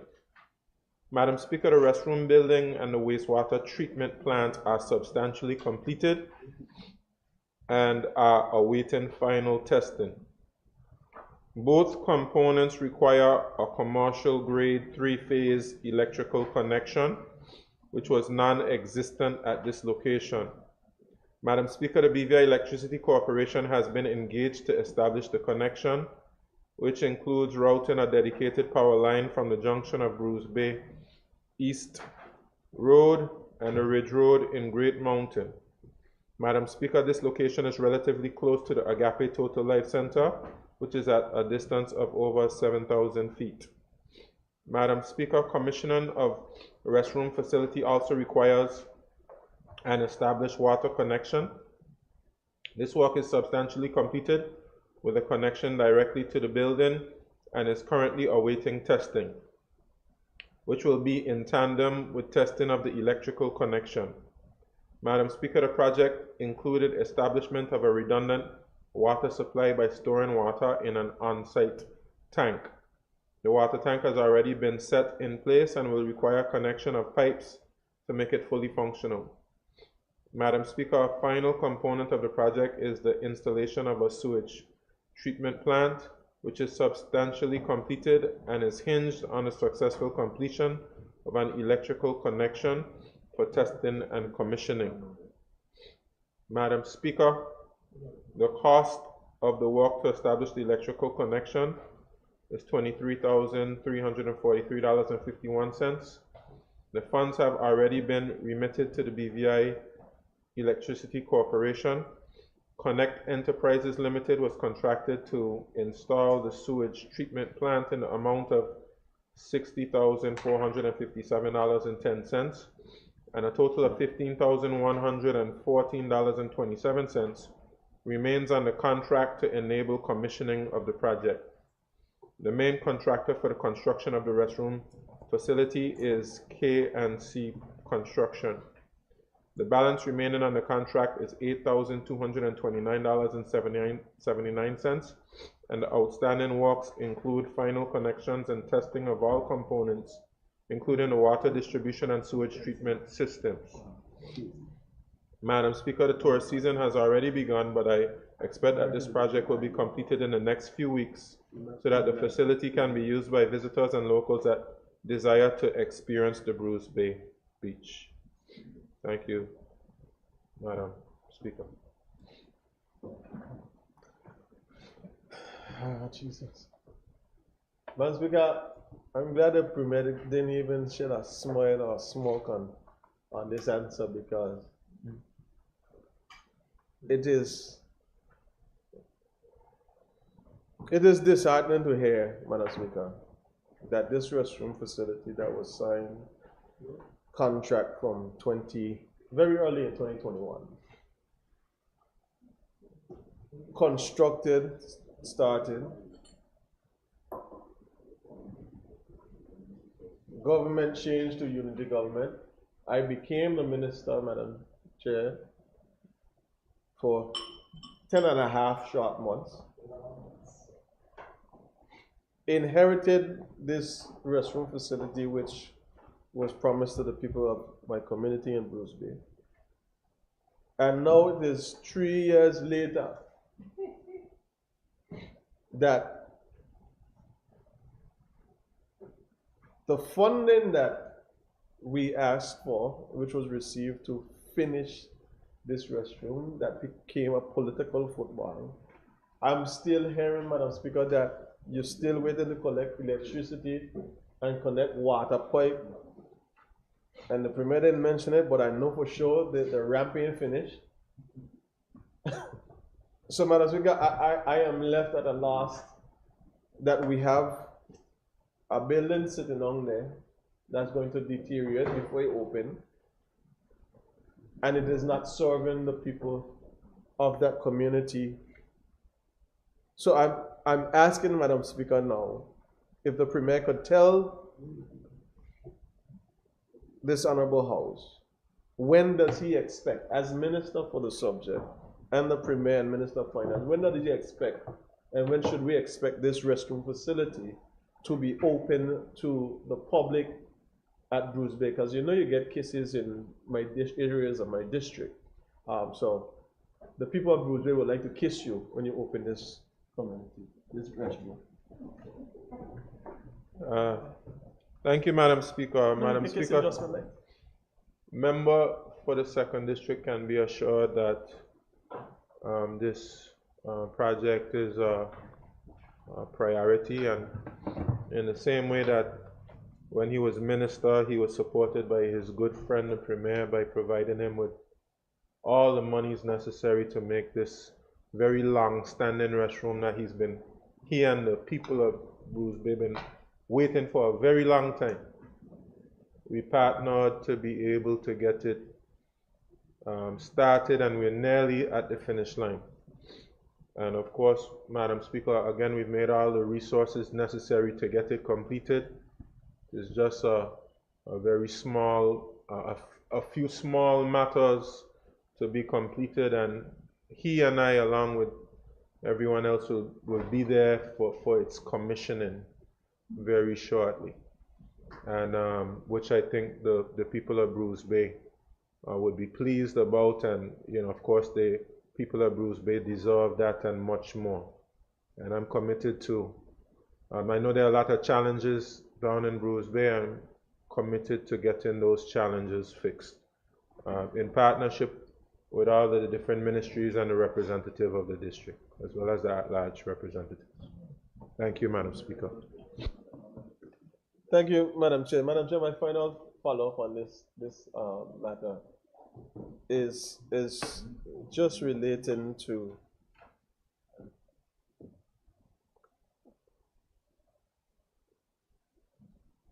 I am not. I heard the Premier said, but I am not at all satisfied, Madam Chair, that it should take just about a year to connect electricity, to connect water, and open a bathroom. I just don't, that's just for that. I'm talking about the billing. I'm not at all satisfied, and I don't believe the Premier should be satisfied. I see the displeasure on his face. So I'm hoping that, Madam, I'm not going to ask a follow-up, Madam Chair, because Speaker. Madam Speaker, sorry. My mind went to where we were in standing finance. Madam Speaker, I'll move on. I'll move on. Madam Speaker, would the Premier and Minister of Finance tell this Honorable House when he intends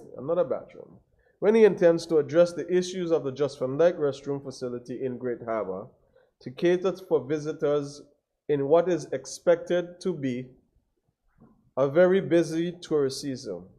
A, what is the expected date for work to be completed?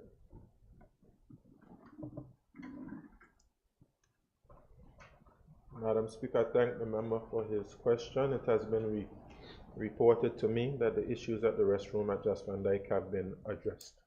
Thank you, Madam Speaker.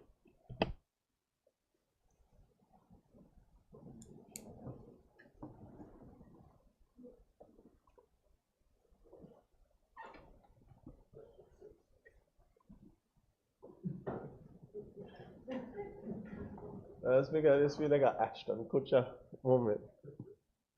Madam Speaker, it is impossible that the restroom issues at Just Van Dyke restroom facilities have been fixed. And I know that's the answer provided to the Premier.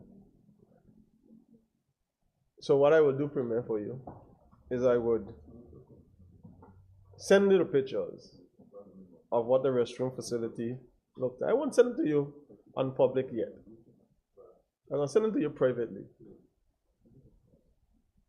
Because the restroom facility has not been remodeled. This is connected to the Albert Chinnery Administration Building. And while we spent some hundreds of thousands of dollars after the hurricane to get the building up, we did absolutely nothing for the restroom, but that's the only public facility for tourists. It is in deplorable conditions, but tourists are using it as well as the persons that walk in and around the area. It needs some urgent attention, and it don't need fixing the hinges on the toilet or the stopper for the water. That's not what I'm talking about. I'm talking about a complete overhaul to present to guests. So I'm saddened that that's the answer that you received, but I will provide the evidence. As Cat Williams said, I will provide the receipts to you to show. Question number 6, as the Premier requested. Madam Speaker, would the Honorable Premier and Minister of Finance tell this Honorable House when he intends to address, oh God, Premier, you're the Premier of bathrooms. When he intends to address the issues at the King Garden Bay restroom facility to cater for visitors in what is expected to be a very busy tourism season, and what is the expected date for works to be completed?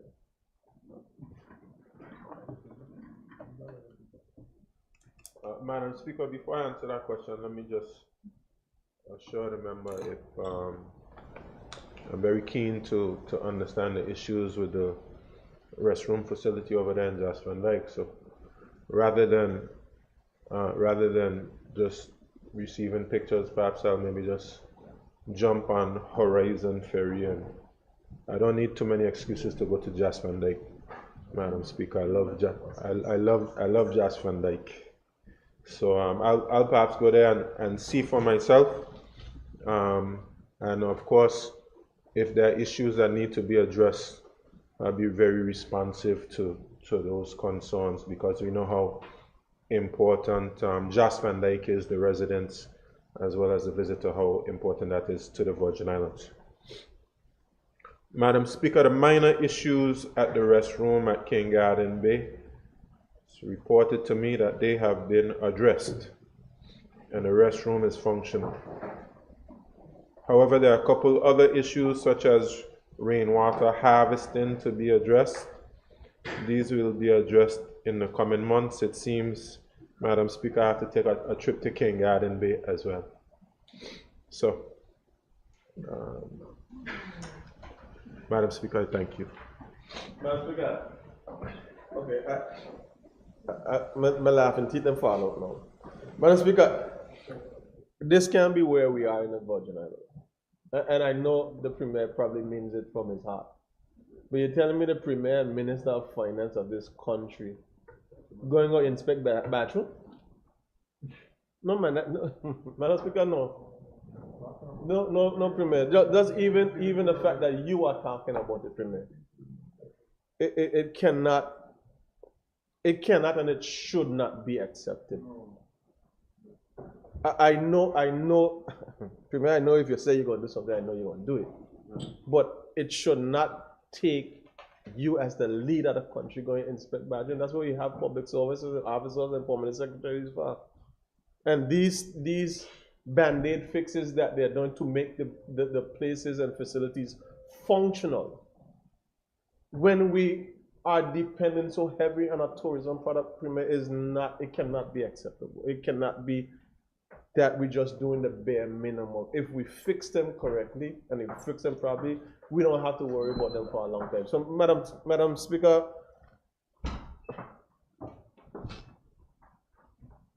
my question is a request to the Premier.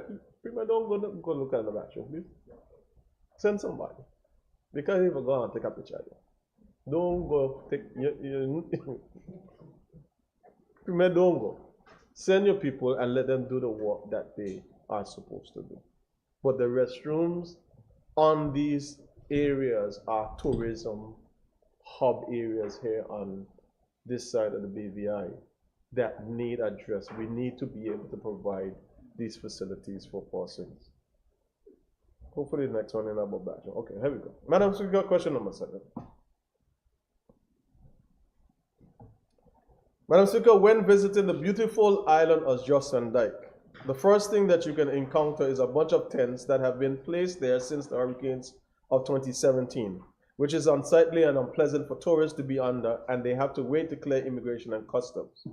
On the last sitting, Madam Speaker, I noted to the Premier that the bottleneck that is created when the USVI ferries meets the Jas Van Dyke ferry and the cruise passengers together with the trippers, and sometimes person having to stand in the sun or get wet when it rains because there's not enough room for them to be placed under these tents.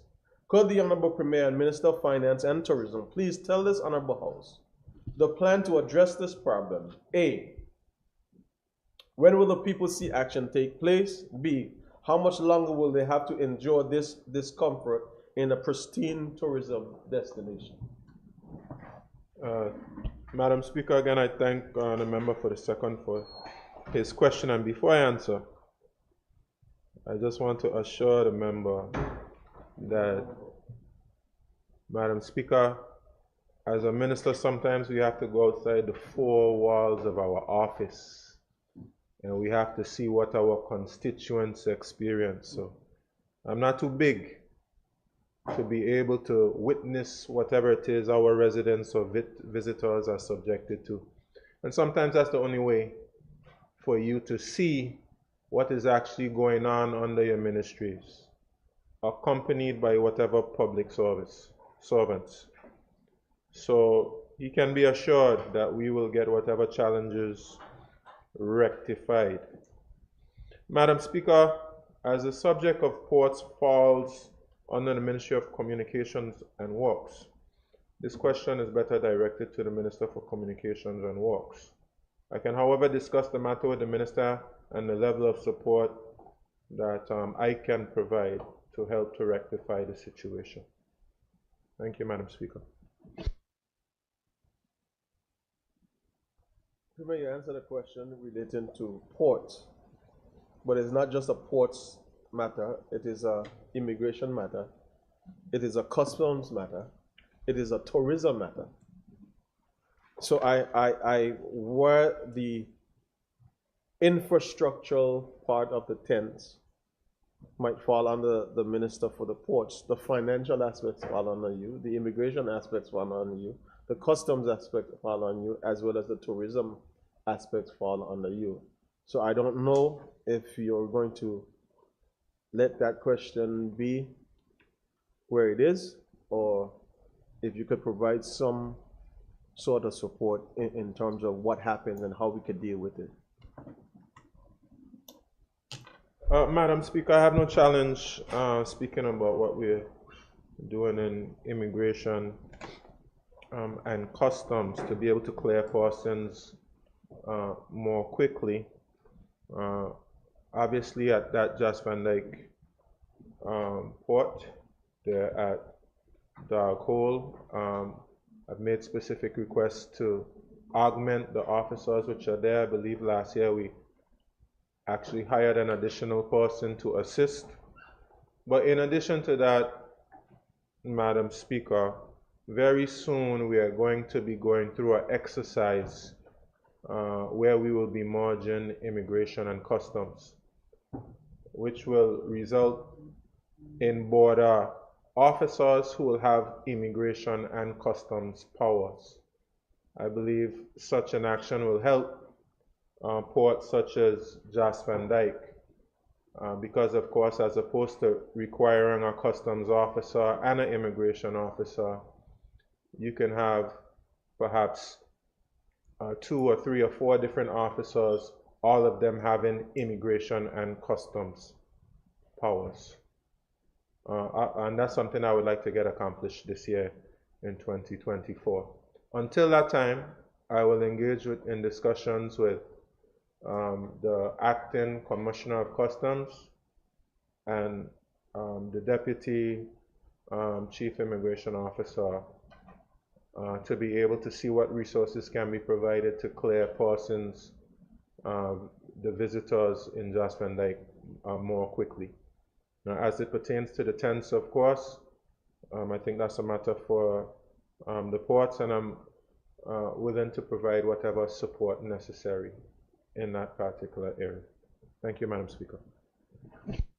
Thank you, Premier. Premier, that answers a bit more satisfactory for the areas that you are responsible for. So I appreciate it. I appreciate that response. Question number 8, Madam Speaker. Madam Speaker, since the hurricanes of 2017 and the increased evidence of climate change, the war in Ukraine, the effects of the shutdowns from COVID-19, we know how important it is for us to have some form of food security as a territory. Will the Honorable Premier and Minister of Finance please tell this Honorable House, or provide this Honorable House with his plan to create a sustainable food production system? A, what is currently being provided to assist farmers to grow crops? B, what is currently being provided to assist farmers with the production of livestock? C, what is currently being provided to assist commercial fisher folk to provide food and implement measures to help with the biodiversification of the blue economy?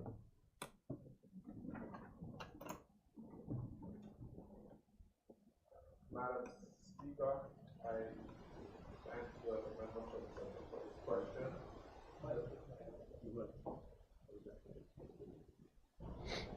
The plan to create a sustainable food production system for the Virgin Islands is a multifaceted one which cannot be done by government alone. Fishers and farmers and other stakeholders must actively participate and drive this process with the support and regulation of government in the best interest of the people of the Virgin Islands. The Food Security and Sustainability Act 2022 sets up the basic administrative structure for the development of the fisheries and agricultural industries in the Virgin Islands and separates the business of agriculture and fisheries from its regulation. Production and business development will come under the remit of the Agriculture and Fisheries Authority, while the regulatory functions will remain with the government. Under this structure, farmers and fishers and other actors in these industries must work in partnership with government to drive the development of the sectors and foster greater unity and participation in carving out how the sectors mature and are diversified. Government regulation will emphasize environmental sustainability and standards for food production to ensure that our food is grown and harvested sustainably and is safe for consumption and sale. Since my time as Minister responsible for Agriculture and Fisheries, consistent work has been carried out and continues towards our plan to create a sustainable food production system, including infrastructural recovery and replacement of hurricane damaged equipment at the agricultural station at Paraquita Bay, provision of land for a large-scale poultry facility at Paraquita Bay, establishment of the Management Committee for Agricultural Lands at Paraquita Bay to review and make recommendations for solving the issues of land use, leasing, and low productivity in Paraquita Bay, improvements to the water infrastructure, which is still ongoing. A main pipeline was run from Spring Gut down into Paraquita Bay, and now works are being carried out through the RDA to install a reservoir above Paraquita Bay to store and provide farmers with water on the estate. Works on the development of a fisheries and agriculture storage, processing, and marketing facility at Paraquita Bay, also being carried out through the RDA.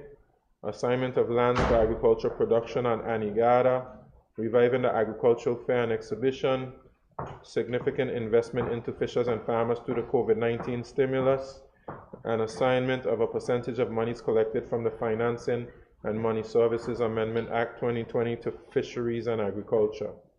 Additionally, an agricultural advisory committee was established at HLSCC and is aiming to deliver the first workshop soon on sustainable farming techniques, specifically developed for our Virgin Islands landscape with its characteristic low rainfall, thin rocky soils, and our location in the hurricane belt. There's an agricultural component to the rated program which is set to begin soon.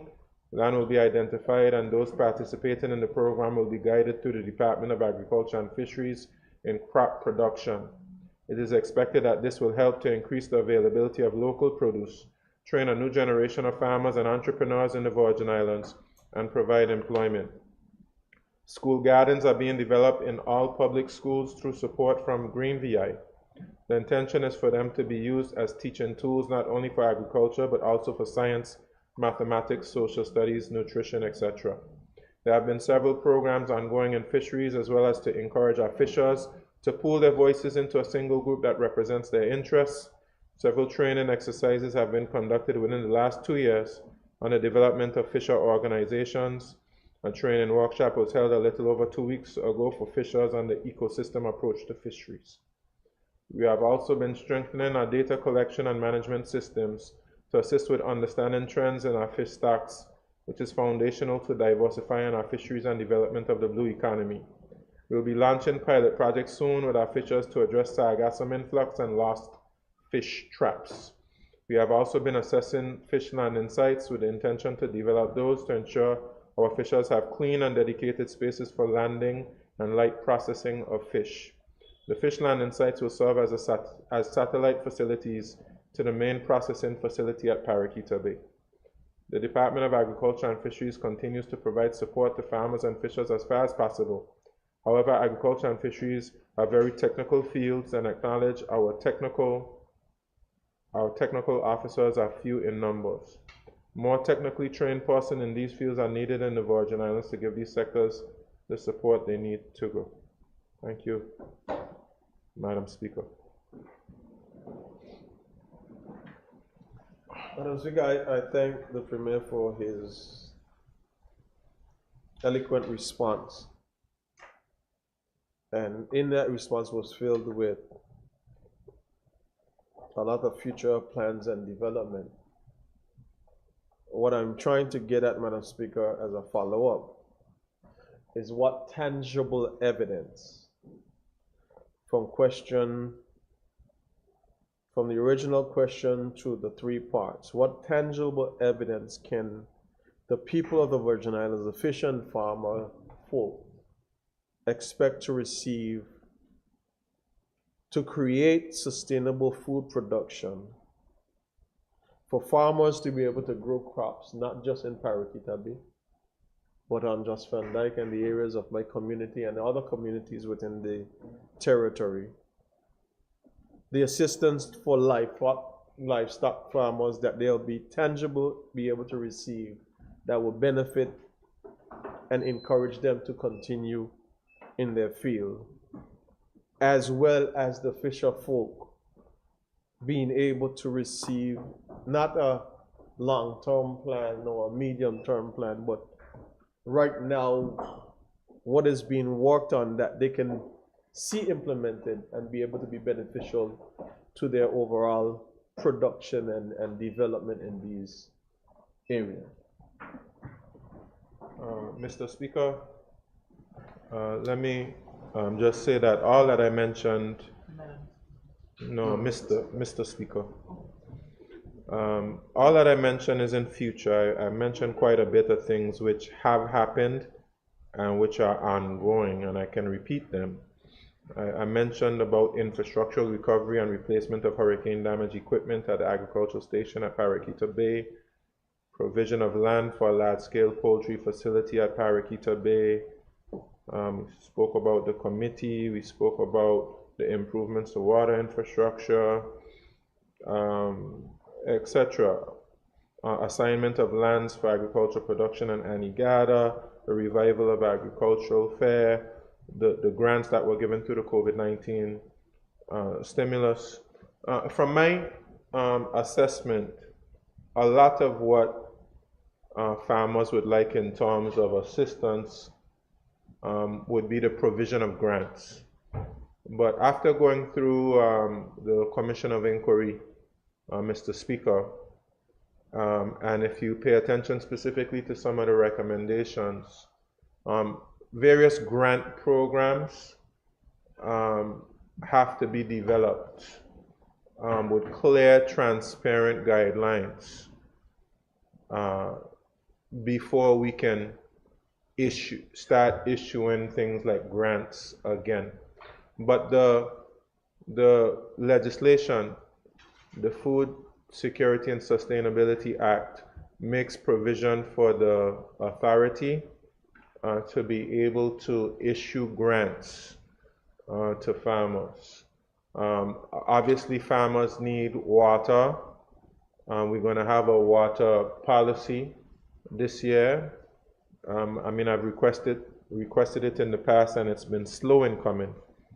But I can assure the member for the second and the public that we will have that policy in place by the second quarter. And our water policy will come, which will speak to things like water subsidies, etc. Also, you need land, and we have the Crown Land Policy, which Cabinet will be considering shortly, because it's being circulated on the EXCO track system for Cabinet right now, and it speaks to land being allocated. And of course, from the fishery side of it, you know, a previous question was asked about ice, and I know that the ice would be helpful to individuals immediately. So we're trying to see how quickly we can get a provision of ice. I know also, you know, fishers, you know, we could take a look at what other incentives we could give, or what other subsidies we could give to fishers. I know they complain a lot about the cost of fuel, etc. And another service that we used to provide to fishers would be really to buy their catch. I know quite a number of fishers, they have dedicated customers, so some of them don't necessarily need that service of buying the catch.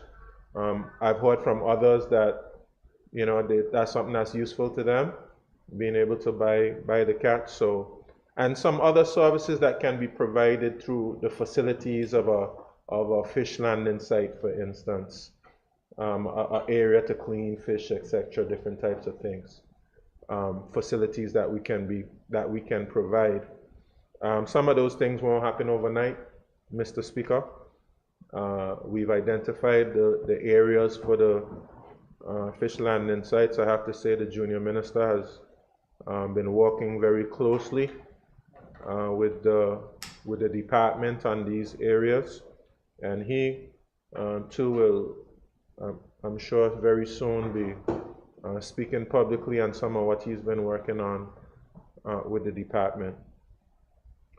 So, Mr. Speaker, there are some things that are happening currently, but I take the point, Mr. Speaker, that there are some more things that we can do, and we'll endeavor if we can get them done even before some of the big plans we have come to fruition. Thank you, Mr. Speaker. Thank you, Mr. Speaker. Thank you, Honorable Premier. And I look forward to, even if while all things can't be done at once, I know I've had, I think it's 1 or 2 meetings with the Honorable Junior Minister who serves with you to deal with food security and the fisheries as well. So just something evidence that the farmers and fisher folk could feel, and a plan that would develop how we deal with something if we're cut off from the rest of society. So I'm grateful for that information. Question number 9, Mr. Speaker, which is a little bit long, so I will take my time. Mr. Speaker, I believe that we in the BVI understand, as the rest of the world does, that we have a very narrow window to act to limit global climate change to 1.5 degrees Celsius above the pre-industrial levels, which has been identified as critical for small islands to survive and avoid the worst impacts of climate change. There's at least a greater than 50% likelihood that global warming will reach or exceed that 1.5% in the near term, even if very low greenhouse gas emission scenario.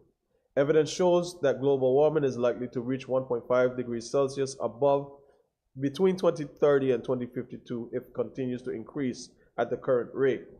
Could the Premier and Minister of Finance please provide this Honorable House with a detailed plan for the territory to mitigate against the effects of climate change and the risk of irreversible loss of many marine and coastal ecosystems increases with global warming, especially at 2 degrees Celsius or more? And A, what is the plan to educate the public on the role that they could play to achieve this plan?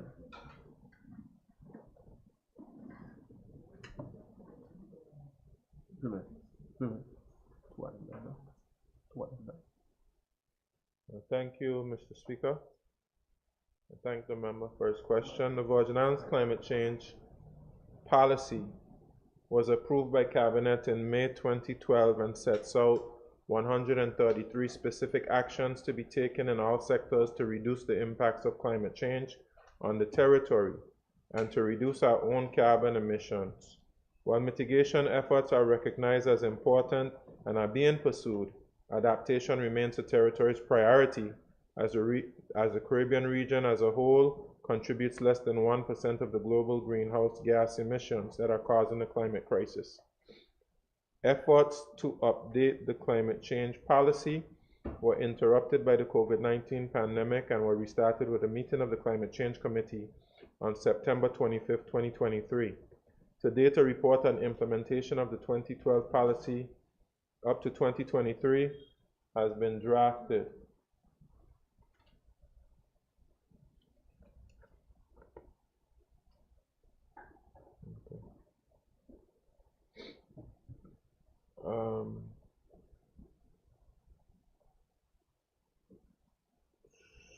Has been drafted, and local climate change projections have just been completed under a project led by the National Parks Trust with Darwin Plus funding. These will inform the policy update. An updated policy is expected by mid-2024 and will be accompanied by an implementation plan. The process to update the policy will involve consultations with various government agencies, civil society, the private sector, and the public at large. These consultations will serve as an opportunity to further educate residents on the local impacts of climate change. The updated policy will be published out and public awareness materials produced with GIS to make the public aware of the strategies and actions individuals can take. Additionally, the Virgin Islands Climate Change Trust Fund Board was reappointed in June 2023. The trust fund will raise and manage funds to support implementation of the policy. The process is underway to provide seed funding to the trust fund from the Environmental Protection and Tourism Improvement Fund. Seed funding will be used to make the trust fund operational and demonstrate its ability to manage grant cycles. A Virgin Islands delegation attended COP28 in December 2023, where one of the strategic objectives was making a case for a dedicated United Kingdom fund as well as access to international climate funds like the Adaptation Fund and Green Climate Fund to support implementation of the territory's climate change policy.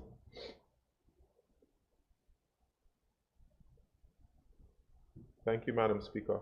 Mr. Speaker. Mr. Speaker, I just received the unfortunate and sad news that in the accident that took place not too long ago, 2 persons have died. And I want to take this opportunity on behalf of myself, the government, and I'm sure the members of the House to express very sincere condolences to those persons, the family and friends of those persons who lost their lives. And let's continue to pray for those friends and families and those persons who have been impacted by that great tragedy. Thank you, Mr. Speaker. Thank you, Mr. Speaker. Mr. Speaker, I also extend my condolences and sympathies to prayers to the families of those that have lost their lives in that tragic accident. And I want to thank the Premier for his answer to the question posed. And I'll move to question number 10, Mr. Speaker.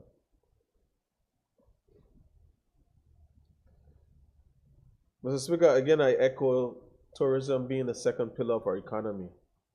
And as a tourist destination, we should make it as inviting as possible for persons to visit our shores and contribute towards our economy. Mr. Speaker, could the Honorable Premier and Minister of Finance please tell this Honorable House what he plans to do to address the provocative costs for persons traveling to and leaving the territory by A, C, and B by air?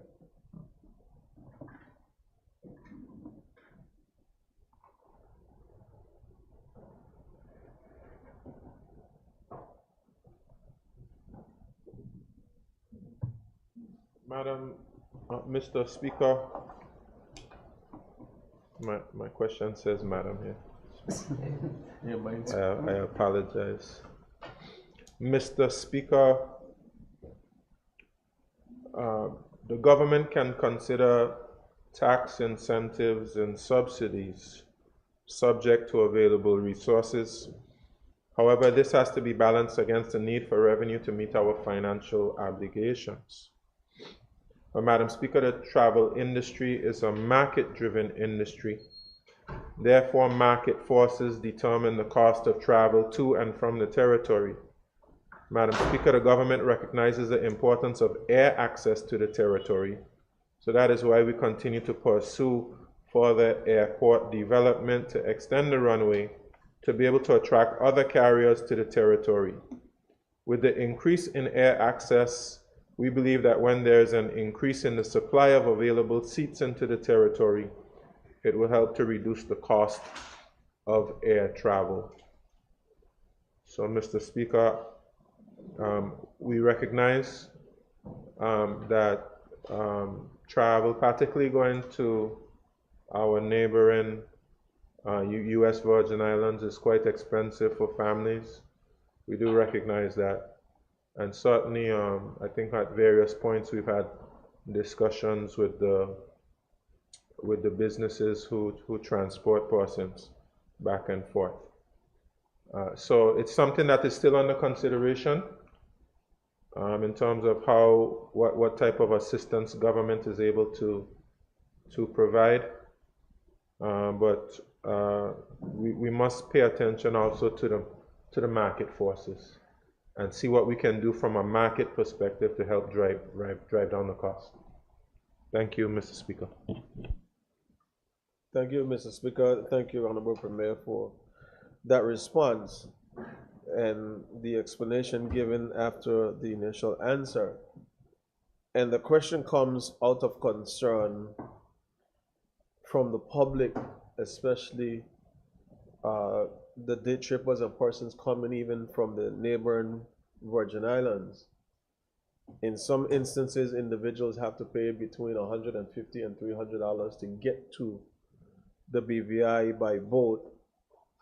And I know that we are making inroads with the air access, but while our costs seem to be increasing, there are other industries and other destinations in the region that are moving ahead of us. So we can't have high costs and not do development. So I'm just hoping, Premier, that by way of follow-up, that there will be some engagement with the industries, the ferry boat companies, the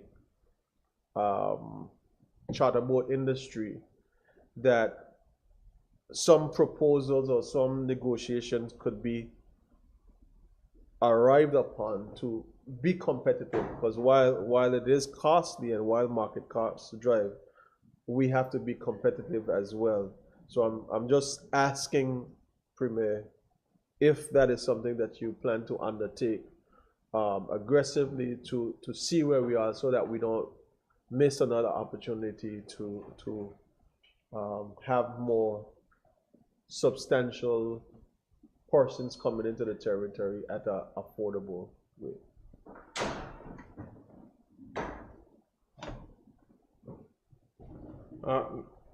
Mr. Speaker, it's not something necessarily standing here that I can commit to, but what I can commit to is having further and deeper discussions with the Ministry of Finance, as well as the various stakeholders in the industry. Because one thing I can say for sure is I do recognize the challenge that the member has brought my attention to. I recognize it. I hear it from persons who travel, you know, especially if you're traveling with a family, not just yourself, you have children, etc. It can be very onerous, and obviously we have a long-standing relationship and familial ties in the Virgin Islands, and costs can be prohibitive. The cost can be prohibitive in terms of visiting family and friends across the water. So I'm also open to suggestions as well. Of course, everybody would like to be able to be subsidized. And we just have to, as I said in the answer, we just have to balance the need to subsidize with the availability of resources to do all the different things that government has to do. But one thing I'll commit to the member is that before the end of this first quarter, I'll have engaged discussions to see what can be done to help to alleviate some of those costs. Perhaps maybe there can be some exemptions or something, and that can be done to assist in the area. Thank you, Mr. Speaker. Thank you, Mr. Speaker, and thank you, Premier, for that additional response. And I want to thank you for the responses to the answers to the questions posed to you by myself. Do I proceed, Mr. Speaker? Thank you.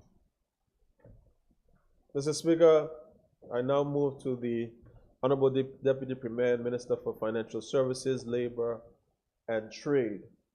Mr. Speaker, would the Honorable Deputy Premier tell this Honorable House if the digital platform for the processing of work permits have been implemented?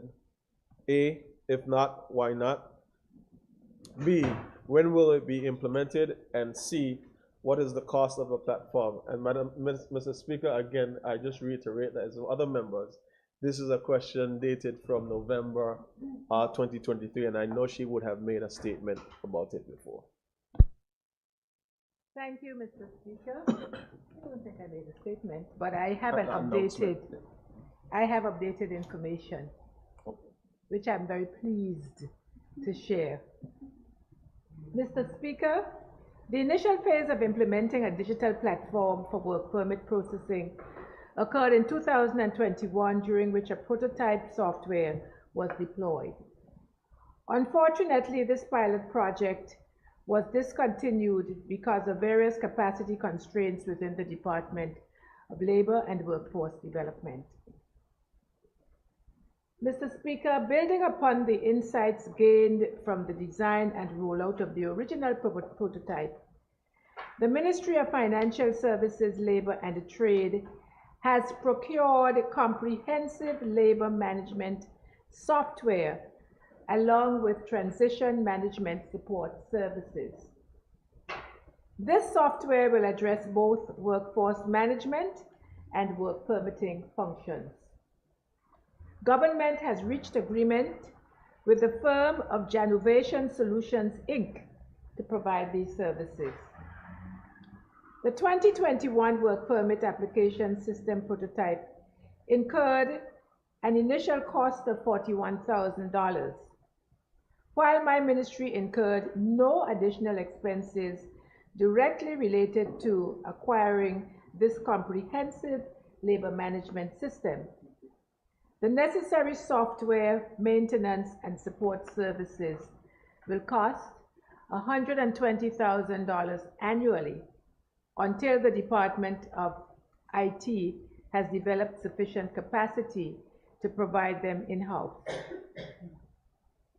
Mr. Speaker, to ensure a smooth and effective implementation of the labor management system, the government has contracted the same Janovation Solutions, Inc. from January to July of this year. They will provide transition management services to guide the Department of Labor and Workforce Development through a transformation process, optimizing and modernizing its operations. The total cost of this engagement is $89,500, inclusive of reimbursable expenses.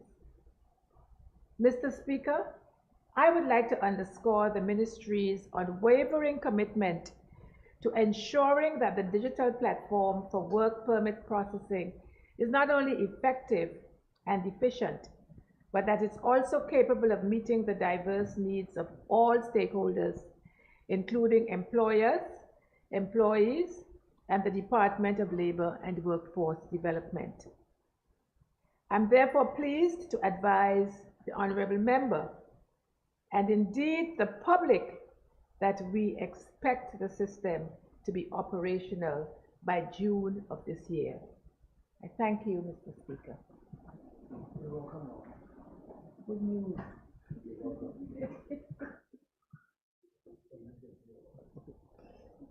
Thank you, Mr. Speaker. Mr. Speaker, the member for the night is telling the Honorable Premier, Deputy Premier, that she's welcome. And I am going to echo as well, you're welcome. No, Mr. Speaker, I take that as a great announcement, and I know there were some kinks that were being worked out. But I believe if it works based on the testing that I would have experienced, that it would be beneficial to the territory from both the aspect of work permit processing together with the workforce development aspect, because it's not just a platform to process work permits. It takes into account a lot of the manual things that should be done. So I'm happy to hear that it will be implemented in June. And Madam Speaker, sorry. Mr. It's here, and Mr. Speaker, my follow-up for the Honorable Deputy Premier is, what is the approach that is going to be taken under this new system for getting young persons or the unemployed registered so that they are part of the employment process within the territory? Thank you, Mr. Speaker. Thank you for your question. Young persons are just naturally inclined to technology. And so the system is going to be such that it will, as you yourself understand, it's not just going to be for the processing, but it will show at the same time the number of persons that are available for a particular position. So using whatever technology you have, whether it's your phone, your laptop, or whatever, or you can go into the department if you want to, because there will be a kiosk there, and you can register for, as a young person, or anybody, but certainly I am very committed to seeing young people registering for the system. So the person, the employee would see immediately whether there are young people that are, or there are persons, BVI landers especially, who are ready and capable. Of course, in our whole rollout education system, we will be encouraging young people to sign up so that they can become engaged, more engaged in the whole employment system. Thank you, Mr. Speaker. Thank you, Deputy Premier, for that response. I guess the second follow-up or final follow-up would be, how would the rated program factor into this whole equation? I noticed something that the Premier has launched, and it is going through its teething pains, because I am right now being accosted by my constituents for not getting paid in a timely fashion. How would we be able to facilitate the aspects of the rated program in this system so that we're not dealing with 2 or 3 different departments and information getting lost? Thank you, Mr. Speaker. I too get accosted by persons who are not getting paid under the system. And as you acknowledge, and I agree that there are significant teething pains. But I understand that these are going to be addressed. There's going to be a coordinator that's going to be hired. In terms of how it will work, certainly we will work directly with whoever that coordinator happens to be, to make sure that these persons, the persons who are in the rated program, who are interested in joining the rated program, have an opportunity, because it does present a longer term opportunity if they are working in the workforce development side. It does present that longer opportunity, because I think the rated program is about 6 months as it stands now. But certainly we will work closely with whoever the coordinator is of the program to make sure that the rated program, or persons who are interested in finding employment under that system, they could, I don't want to use the word switch over, but for want of a better word, I would use that, they would have an opportunity for longer and more sustained employment. Thank you. Thank you, Mr. Speaker. Mr. Speaker, I have no more follow-up, so I'll move to question 2. Mr. Speaker, it has been stated that the processing of work permits usually should take between 4 to 6 weeks for processing. Could the Honorable Deputy Premier and Minister please tell this Honorable House if that has been her experience since taking office as Minister? A, if not, why not? B, what is she going to do, or what is she doing to address this issue? And I think that will now be covered. Mr. Speaker, thank you. It is essential to understand that not all work permit applications experience delays, and that most are processed within the specified time frame as follows. New work permits are typically processed within 6 weeks or around 30 working days once all the information is provided. Renewals are processed within 14 working days. Periodic work permits also take up to 30 working days. Temporary work permits, although officially allocated 5 to 10 working days, are often processed within 3 to 5 working days. And emergency work permits are processed immediately upon submission in collaboration with the Immigration Department to ensure expedited handling. Since my tenure in office and with the return of the Labor Commissioner, the processing time for work permits has significantly improved. Work permits are typically approved within the timelines I mentioned above, provided that all documents are available and are in order. Madam Speaker, as with any business, I apologize, Mr. Speaker. Mr. Speaker, as with any business, of course I have observed variations in processing times based on factors such as the type of work permit, the application's completeness, as I mentioned before, and the department's workload.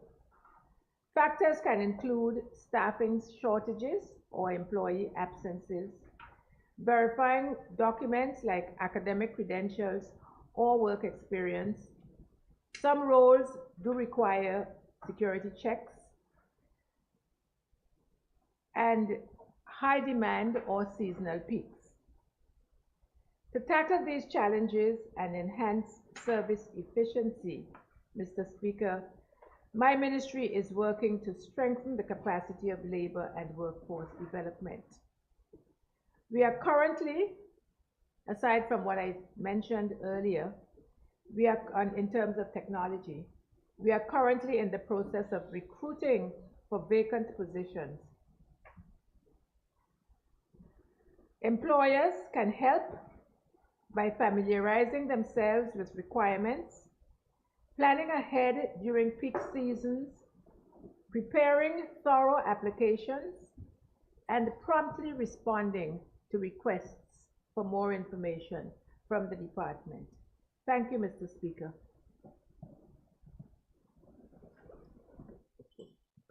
Thank you, Mr. Speaker. Mr. Speaker, I like that the Deputy Premier is improving on improvement with the shortening of times of work permits from time I was there. Because it was a little bit longer prior to me getting there. So we got to improve the system. Question number 3, Mr. Speaker. Minister of Health, you're with. Question number 3. Mr. Speaker, a vision cast by the late Honorable H.L. Stout dictated the need for the people of the Virgin Islands to be educated and developed to take on leadership roles in the different industries in this territory some 30 plus years ago. And it was realized for a period of time. Now we see more and more the educated Virgin Islands, now we see more and more educated Virgin Islanders, but fewer of us in leadership roles. Could the Honorable Deputy Premier and Minister for the subject please tell this Honorable House what she plans to do to ensure that this is once again becomes a reality in the workforce of our territory?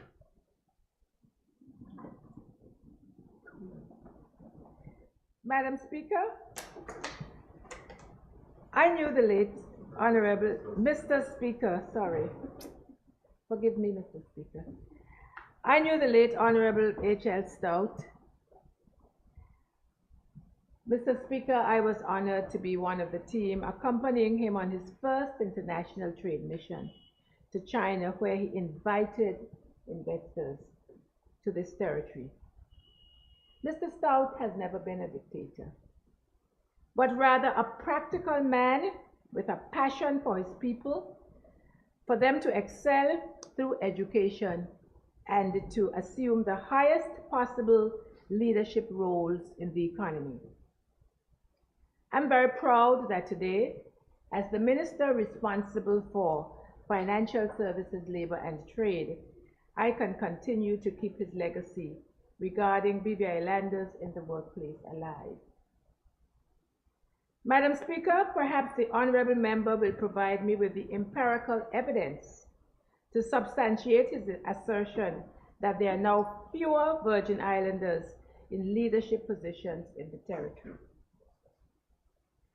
Mr. Speaker, I am pleased to say that Virgin Islanders continue to hold prominent leadership positions across the public, private, and non-profit sectors. A prime example of this is the increased representation of Virgin Islanders in leadership roles within the financial services sector. Both local and international firms have recognized the talent within the Virgin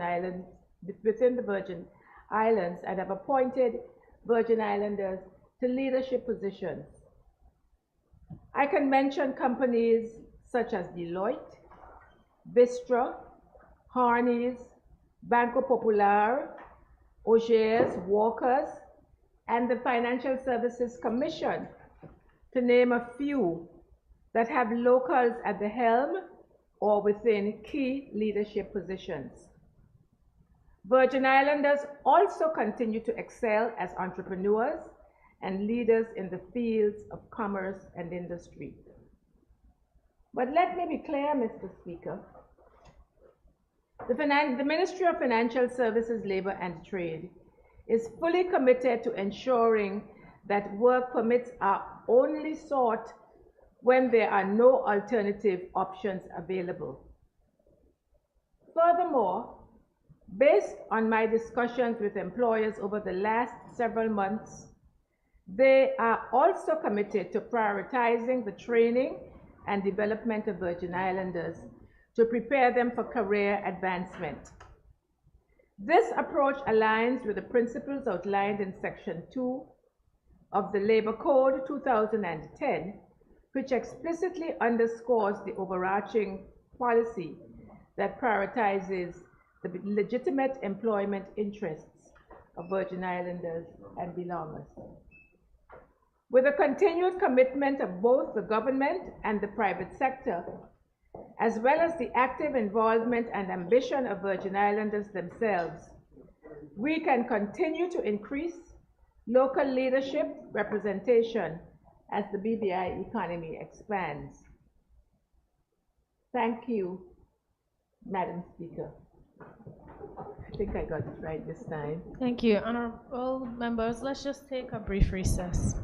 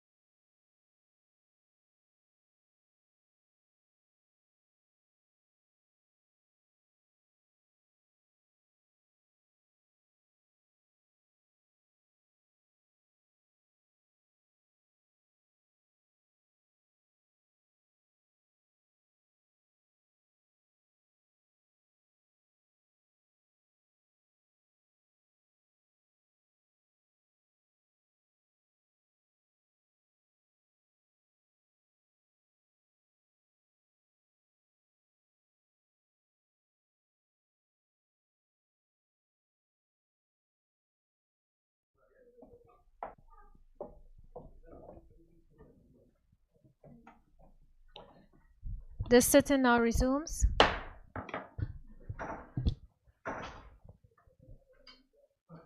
Member for the 2nd District, you may continue.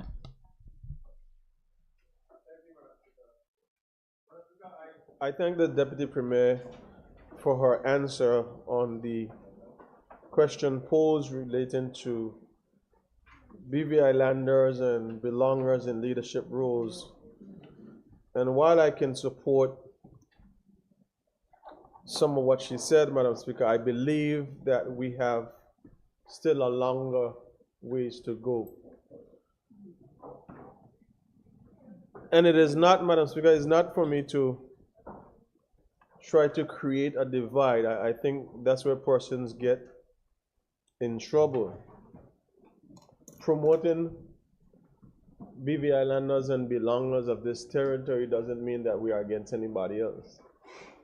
So I'm just encouraging her, Madam Speaker, to continue to have in all industries, not just the financial services, but all industries of the Virgin Islands, that we have professionals, we have educated persons that can continue to take leadership roles, and that we are not walking it back from the progress that have been made, from the dream that has been, vision that has been cast going forward. So I encourage her, Madam Speaker, and I will join her in the fight to ensure that BVI Islanders take their rightful place in leadership roles throughout the territory, throughout the private sector, and be unapologetic about it. So I'll move on, Madam Speaker, to question number 4. Financial services has been proven to be the main economic pillar that drives the revenue of the BVI and provides employment for hundreds, if not thousands, within that sector.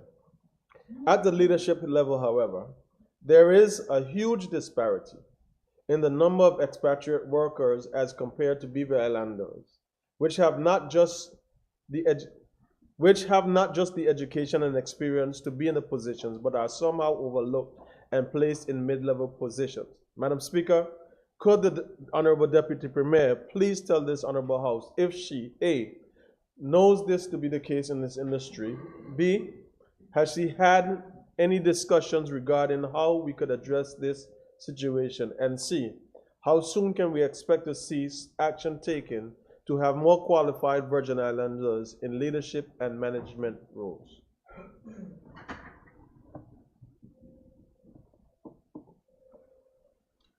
Thank you, Madam Speaker. Madam Speaker, the financial services sector is a pivotal economic driver for the BVI, responsible for over half of our government revenues. It is a sector in which Virgin Islanders must excel. It has therefore been a priority of successive governments for the sector to train and employ Virgin Islanders to play their full role in the industry. Indeed, the creation of the Financial Services Institute in 2002, now renamed the Robert Mathavius Institute, was designed for this very purpose: to enhance the training already received in firms and to ensure that our people have the skills to work and rise to leadership positions in the sector, whichever ones they choose. I'm pleased to say that individuals have seized the opportunities provided, leading to their increased representation in the industry's most senior positions, not only in BVI firms, but in the global firms represented here. So to answer the honorable member's first question, I do not know his allegation holds true across the industry. Madam Speaker, I do accept that there is room for improvement in some subsectors of the financial services industry when considering Virgin Islanders for opportunities for promotion and development. I have made it clear that any unfair practices are unacceptable. Furthermore, where persons feel that they're experiencing bias, I urge them to report these cases to the Labor Commissioner. Madam Speaker, I'm pleased to say that the industry is continuing to grow as well as diversify into new sectors such as fintech. For these reasons, my ministry is actively engaged in discussions with representatives of the financial services industry about how we can address the human resources needs of the sector while upholding the employment rights of Virgin Islanders and belongers. Collaboratively, we are diligently working to expand a range of initiatives designed to promote the advancement of Virgin Islanders. These initiatives include mentorship and leadership development programs, among others. I'm steadfast in my commitment to working hand in hand with the financial services industry to ensure that Virgin Islanders continue to be provided with every opportunity to reach their full potential in this sector. Government and the private sector have invested heavily in preparing Virgin Islanders for leadership roles in the financial services industry with positive results. Several success stories, including the recent appointment of the Executive Director of International Business Regulations, who was previously the Executive Director of a prominent private sector firm and has been succeeded by another highly accomplished Virgin Islander, is one example. Additionally, Virgin Islanders have always been at the helm of international law firms. I'm pleased that our law firms continue to promote Virgin Islanders to partnership roles as well. Virgin Islanders are also leading the charge in areas such as compliance, banking, and insurance. But, Madam Speaker, I do recognize that there may be some barriers, or rather, I do recognize that some may face barriers and challenges in the job market from time to time.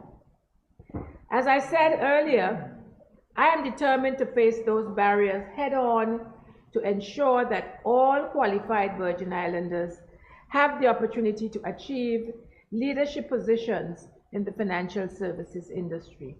Thank you, Madam Speaker. Thank you, Madam Speaker. Thank you to the Deputy Premier for that initial answer. Madam Speaker, I'm not making any allegations. I know it to be so. And I know that the disparity exists because the evidence is there. And if I could go specifically to my former life, back in 2012, 2013, when I was a manager of a financial services firm. The disparity, for example, for a lawyer with 2 years, 3 years experience, qualified, a BV Islanders, to someone that comes from somewhere else, our local lawyers might be paid in and around $140,000, $150,000 then, as compared to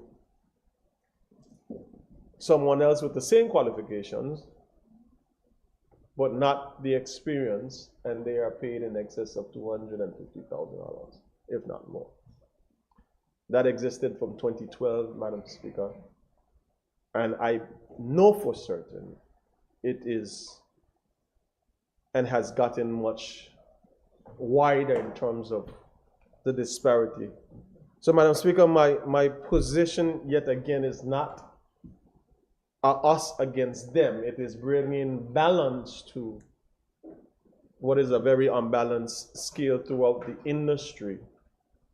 That while we have success stories of a couple of three here and there, I think there should be an active pursuit to ensuring that we are including more of our Virgin Islands, more of our qualified persons, including those that we have sent off to university and colleges throughout the sectors to come back home and take these leadership roles.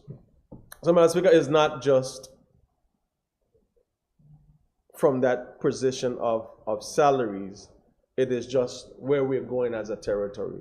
So I want to just ask the Deputy Premier to just consider, and I know she's already pledged to improve where she can and have the investigations and have persons to report, but just take a deeper look at it to see some of these disparities and what we can do to help improve the progression of Virgin Islands, the progression of our people in leadership positions. Because while we have managing directors and partners of firms, there should be a progression for us, right? So I'm just asking you, Honorable Deputy Premier, Minister for Labor, to take a closer look and see if there's any further room for improvement. Thank you. Madam Speaker, as I said in my response, there is always room for improvement. And there have been instances where complaints have been brought to my attention. And by the same token, I have responded and responded very firmly. And those situations so far have been resolved. I take your position, I take your point that we need to keep looking and look deeper at the sector. And Madam Speaker, I am committed to doing so. But having said that, Madam Speaker, I continue to be very confident, I like to say bullish, about the financial services industry. And I believe that the majority of persons in the financial services industry, their heart is in the right place in terms of making sure that BVI lenders do get or do assume their rightful position in the industry. They might require a push, and I'm quite willing to give that push. Thank you.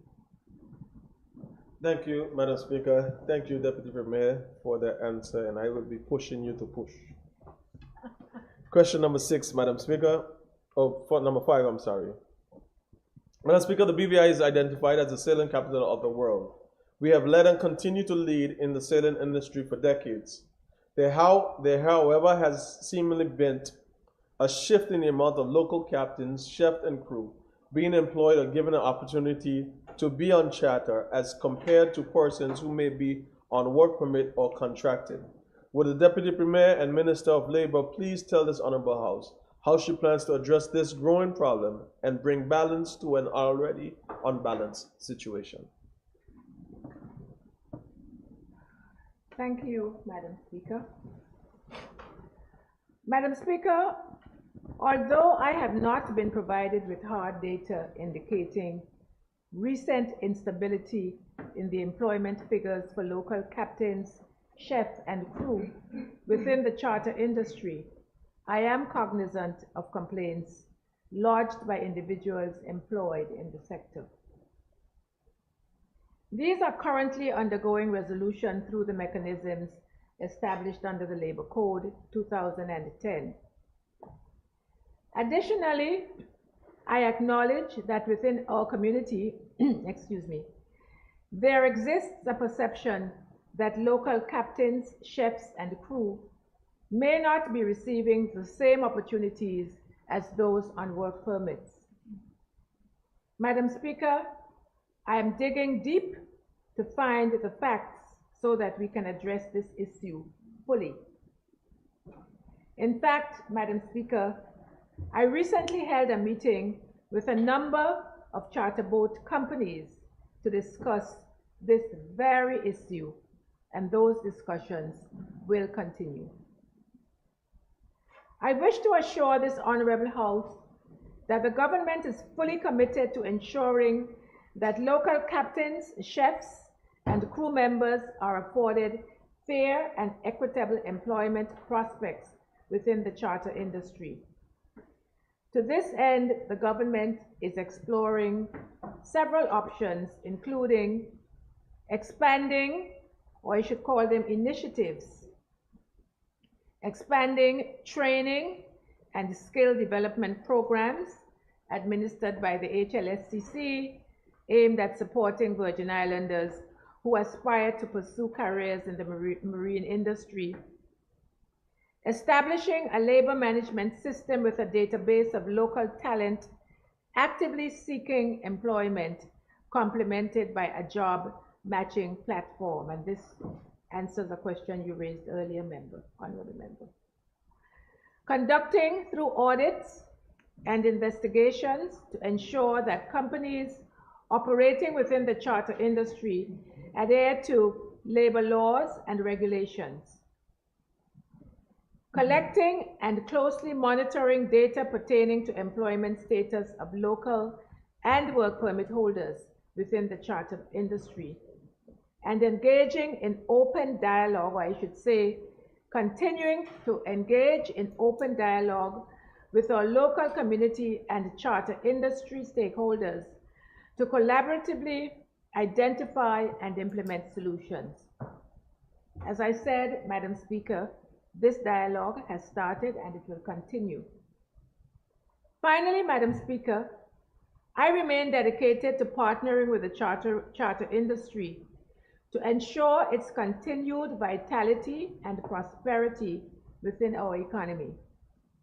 However, I will not hesitate to take decisive action against any charter company found to be engaging in discriminatory practices against local captains, chefs, and crew members. Thank you, Madam Speaker. Thank you, Madam Speaker. Thank you, Deputy Premier, for that response. And now I have you pushing and digging deeper. So we move to question number 6. Madam Speaker, could the Honorable Deputy Premier please tell this Honorable House the status of the Labor Tribunal? A, who is the chair of the tribunal and when were they appointed?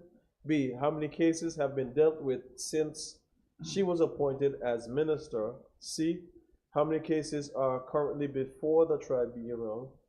D, is there adequate staff for the tribunal to function in accordance with the Virgin Islands Labor Code of 2020?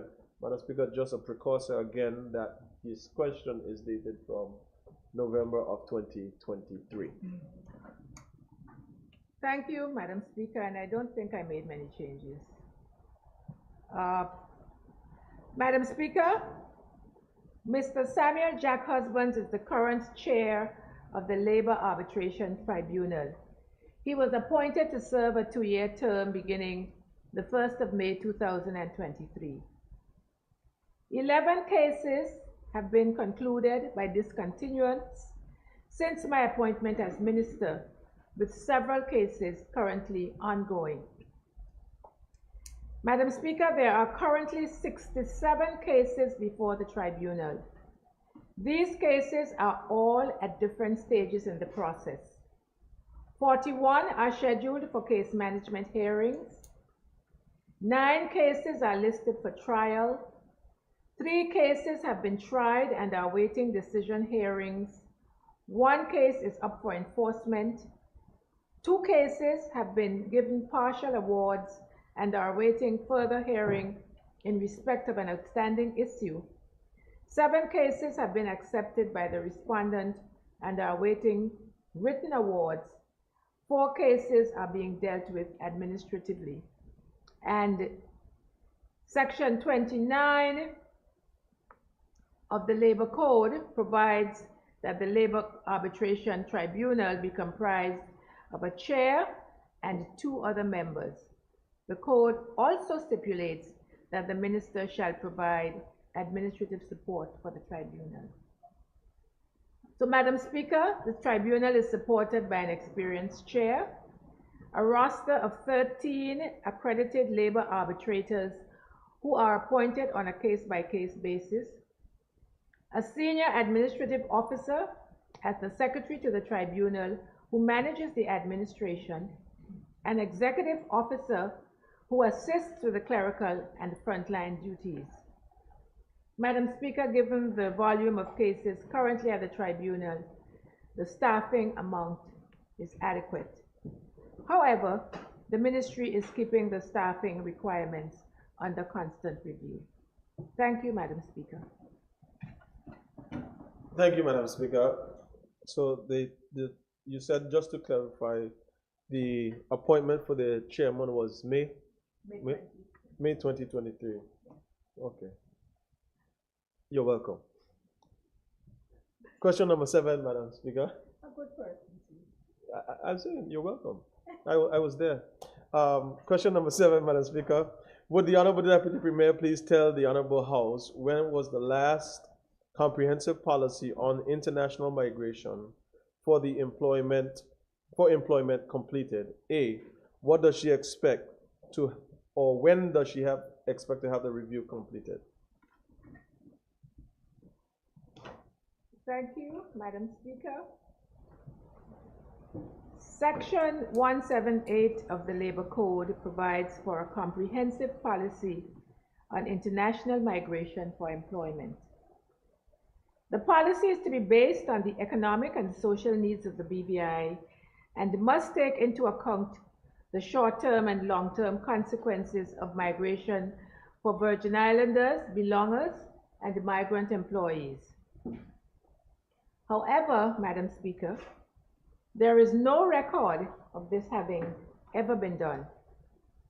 As my honorable colleague was my predecessor in office as Minister responsible for Labor, he might be able to shed some light on any steps that were taken in this regard under his leadership.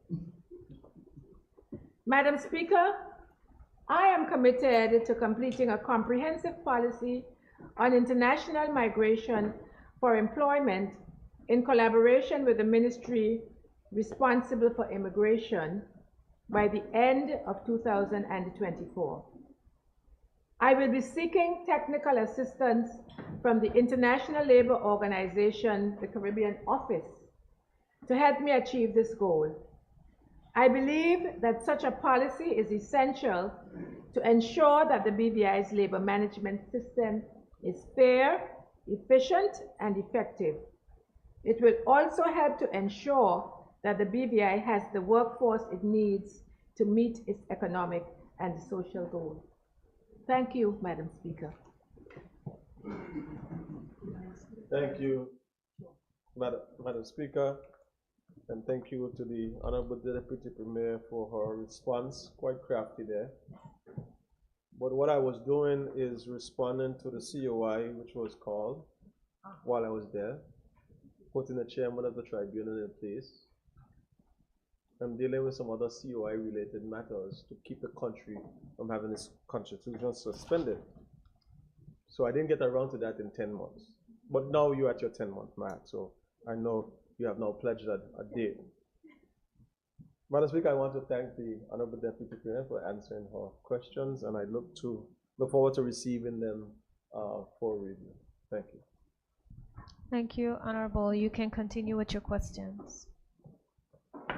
Thank you, Madam Speaker. Madam Speaker, I now move to the Minister for Communication and Works. Question number 1. Madam Speaker, could the Honorable Minister for Communication and Works please state for this Honorable House the amount of funding that he is requesting, again this is pre-budget, requesting in the upcoming 2024 budget cycle to address the issues regarding persons not being able to get a regular supply of potable water in the areas of Chalwell, Great Mountain, Bruce Bay, Mayors, Luck Hill, New Bush, King Garden Bay, Mayaba, Mount Healthy, and the island of Jos Van Dyke. Thank you. Thank you, Madam Chair. Madam Chair, Madam Speaker, I too, like the Premier, want to acknowledge those that we lost in that accident earlier, and we pray for comfort for the families. Madam Speaker, as I've reiterated earlier, and Madam Speaker had answered this question, I'm the same way in terms of being intentional, in terms of us being able to repair our water infrastructure within our territory, which includes all the areas listed: Chalwell, Great Mountain, Bruce Bay, Myers, Lock Hill, New Bush, Cane Gap, Mount Healthy, and Just Van Dyke. Madam Speaker, funding for the entire territory was requested in the 2024 budget cycle to a tune of $20 million. Madam Speaker, the amount requested was intended for all districts, the entire territory, and while we are aware that various needs in the areas mentioned in the second district and also other districts with similar pressing needs, it is unlikely that we'll be able to address all the needs within the 2024 budget, as only $100,000 was approved for the water infrastructure network and $100,000 for the repairs to the reservoir. So, Madam Speaker, I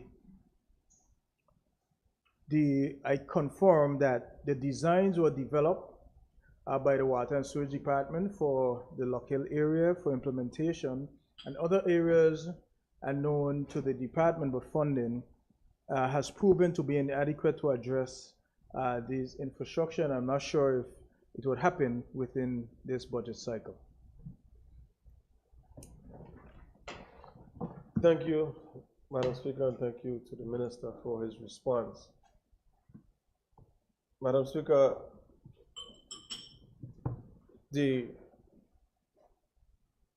I had a meeting last night, a constituency meeting, which I was joined by the Honorable Leader of the Opposition and the Honorable Deputy Speaker.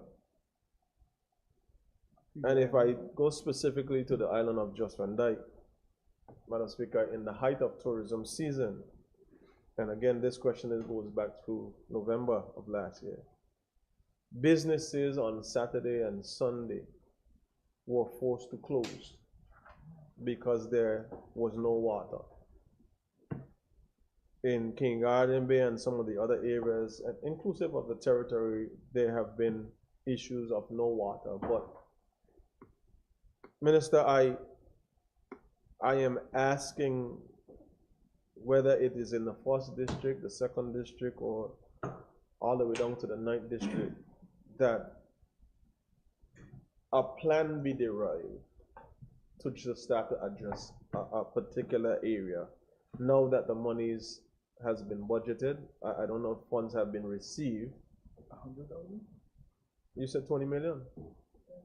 That's what you asked for. How much did you get? I said 100,000. You got $100,000.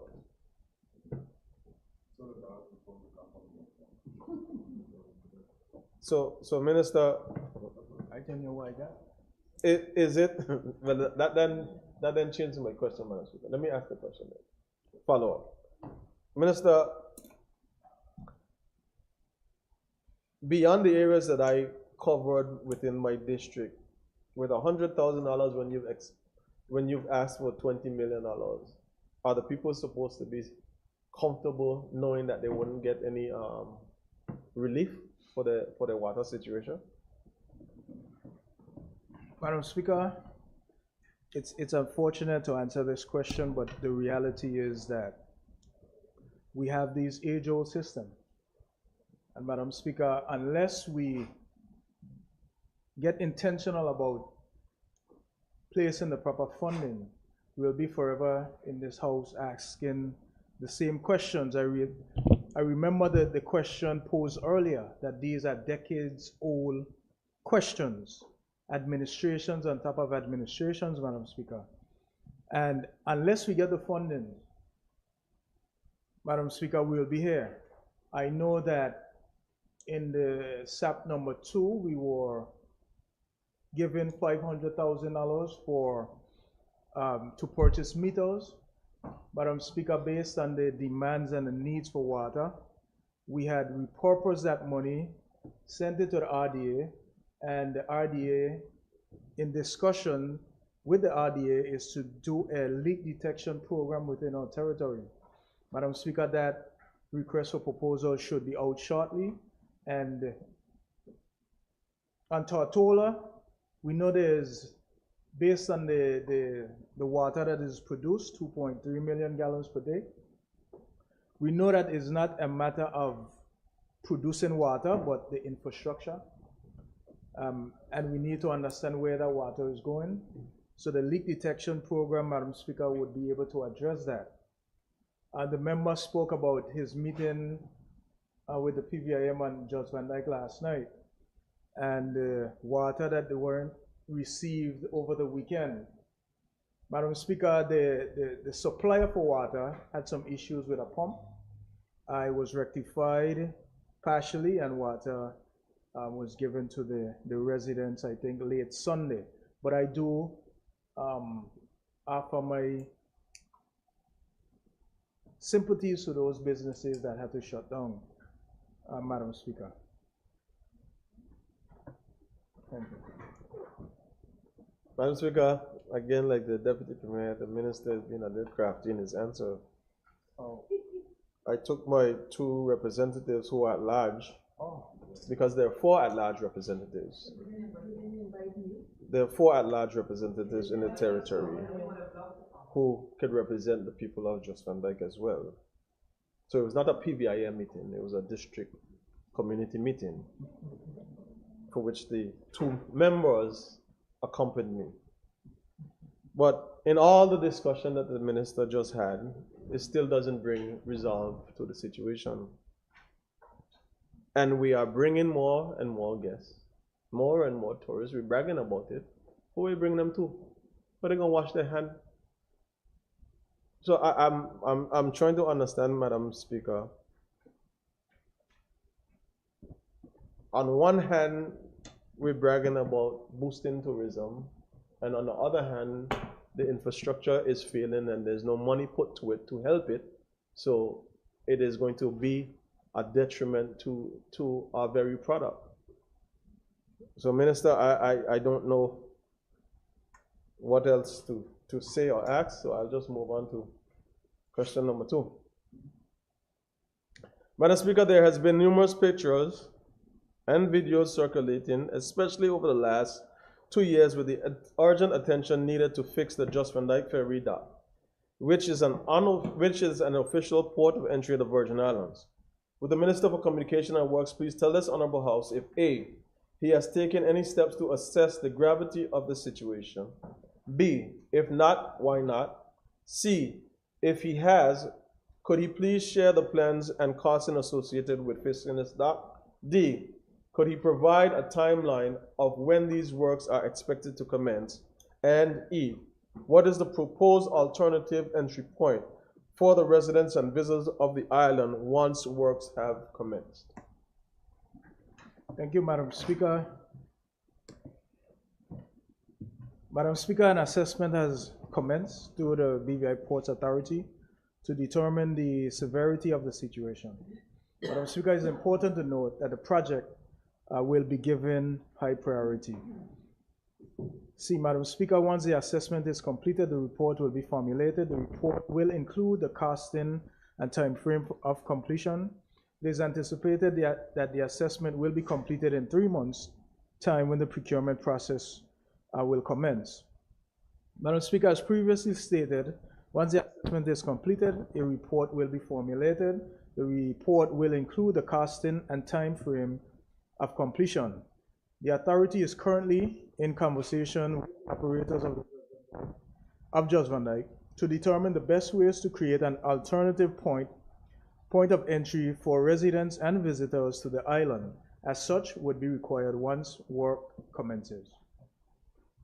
Thank you, Madam Speaker. Madam Speaker, could the Minister please tell this Honorable House when was the assessment commenced? Madam Speaker, I would ask the member to give me a little time to give him the accurate date, because we're in this Honorable House and I don't want to state the wrong date.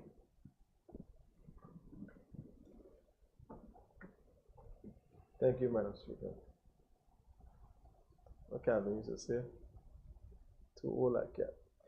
Question number 3, Madam Speaker. On the occasion of the last sitting where questions were posed to the Honorable Minister for Communications and Works by myself, the Minister stated that the residents of the second district, specifically in the areas of Great Mountain to Enos Adams Primary, Bruce Bay and Mount Healthy, Just Van Dyke and King Artemis should see roads completed after the new asphalt plant had been committed by Public Works. Madam Speaker, it has been over a month now, and now 2 months over that month. So it's been 3 months. Now, would the Honorable Minister please give this Honorable House and the people of my community a timeline of when they should see works completed on those roads mentioned above? Thank you, Madam Speaker. And as the member spoke about the timelines after the plant was commissioned, Madam Speaker, we went through Tropical Storm Felipe, where we did more focus on cleanup efforts. Madam Speaker, thereafter, we came into the Christmas break. But Madam Speaker, despite that, some asphalt works were completed over the Christmas holidays. But some asphalt paving is planned for next week in Kingarten Bay. Madam Speaker, the area Great Mountain to Enos Adams Primary School will be addressed in the coming weeks once they collaborate with the Water and Sewage Department, as that is usually the reason why that road is in such a state. So, Madam Speaker, I will give this Honorable House an update on when the exact timeline for that will be. Thank you, Madam Speaker. Madam Speaker, I'm hoping to receive all the information that the Minister shared in his answer, in his written answer to me. But, Madam Speaker, I don't want to belabor the point, Minister, but I think you know and you have driven those roads, and now the taxi buses that come and go to the hill areas, as well as residents, the roads going to those areas, specifically Mount Healthy up to Enos Adams, are in dire need of repair. Question number 4, Madam Speaker, King Adame as well. Madam Speaker, could the Honorable Minister for Communication and Works please tell this Honorable House when he intends to provide the incredible team of 2 persons, Mr. Graham and Mr. Shinnery of the Water and Sewage Department of Public Works and Just Van Dyke, with a permanent and suitable environment to work from, since both buildings were completely destroyed since the hurricanes of 2017, some 6 years ago, who have shown unwavering resilience and dedication to their jobs through these challenging times. Thank you, Madam Speaker. I too acknowledge the great work that the team have been doing on Just Van Dyke, Madam Speaker, and I'm very much aware of the accommodations or lack thereof for the teams at Water and Sewage and Public Works in Just Van Dyke. Madam Speaker, the designs and estimates to construct and upgrade the existing accommodations damaged in 2017 were submitted but needs to be updated. Madam Speaker, $500,000 is approved in the 2024 budget for Water and Sewage building, and $650,000 is approved for Public Works Department buildings. Madam Speaker, let me say that again.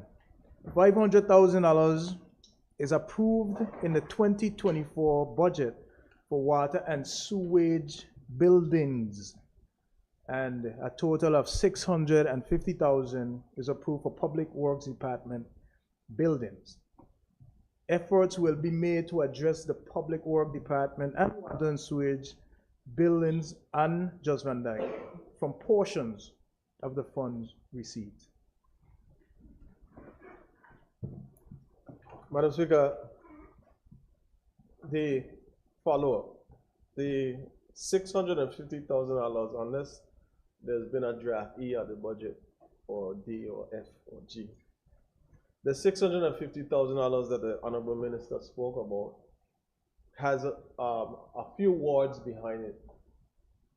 And that $650,000 state Bargos Bay, which means it is not for buildings, it is specifically for Bargos Bay. And the $500,000 is just for water and sewage total. But in standing finance, Madam Speaker, when asked to both the directors of Public Works and Water and Sewage, what is the plan to rebuild these buildings, it was told that there was going to be a joint building shared between both entities. So I'm confused, Minister. What is the plan, and how much money now is going to take to build this joint building? Because just when we work together. Thank you, Madam Speaker. I think the member reiterated what I said. I don't think he should be confused. We went through the process in standing finance. The notes may have said just one entity, but that should be addressed. That it's probably just an oversight in terms of what the budget note said. But Madam Speaker, we discussed at length that once the designs and the pricings are completed, we would be able to address the repairs for the accommodations for the buildings in question. Thank you, Madam Speaker. Minister, you remember the video that we did together at both buildings in 2020, January? I just want to, it's January again, 2024, going into February. So I'm hoping that works could be done expeditiously. Question number 5, Madam Speaker, because I saw you bragging about the unwavering dedication from the team in Virgin Gorda, so I just want to ensure that Just Connect receives the same. Madam Speaker, would the Honorable Minister for Communication and Works please tell this Honorable House when he intends to have street lights installed on the Ridge Road that leads from Chalwell Estate to Stout Lookout? Thank you, Madam Speaker. Madam Speaker, I wish to advise this Honorable House that a quotation for the installation of streetlights in the area of the Ridge Road leading to Chalwell Estate to Stout Lookout has been requested and received from the BVI Electricity Corporation. An amount of $72,000 was quoted to install the streetlights in the area in question. Madam Speaker, an amount of $102,000 was approved in the 2024 budget for the installation of streetlights territory-wide. The ministry has engaged the BVIEC Corporation, and plans are in assessing this and other projects as we move forward.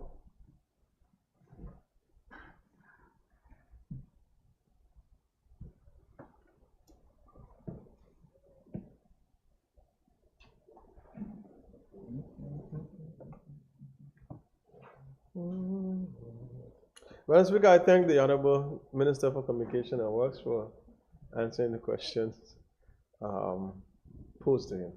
If I may, I move on to the Minister of Health. I'm not pleased at all, Minister. The people in darkness. Please proceed, Thank you, Honorable. Madam Speaker. Madam Speaker, would the Honorable Minister for Health and Social Development please provide this Honorable House with a detailed and comprehensive list of staffing positions necessary to make the BVI HSA or BVI Health Services Authority function at full capacity? A, how many posts of doctors are unfilled? B, how many posts on nurses are unfilled? Thank you, Madam Speaker, and I thank the member for his question.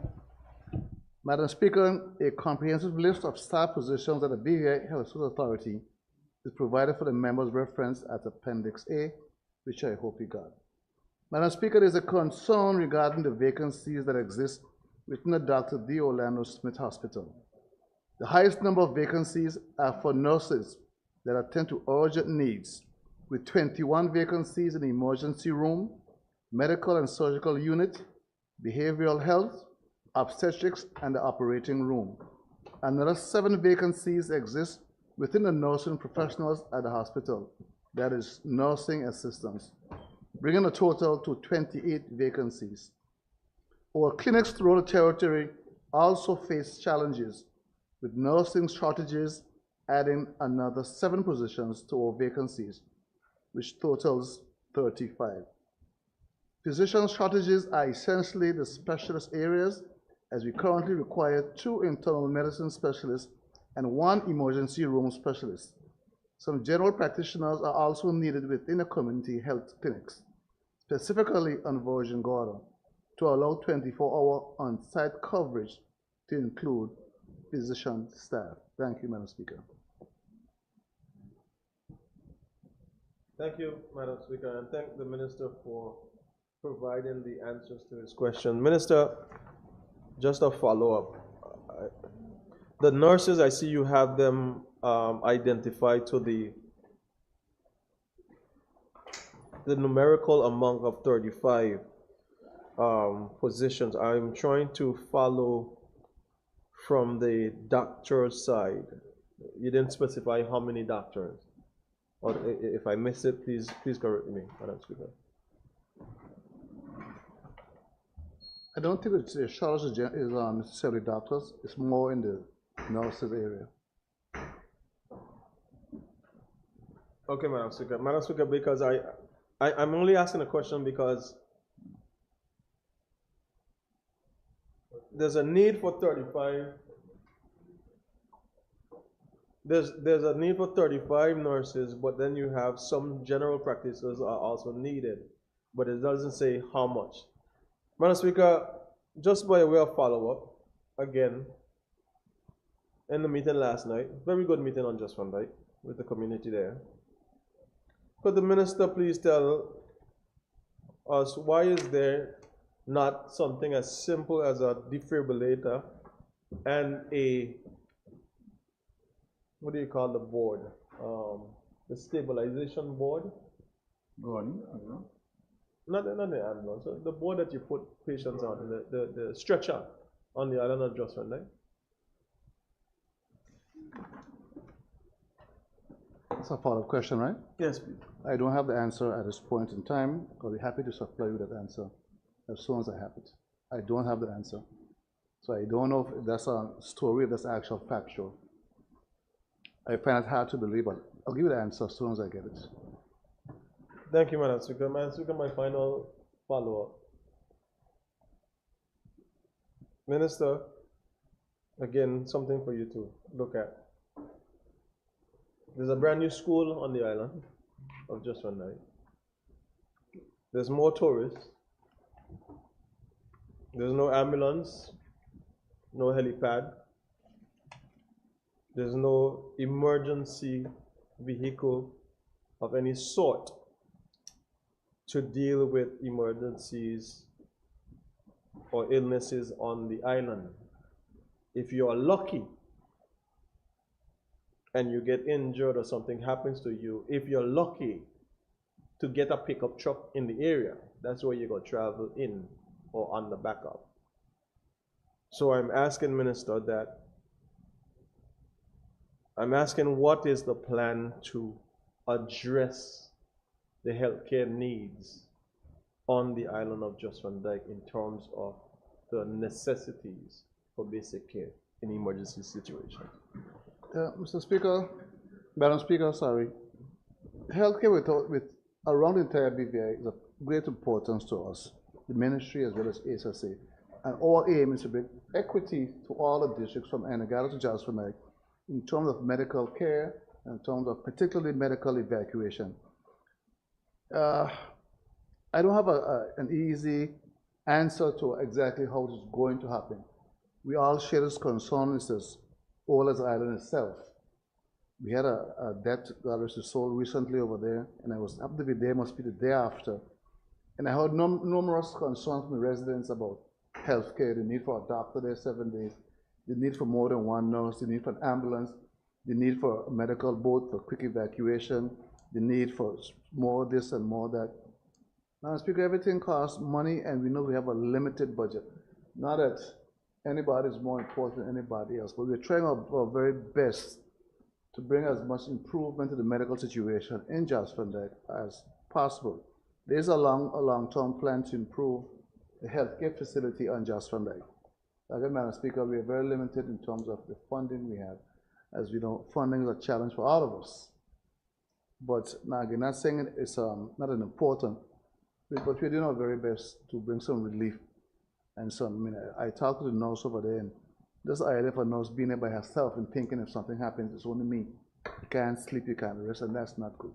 So we're trying our best, given the various challenges of recruitment and retention. We did order a second ambulance. It should be here this Sunday. Hopefully, we want on the way for Jasper also. We know we have to make these improvements. Yes, we have ordered two. One's already here and one is on its way. Where's the one coming? The last one should be here on Sunday. So we are getting there. So just the patients. It's been a long time hearing this cry from the Sister Island residents, but we're trying our best to bring as much relief as we can to our Sister Islands. Thank you, Madam Speaker. Thank you, Madam Speaker. Question number 2. Thank you, Minister, for that answer and that reply. Madam Speaker, could the Honorable Minister for Health and Social Development please tell this Honorable House, again, dated question for November, if the brigade of Cuban doctors and nurses are still serving at the BVI HSA? A, if not, when did they leave? And C, has their positions been filled by new doctors and or nurses? Madam Speaker, I hear you call it C, but I don't see a C on my question. Oh, it's a B. It's a typo. That's what I thought. Madam Speaker, the contract that engaged the Cuban Brigade ended on 31st October 2023. A new contract for an internal medicine specialist, an orthopedic specialist, and 6 nurses is currently being negotiated.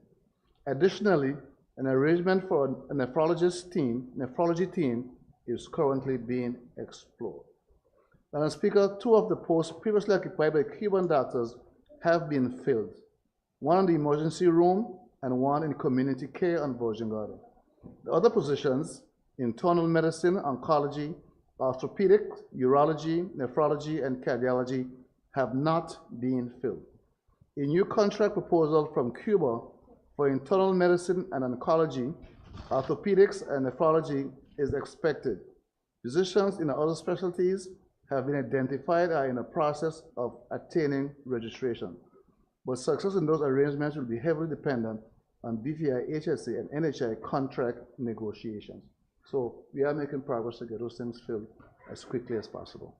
Thank you, Madam Speaker. Thank you, Minister, and thank you, Madam Speaker. Minister, you were keen to notice that there wasn't a B. There wasn't a C, there was a B. But 2 out of 8 doctors replaces a F. Madam Speaker, this is, and I'm drawing a question, Madam Speaker, coming from the information received from Standard Finance. While the HSA, I believe, and Dr. D. Orlando Smith Hospital had received now its accreditation again, while we are improving health care, could the minister please help us understand what is the approach to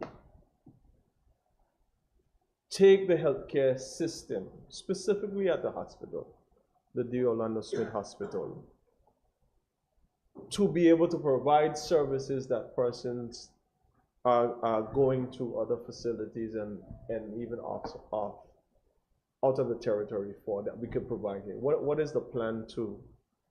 Because I know that there was a commendation given to the Cuban doctors that they helped to bridge a lot of gaps. What is the plan now to get doctors and nurses to take the healthcare services at the hospital to the next level? Speaker, like I said earlier, and I think it's also in the next question, recruiting doctors and nurses is a challenge because there's a global shortage.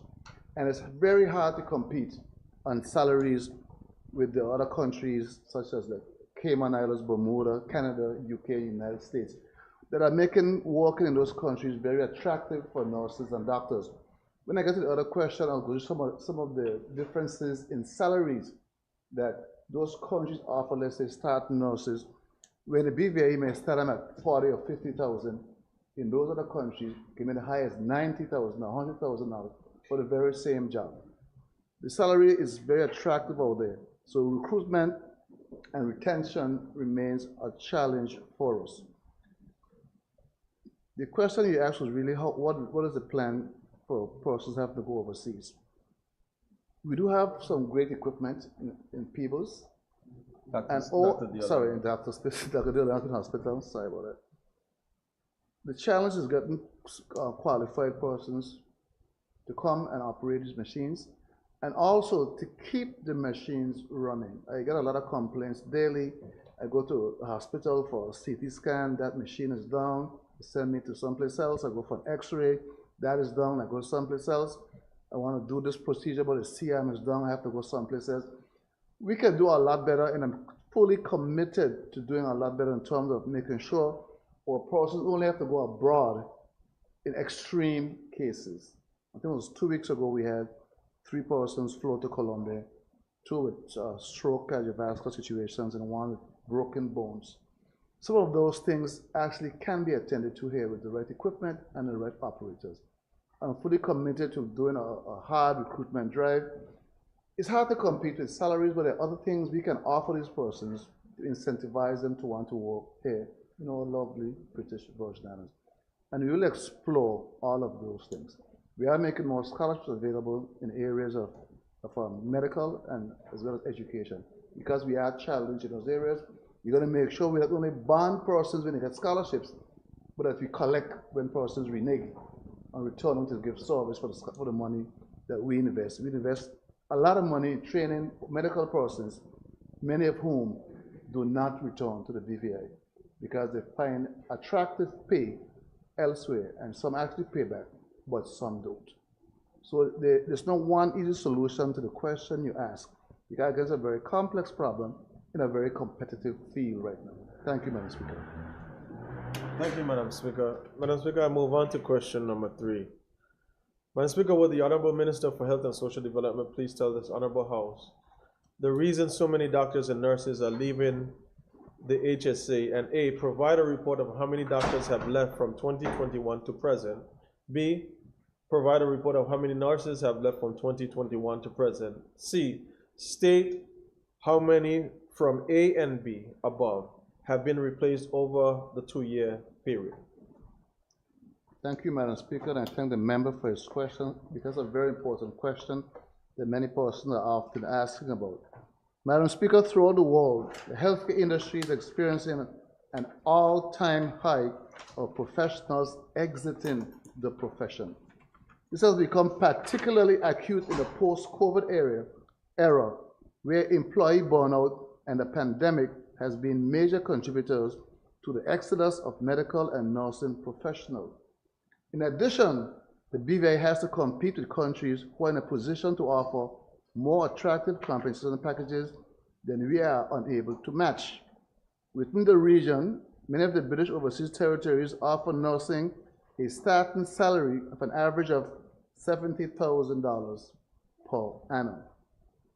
Internationally, the US, UK, and New Zealand are the main competitors, offering salaries higher than previously mentioned, with sign-on bonuses up to $10,000 or more as part of their compensation package, and the ability for some to acquire citizenship on a fast-track basis.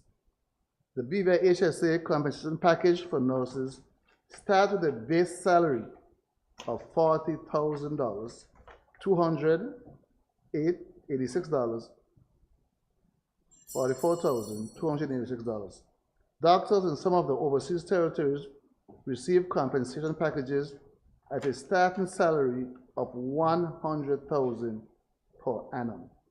The BVI HSA has lost many of their staff members to these regions and will endeavor to adjust their strategies and salary levels to increase the rate of retention, given the cost of living increases within the territory and throughout the world. Another reason some nurses leave the BVI is due to familial dynamics, which occur on account of families relocating and separating for better opportunities overseas. While this list is not exhaustive, these are the current themes identified in exit interviews with staff. Madam Speaker, as it pertains to medical staff joining or leaving the authority since 2001, the following applies. In 2021, 2 doctors and 7 nurses left. That year, we hired 2 doctors and 7 nurses. In 2022, 3 doctors and 12 nurses left. That year, we hired 3 doctors and 9 nurses.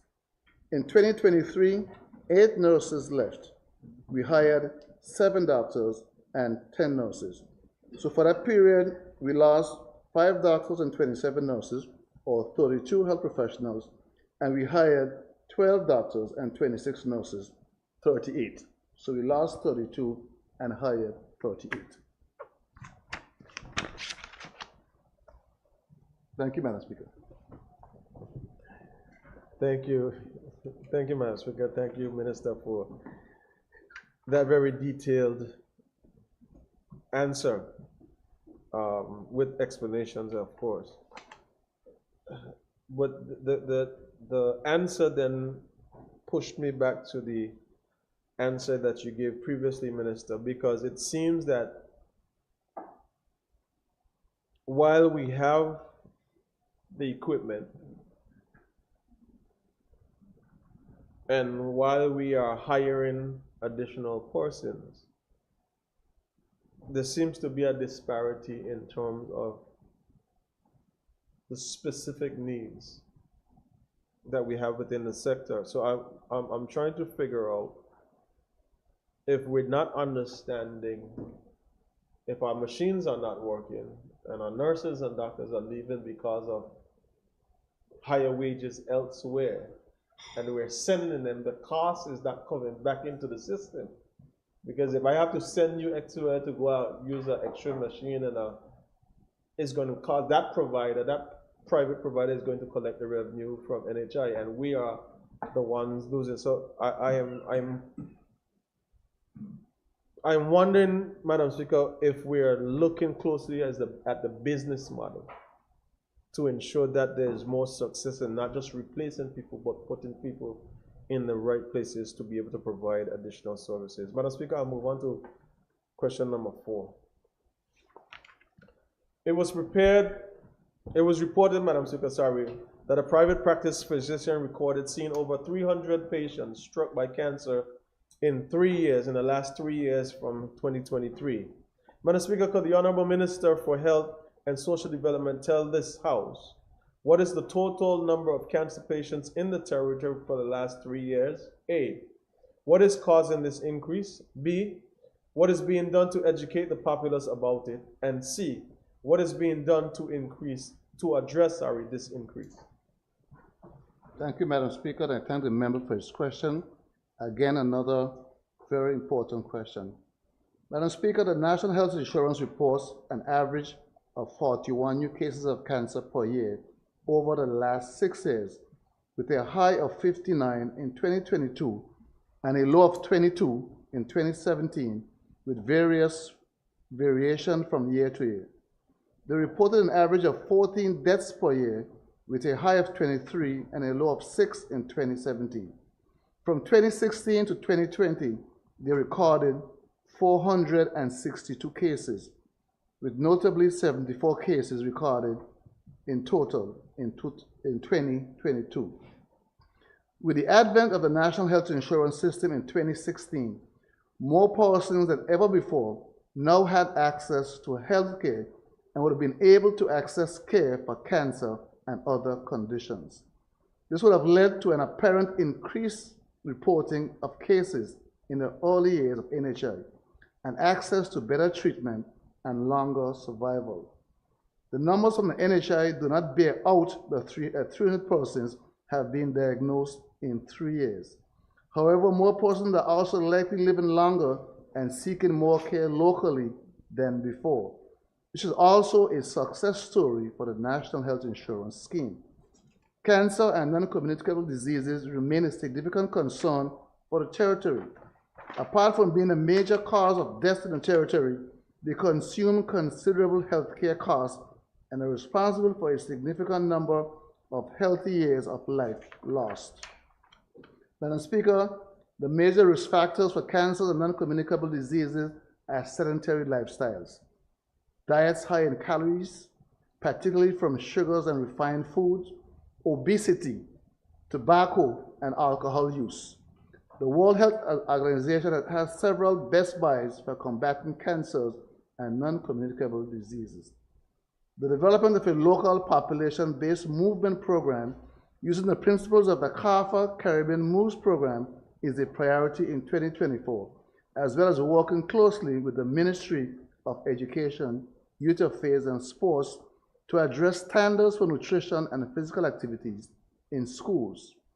The Ministry of Health and Social Development is working to complete national nutritional guidelines to provide appropriate guidance to the population on healthy diets.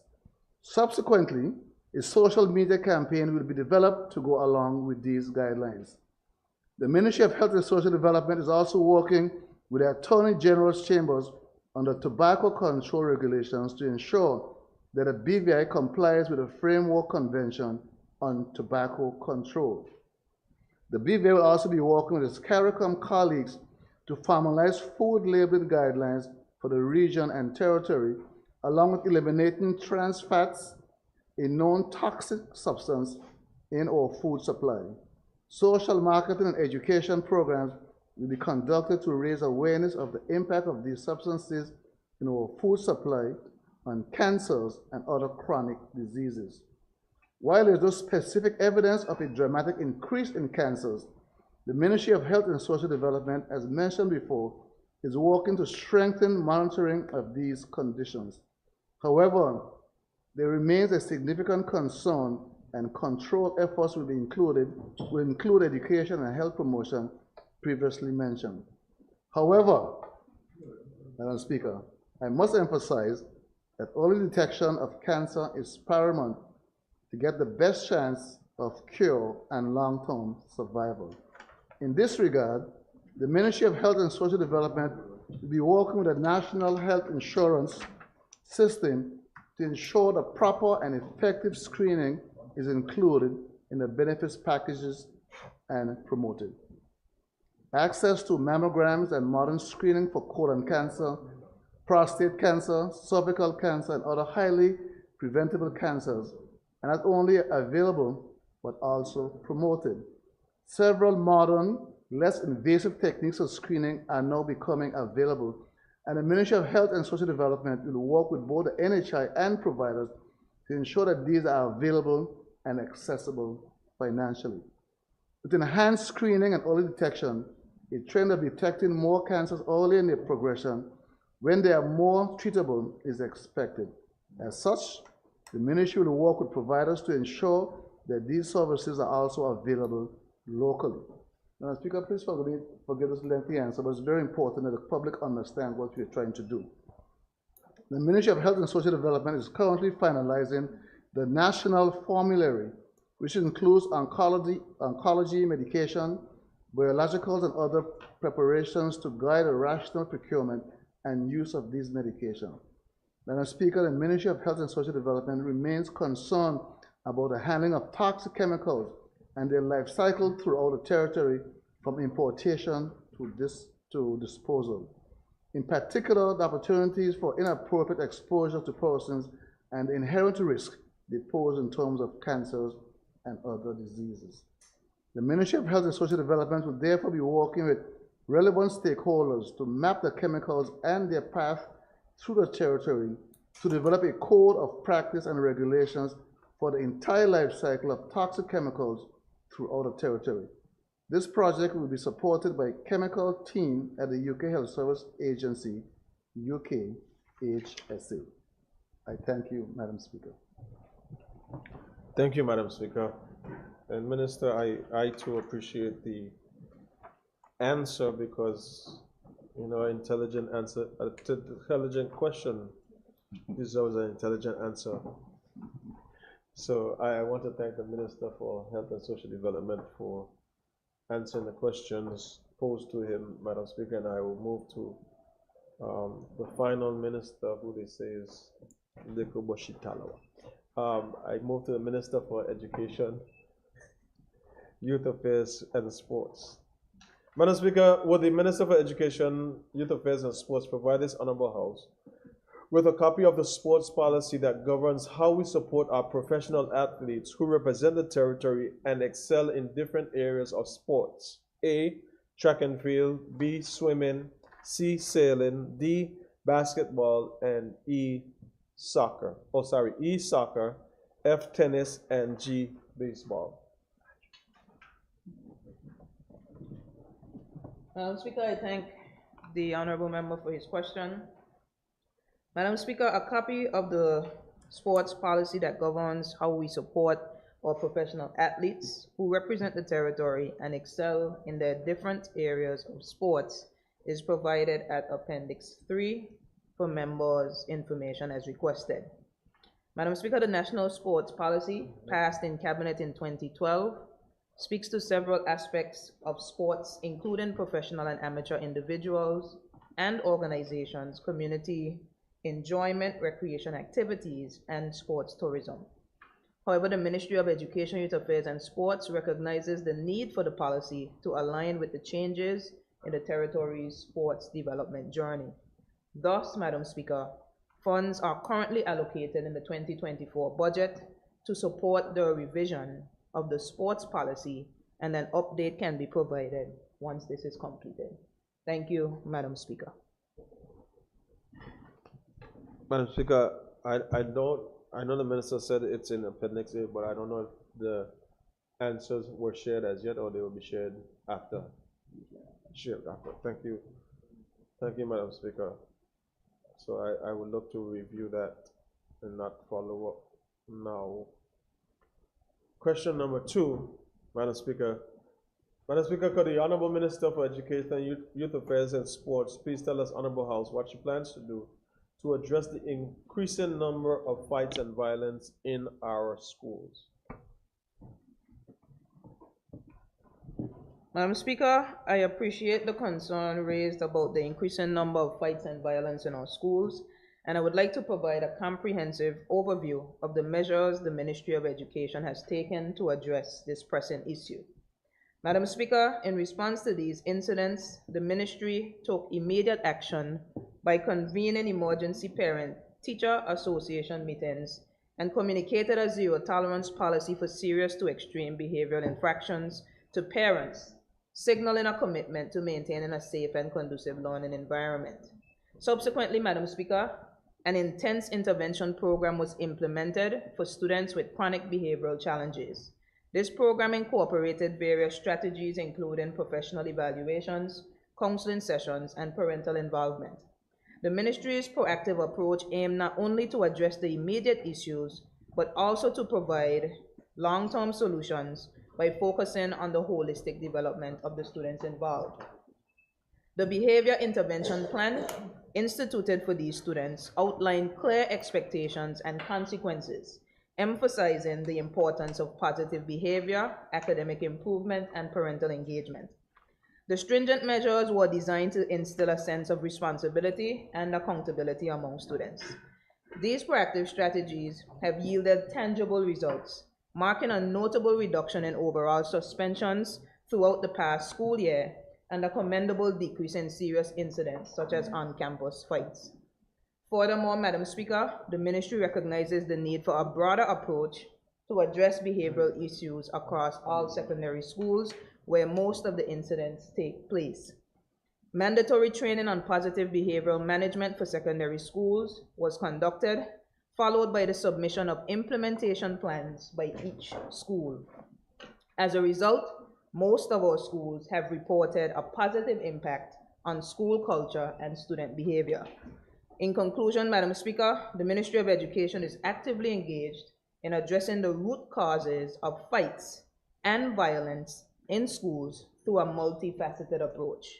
The combination of targeted interventions, training initiatives, and ongoing support demonstrates our commitment to creating a positive and safe learning environment for all students across the territory. However, Madam Speaker, we must not lose sight of the fact that our schools are a microcosm of the society as a whole, and so it still takes a village. Thus, Madam Speaker, all hands must be on deck to support and assist in bringing about the change we want to see in our schools. Thank you, Madam Speaker.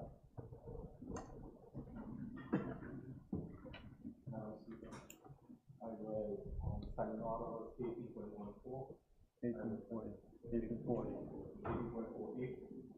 1840, sorry. I would like to ask a supplementary question, please.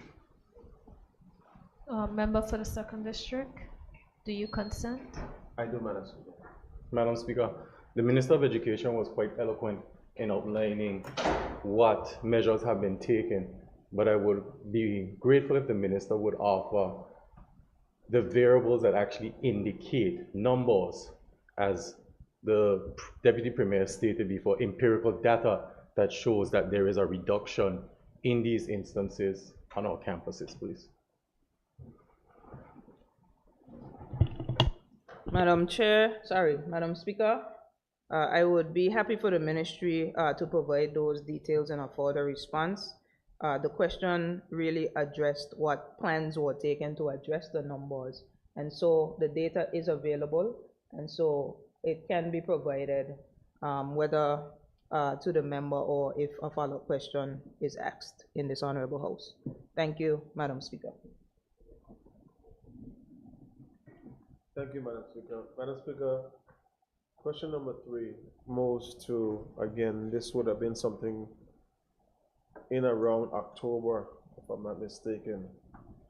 The report a few weeks ago regarding someone entering the campus with a firearm and causing mayhem at the Elmo Stout High School is something that none of us would ever want to happen again in the future. Madam Speaker, would the Honorable Minister for Education and Culture please tell us, Honorable House, what measures have been put in place to ensure another incident like this does not occur? Madam Speaker, the Ministry of Education vehemently reiterates its unyielding commitment to the safety and security of our students and staff.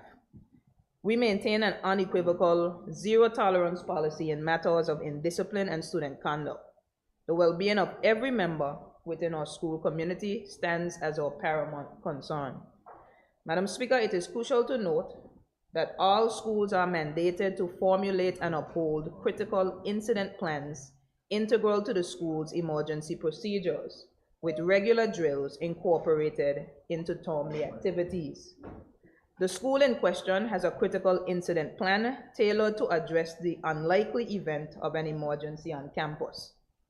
Following the incident on October 9, 2023, underscoring our proactive approach to ensuring the safety of all stakeholders within our educational institutions, the ministry has urged all schools to prioritize emergency drills of all kinds to ensure preparedness when necessary.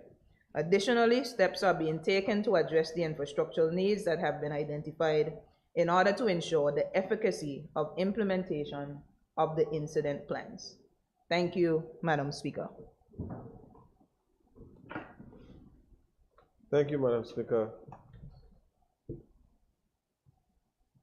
To the Minister for that answer,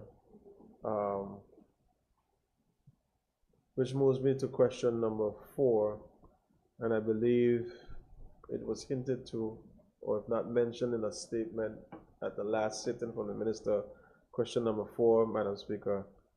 Could the Honorable Minister for Education, Youth Affairs and Sports please explain to this Honorable House the protocol for evacuation of students in a situation like in number 3 above? Madam Speaker, in response to the question posed, I would like to provide the following insights. The Elmo Stout High School's evacuation plan, as outlined in their student and parent handbook for the unlikely occurrence of a shooter on campus situation, is designed with the following key protocols. Madam Speaker, in the event of a potential threat, Elmore Stout High School has established lockdown procedures that involve securing classrooms and designated safe spaces.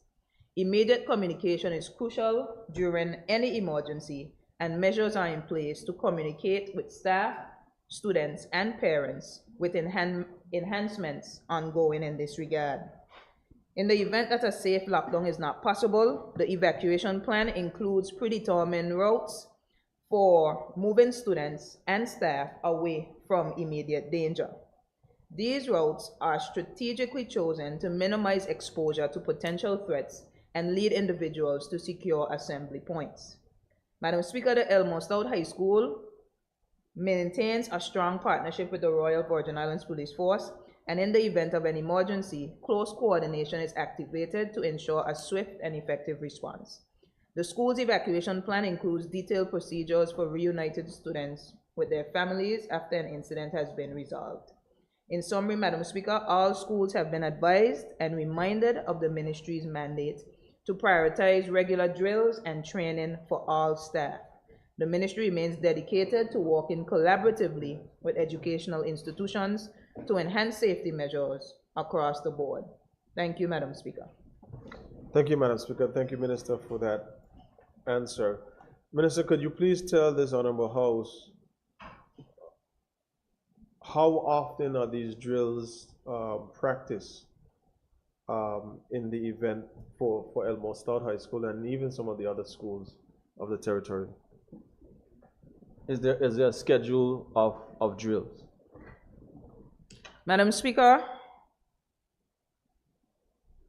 while the ministry has expressed our mandate to ensure that these drills are prioritized, we have spoken to the administrators of these institutions to ensure that they understand the urgency of these drills, and we have sought through the Ministry of Education to ensure that this is facilitated.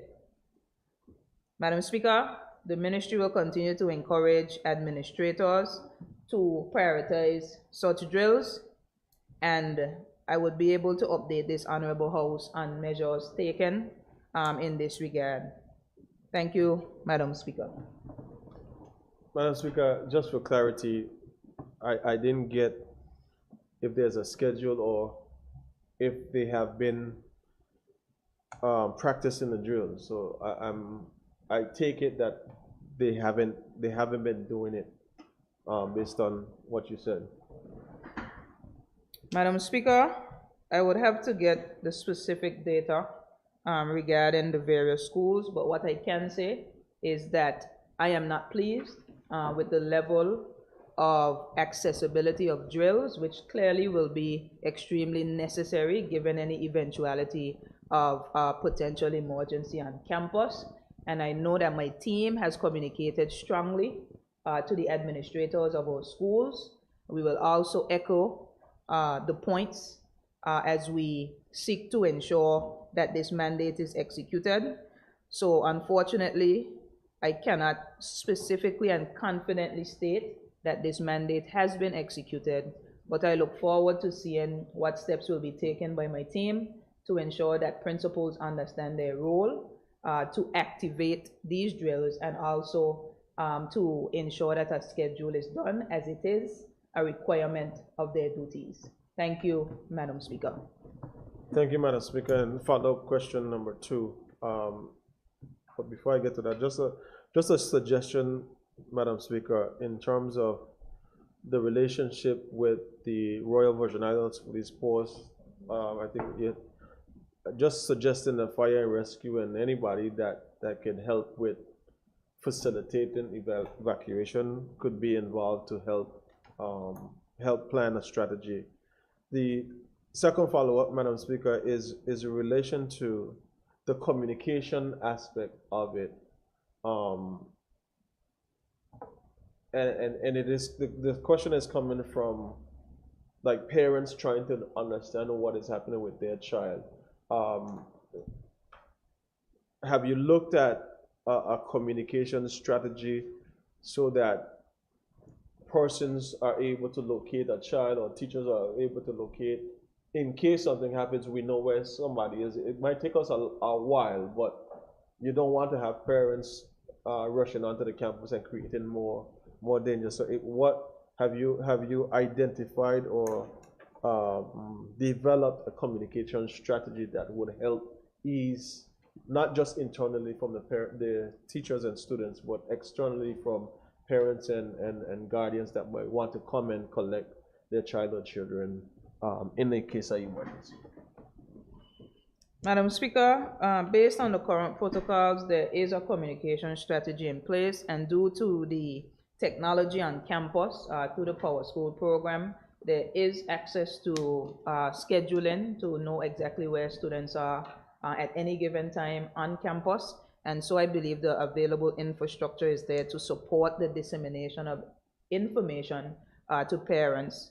And we will seek to continue to take strides to ensure even more efficacy in communication to parents, as we know that this is, in the case of such emergencies, it is a very difficult time, and immediate and effective communication would be necessary for parents. So we will seek to continue to build on that, but the mechanisms are in place. It really is about execution, and hence that is why drills and scheduling of such is very important, so that persons are prepared and know exactly what to do given such an occurrence. Thank you, Madam Speaker.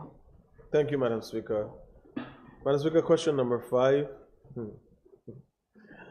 I smile at this one. Would the Minister of Education and Culture, Education, Youth Affairs and Sports please tell this Honorable House when the students of Just Van Dyke Primary School are expected to occupy the new campus? A, how many rooms are in the school? B, will all rooms be fully functional and furnished by then? And C, if not, why not? Madam Speaker, the Ministry of Education is pleased to report that the Just Van Dyke Primary School students and teachers began to occupy the newly constructed school building on 8 January 2024.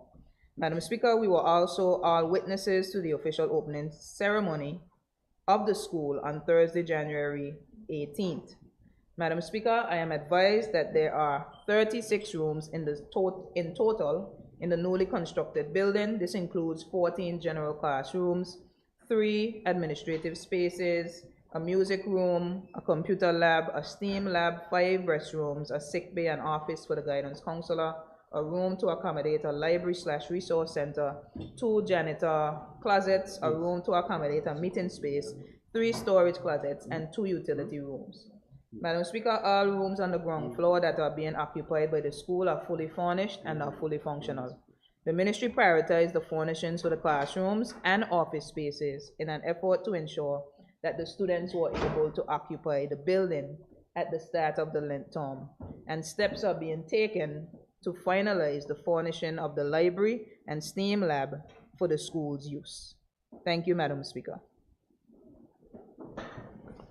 Madam Speaker, I thank the Minister for the answer to that question, and I was there at the opening of the school, and I was happy, and it went through 3 premiers, 3 ministers of education, and 1 consistent and persistent district representative. So I'm happy that the school is open. Question number 6, Madam Speaker. Madam Speaker, could the Honorable Minister for Education, Youth Affairs and Sports tell this Honorable House if all the rooms at the new Just Van Dyke Primary School are air-conditioned, and if not, could she please state which rooms are and which rooms are not? Madam Speaker, not all rooms at the new Just Van Dyke Primary School are air-conditioned. The RDA advised that the approved design allows for natural air ventilation in most rooms. The general classrooms were outfitted with louvered windows and 2 industrial ceiling fans in each room. Madam Speaker, the ministry had several site visits with the RDA where concerns about adequate ventilation were raised, as it was observed that some of the classrooms next to the hillside had insufficient ventilation. The ministry has since requested of the RDA that air-conditioned units be provided to those classrooms as a matter of priority. The RDA has advised that estimates have been secured and this will be addressed as a matter of urgency. Madam Speaker, the rooms currently with air condition include Principal's office, staff room, guidance counselor's office, one classroom on the ground floor, music room, resource center / library, sick bay, general office, computer lab.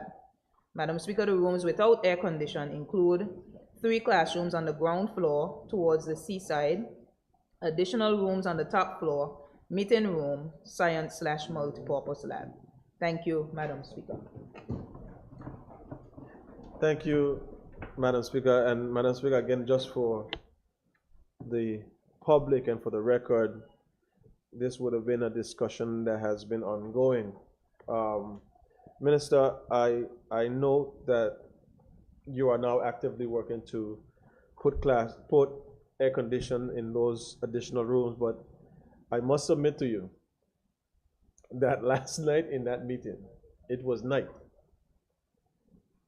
Even in the hall space, with the ventilation that is up to the top, it becomes hot. So I could only imagine what is going to happen during the warmer and hotter months of the year, so especially in the hall space and the other classrooms. So I'm happy that you and the team at the ministry and the RD have now moved towards providing AC for the rooms of the school. It is indeed a well-built school, a modern school with its technology which we were able to utilize, and I am grateful to the Premier, as I said in my remarks at the opening of the school, and the Minister and all involved for the school that is built now for future generations of the people of Just Van Dyke. Madam Speaker, I want to thank the Minister of Education and Culture for answering the questions posed to her, and I thank you. Thank you, Honorable. I now call upon the clerk.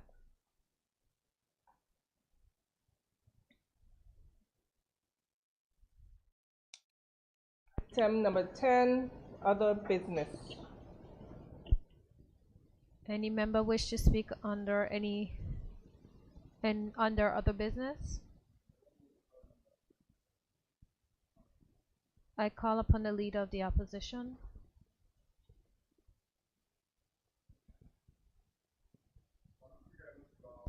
I promise. Madam Speaker, as the member for the second mentioned a few minutes ago, I attended a meeting in Just Van Dyke last night, and a matter came up.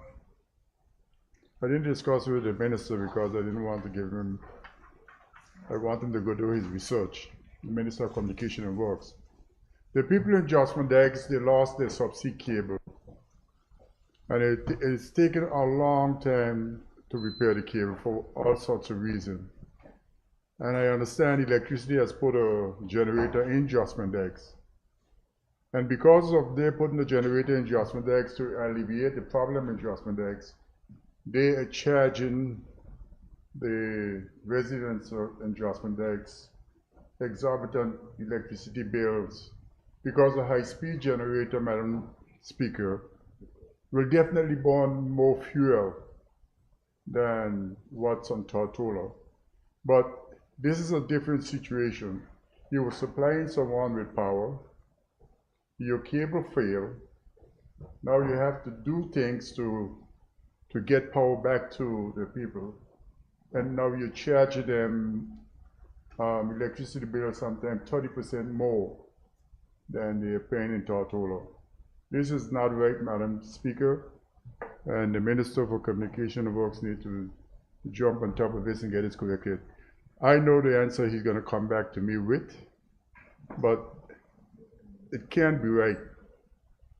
It needs to be corrected and corrected quickly. Thank you, Madam Speaker. Thank you. I call upon the Deputy Premier, Honorable Warner Smith. Thank you, Madam Speaker. I'll be very quick. I have two very quick items, but I'd like to begin by also expressing my sadness at the tragic events of a couple of hours ago and my best wishes to the family, and I pray that God will bring them comfort in this very, very sad time. This is a very difficult year all around. In fact, before I came here this morning, my sister had told me that one of her employees had passed suddenly, so it's almost daily. But to my two very quick items.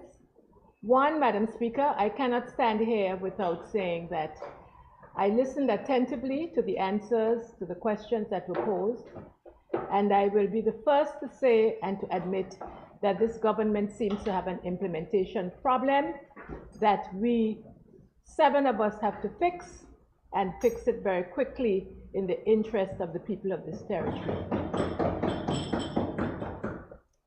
Madam Speaker, my other point, the only point I was going to raise, but I had to say that first one, is that as an elected representative as one of 13 elected representatives, I do have access to a sum of money for an office as an at-large representative.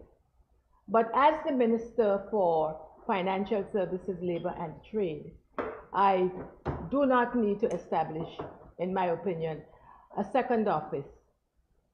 Because of my concern, my affection, my commitment, most importantly, to the sister islands. And I'm a little disappointed that I was not invited to Jos Van Dyke last evening or whenever it was, because, and as well as my colleague over here, because but I'm very committed to the sister islands, and so, Madam Speaker, I have had discussions with my colleague who has had to leave for Virgin Gorda, a sister island, and I have decided to spend some of my allocated funds for establishing an office on Anegada and later on Jos Van Dyke. I can state, Madam Speaker, now that the person that I will hire on Anegada is Miss Sylvia Faulkner, and that the office will be located in the settlement. I will very likely be sharing the office with my colleague, Honorable Vincent Wheatley, who is the representative for the 9th District. I hope to be able to make a similar announcement very soon with the permission of my colleague, Honorable Mitch Turnbull, as he's still to confirm a name and a location.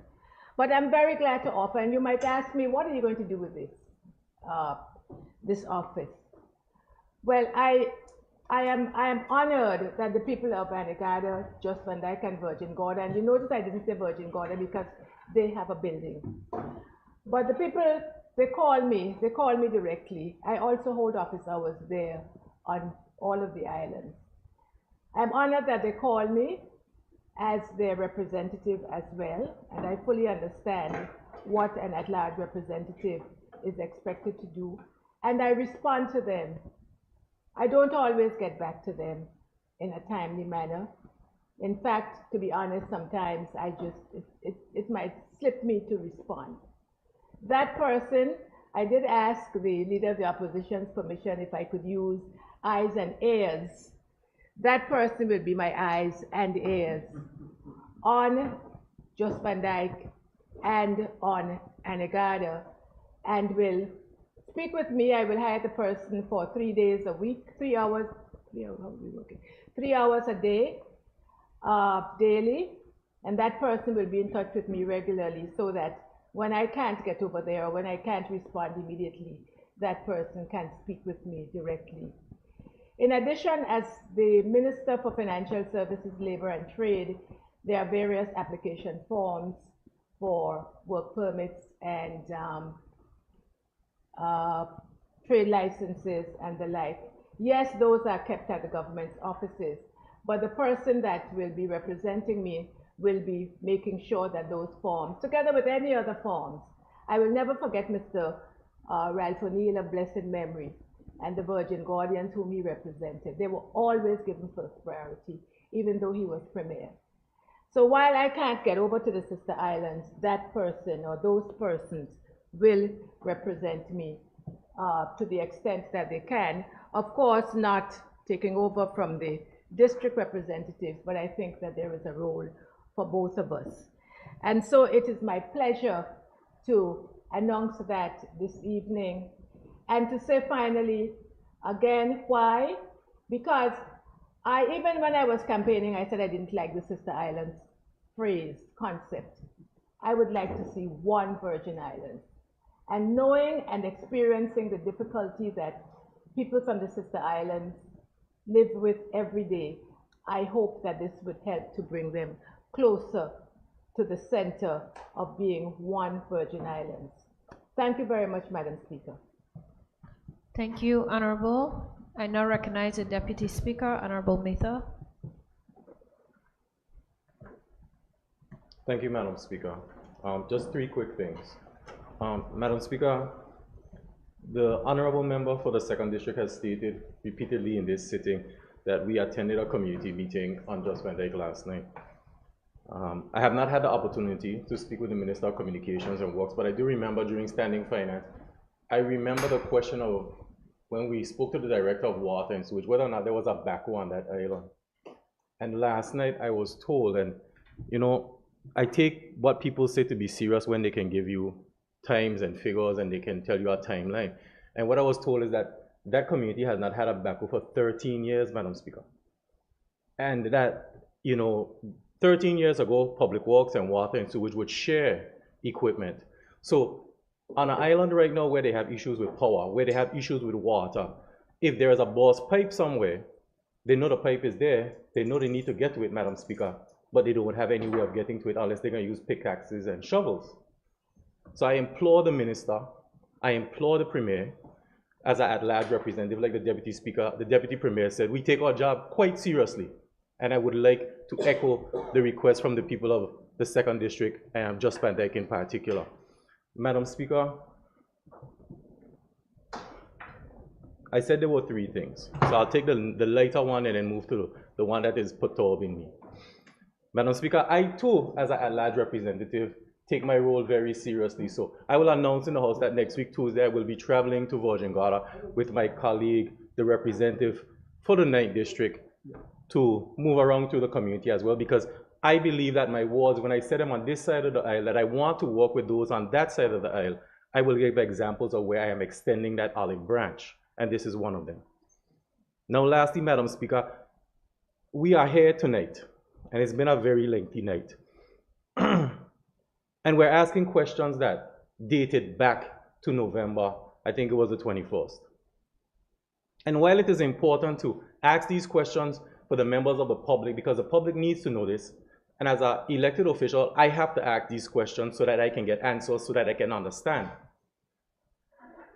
It is not with malice or willfulness that these questions are being placed.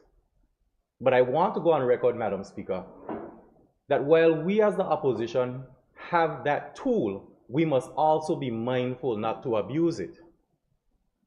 Because we can see more sittings, more regular sittings where these questions are being asked in a timely manner and are being responded to in a timely manner. But when you see one person like the Premier being bombarded with 25 questions at one sitting, Madam Speaker, how does that take us forward? So tonight, I say to my colleagues on this side of the aisle, let's be a little bit more reasonable with the number of questions that we're giving our colleagues on the other side. Thank you, Madam Speaker. We learn to tap. Thank you, Honorable. I take it there are no other members. I'll call upon the clerk.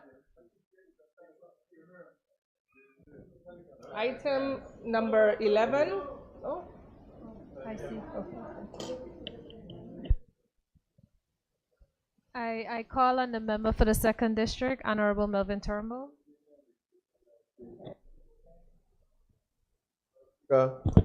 What I learned in being in this honorable house is each member in this house has a voice and the voice should be respected. And the at-large representative deputy speaker said what he had to say, and I'm gonna say what I have to say. Madam Speaker, I first want to extend condolences to the two persons again that lost their lives in the accident earlier today.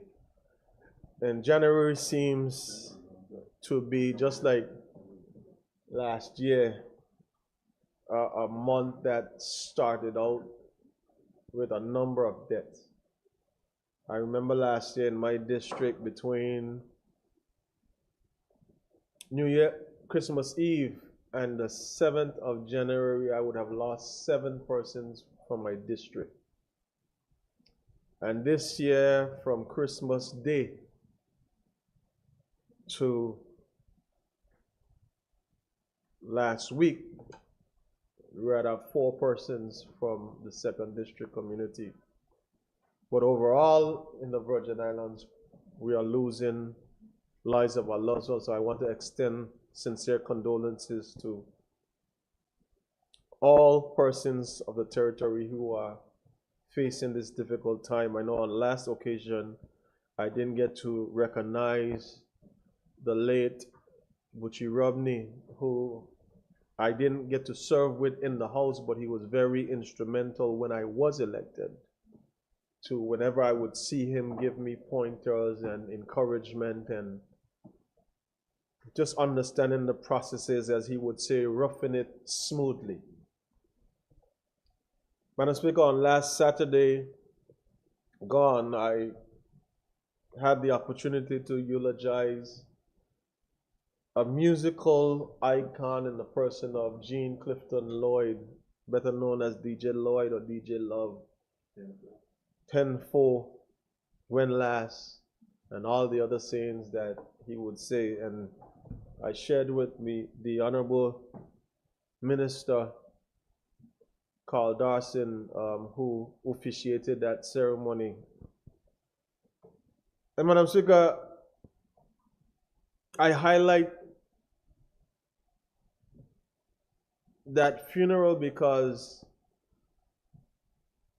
it exemplified the life that he lived in terms of a celebration.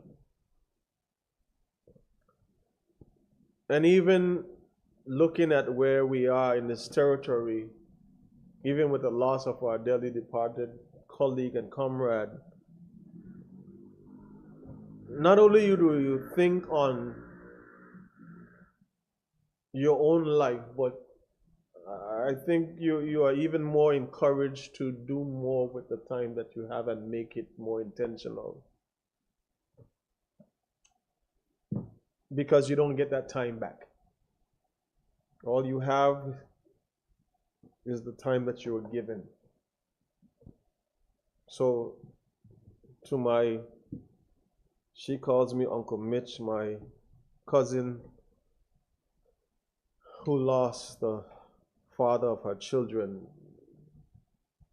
I extend my condolences to her and the families. Madam Speaker, this Virgin Islands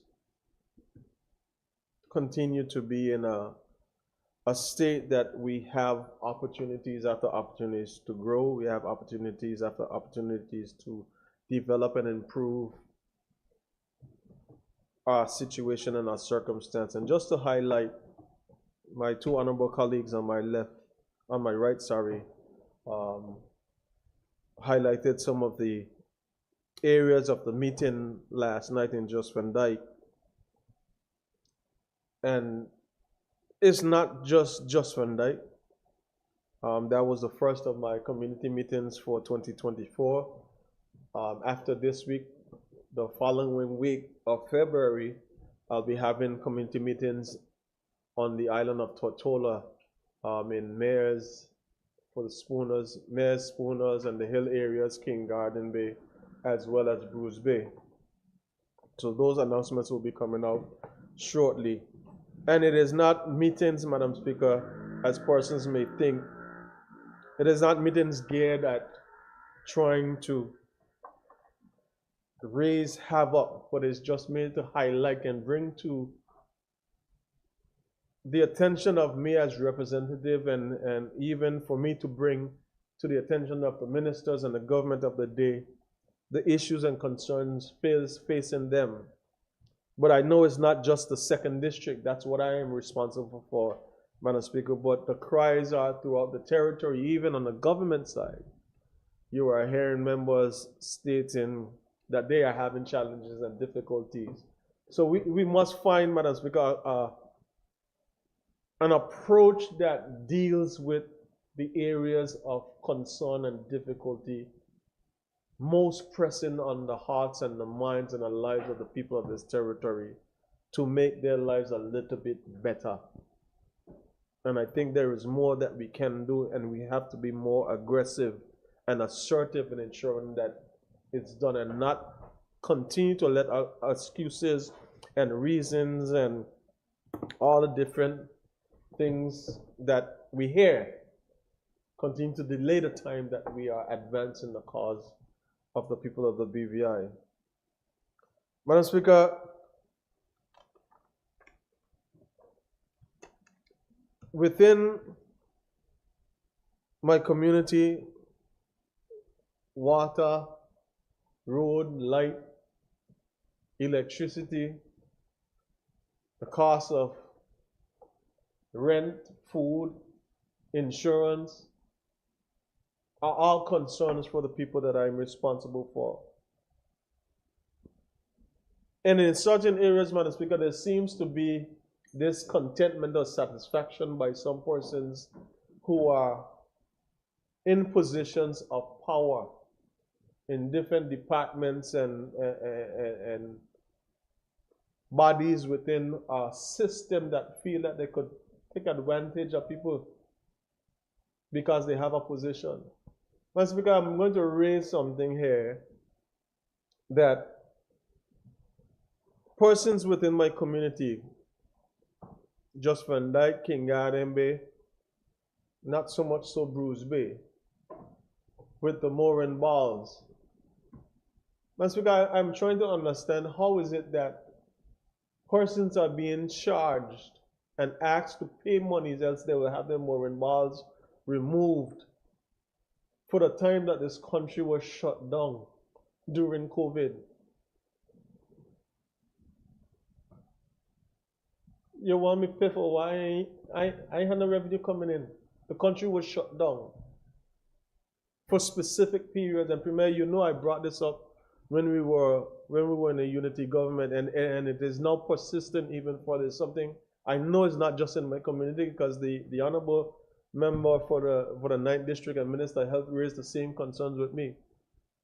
How are we expecting persons from a tourism aspect, which is where no more in you have a yacht, you put it on a mooring, you collect it $25 or $30, but if you're shut down and no yacht in anything, how you charging me for that? How you want me to pay for that?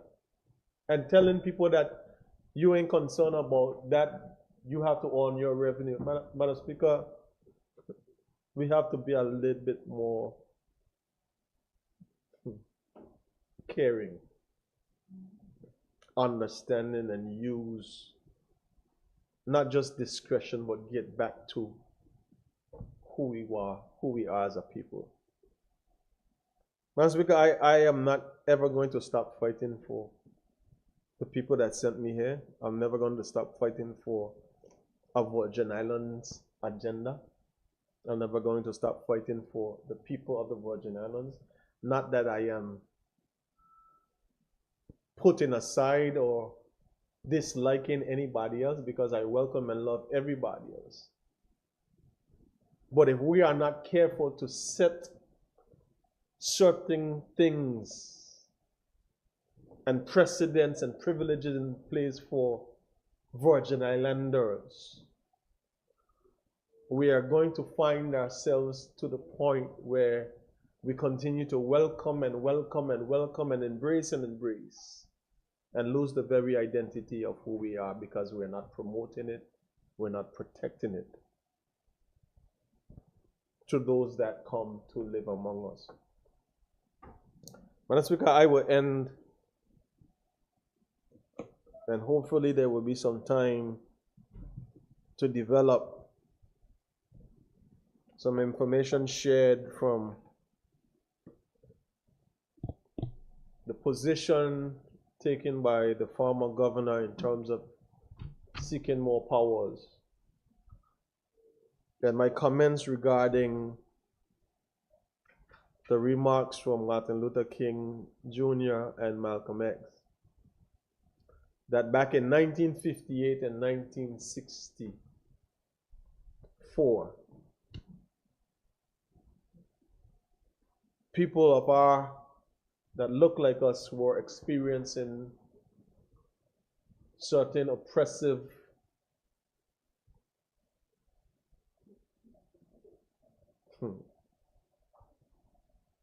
we were experiencing oppressive occurrences, and now in 2024 we are faced with it in a different form. Madam Speaker, I believe if we go back to a basic principle to understand that we are stronger together. It has nothing to do with politics. It has nothing to do with which side you're on, what color you wear. It has everything to do with a people that we understand. No matter if you're from the Caribbean, from the UK, if you understand our strength, that we are stronger together. It's not about me fighting anybody from the UK or the United States or any place, Madam Speaker, but it is for me as a Virgin Islander, understanding where I came from, appreciating what I'm up against, and pulling on the United Kingdom and other resources to help me get to where I need to go. So that when I get there, there's no need for you to hold my hand. But your celebration should be that you help me there and not take a position that when I am down, you continue to find creative ways and means to keep me down. Because, Madam Speaker, this Virgin Islands will continue to rise. Its people will continue to rise and prosper because that's in our DNA. But we can't do it if we are divided. We must do it united and never forget the most significant foundational principle that we are a community and a people that have and had a dependency on God and a trust in each other to get everything that we have built over the last 70 years to take us to where our children on board could look back and say, Lorna Smith and Mitch Turnbull and Stacey Mata and all the other members continue to fight and sacrifice so that you can have what you have. Because that's where we are, Madam Speaker, in this BVI. So I'm just encouraging us to not lose sight of the fight that we're up against, but use our intelligence, use our brilliance, but use the experiences of the past to help us chart the future. I thank you, Madam Speaker. Thank you, Honorable. I now call upon the clerk. Oh, I'm sorry. I call upon the Premier.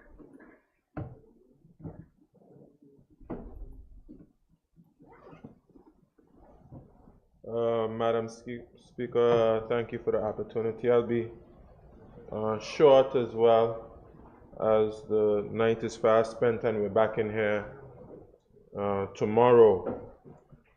But just to say, Madam Speaker, I was shown some pictures of two of the gentlemen who passed. Of course, I'll wait for official confirmation, but if you know the two gentlemen, and it is indeed unfortunate that we've lost yet another 2 lives, and these are young persons struck down way before their time. One of the gentlemen lives in my district, and I would see him frequently when I go under the sticket and I'm playing a little dominoes with the members of the community. And that is truly disappointing, and he certainly will be missed as we fellowship together there in Long Look under the sticket. I want to acknowledge the honor and privilege it is to serve the people of the 7th District and the people of the Virgin Islands in my capacity as Premier. And I certainly want to let the people in the 7th District know, and the people in the entire Virgin Islands know, that we have a mission and a goal as a government to uplift all our communities. And when you look across the Virgin Islands, we don't necessarily, in my view, have personality problems or individual problems. We have institutional problems. We have problems which result in some instances, infrastructure which is, below our high standards. Things, for instance, when you go on the roads and you see a road which is being destroyed, you have to ask yourself, well, why is the road in that condition? And then sometimes I see, Madam Speaker, water which is running from private homes, and sometimes even businesses, which destroy the roads. And when I see those things, Madam Speaker, it tells me that we have a systematic problem. So lots of persons will drive over that and they'll immediately start cussing the Premier. And then maybe after they finish cussing the Premier, I don't even know if they start cussing the Minister for Communications and Works, but they just give me a good little bit of blows. But, Madam Speaker, one thing I say for sure is we have a government who is laser focused on fixing the root of the problem. And when you fix the root of the problem, sometimes it might take a little longer, but when it's fixed, it's fixed. As opposed to being here in 2024 dealing with the same challenges and problems that we were experiencing 20 years ago. And make no mistake about it, Madam Speaker, the challenges we face today is nothing different about this administration from any other administration in the past. These problems have existed, but it is our duty, whether we're in the government or whether we are one of the 13 who the people chose to represent, it is our job to ensure we don't pass on these problems to any other administration. We won't be able to do everything, but there are a few key things that we have to do, and that will help us in all our districts, from District 1 through District 9. I mean, if you're talking about infrastructure, it's things like building roads with proper drainage. And of course, the Minister of Communications and Works will be able to speak a lot more eloquently on these things. So he commissioned for 38 miles of road, and he's going to ensure that those roads have drainage. We're about to do a road in the 7th District from Paraquita Bay to Hodges Creek. And that road is going to have sidewalks and drains, and they'll have new pipes for the water, because as we know, the water lines break and destroy the roads all the time. Because as the Minister of Communications and Works says, we have old and dilapidated pipes that we met in the ground, and it's causing a challenge for us. And then we put in the conduits to put the electricity cables on the ground. All of those things we're going to do. And we do those things because for whatever purpose or reason they weren't done before. But we don't complain about that. We just recognize the challenge and do what we need to do to solve the problem once and for all. And that is the goal of this government. We have challenges, we have issues, but we are working diligently every day to fix those challenges so we can deliver on behalf of the people of the Virgin Islands. Also, the seniors, Madam Speaker, certainly the seniors need our love and attention. Golden gems, as my former colleague used to say. And in the Eastern Longlook area, the seniors would be happy to know after a long wait that the seniors program will begin again in the month of February. Sometime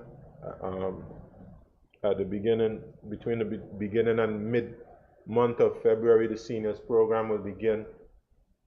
And the community center, the long-awaited completion of the community center, I'm told that there's a match around March 2020, March, we'll see the completion of that project with, I guess, the AC being the reasons for the delay to that particular project. And we also have to say, Madam Speaker, that we are incredibly grateful to the Ministry of Education, to Unite BVI, and to the private donors who assisted us with Francis Lettsome Primary School. Francis Lettsome is shining.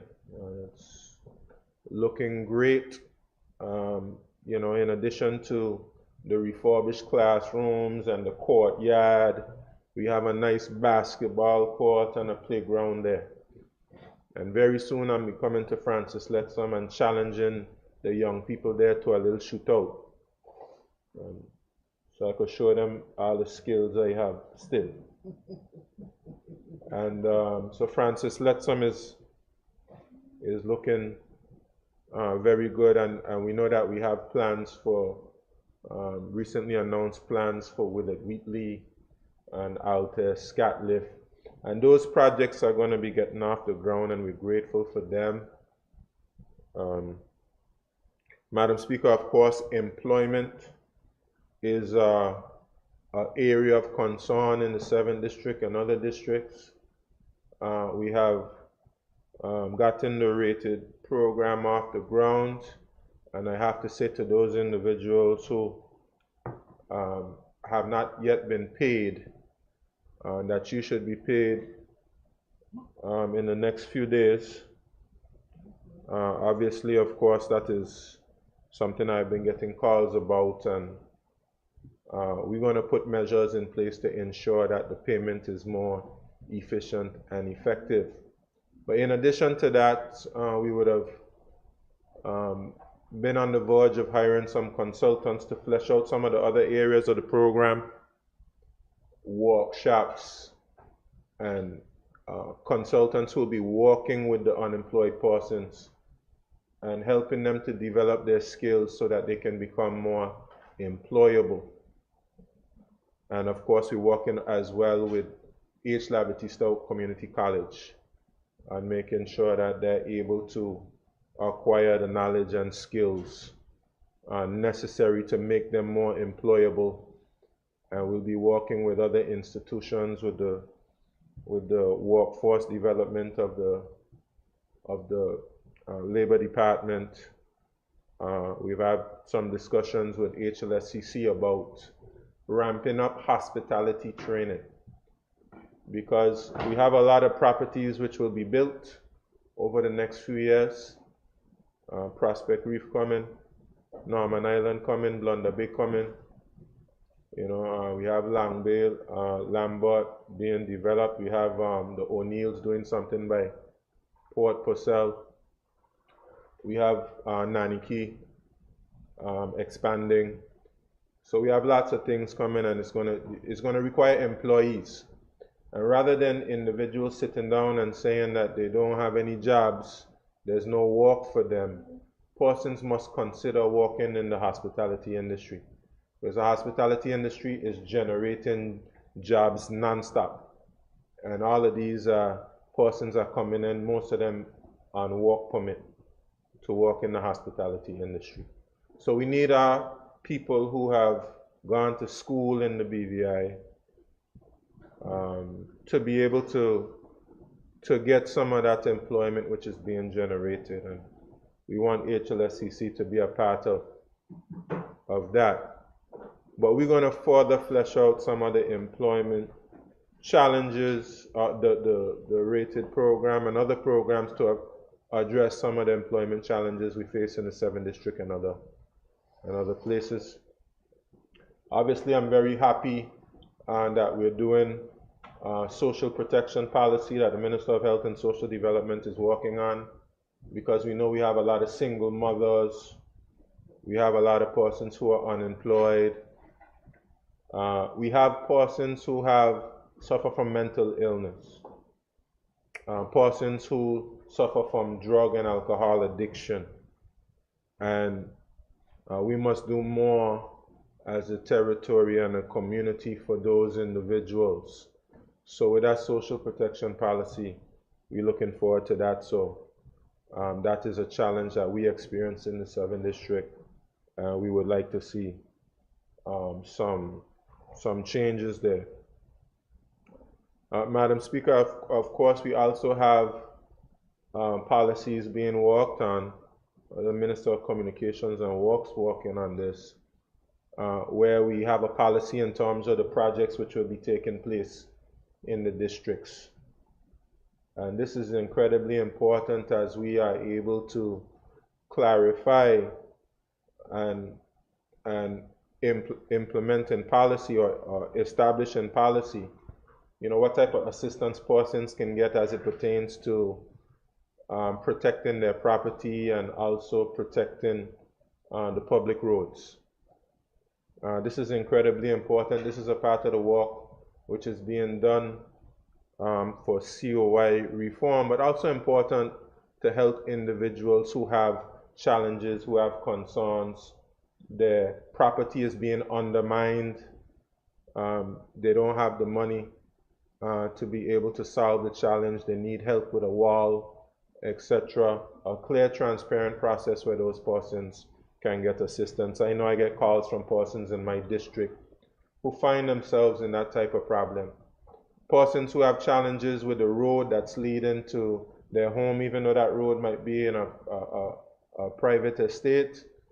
We as a government have the responsibility to ensure that when those persons call the ambulance, that the ambulance can make it up that road and provide those persons with access to emergency care.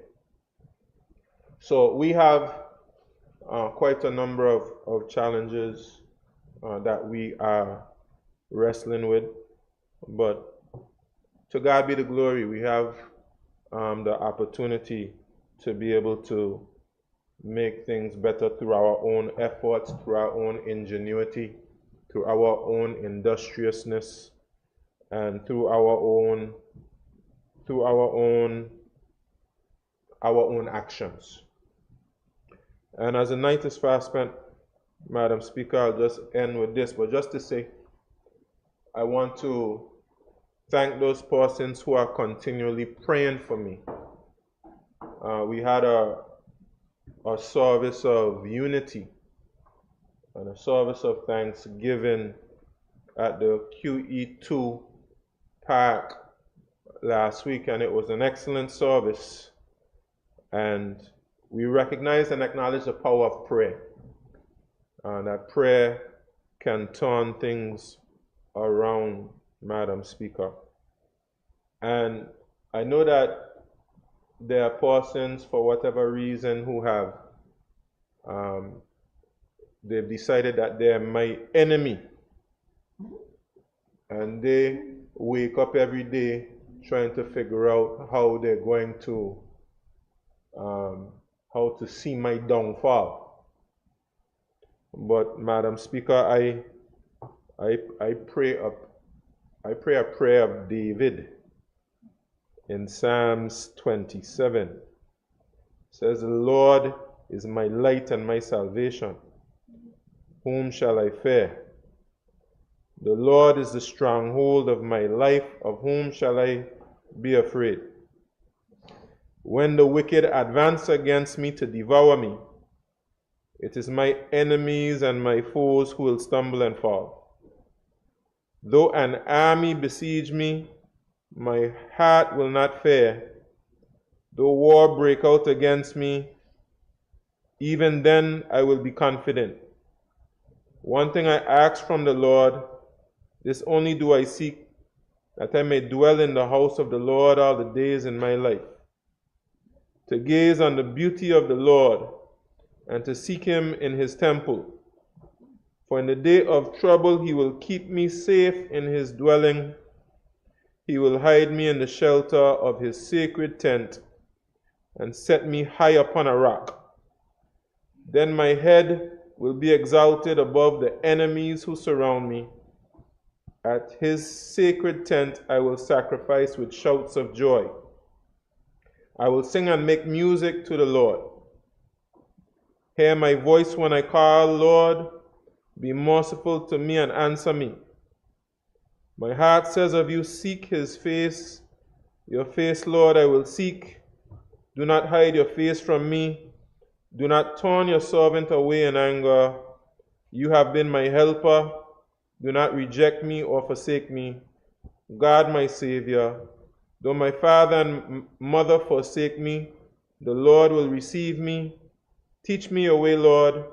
Lead me in a straight path because of my oppressors. Do not turn me away over to the desire of my foes. For false witnesses rise up against me, sprouting malicious accusations. I remain confident of this. I will see the goodness of the Lord in the land of the living. Wait for the Lord, be strong and take heart, and wait for the Lord. And I finish with that, Madam Speaker, not just for myself, because it's prayer and it's God that preserves me even in the midst of adversity. But I pray that prayer also for the BVI, for the Virgin Islands, because there are those who try their best to see the downfall of the Virgin Islands. But by God's grace and mercies, the Virgin Islands will continue to rise. And let us pray for our territory, even in the midst of the adversity, even in the midst of the struggles and the challenges that we face as a territory. With God by our side, we will continue to thrive as a territory. Thank you, Madam Speaker.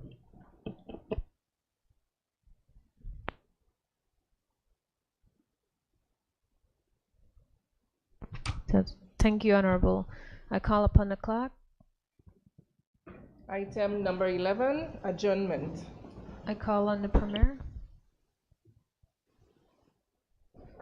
Madam Speaker, I move a motion to adjourn to tomorrow, the 31st of January 2024.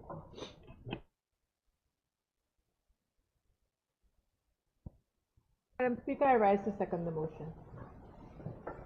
Thank you, Honorable. Honorable members, the motion has been moved and seconded. Those in favor? Aye. Those against? The ayes have it. The House stands adjourned until the 3rd January 2024 at 10 a.m. House is now adjourned.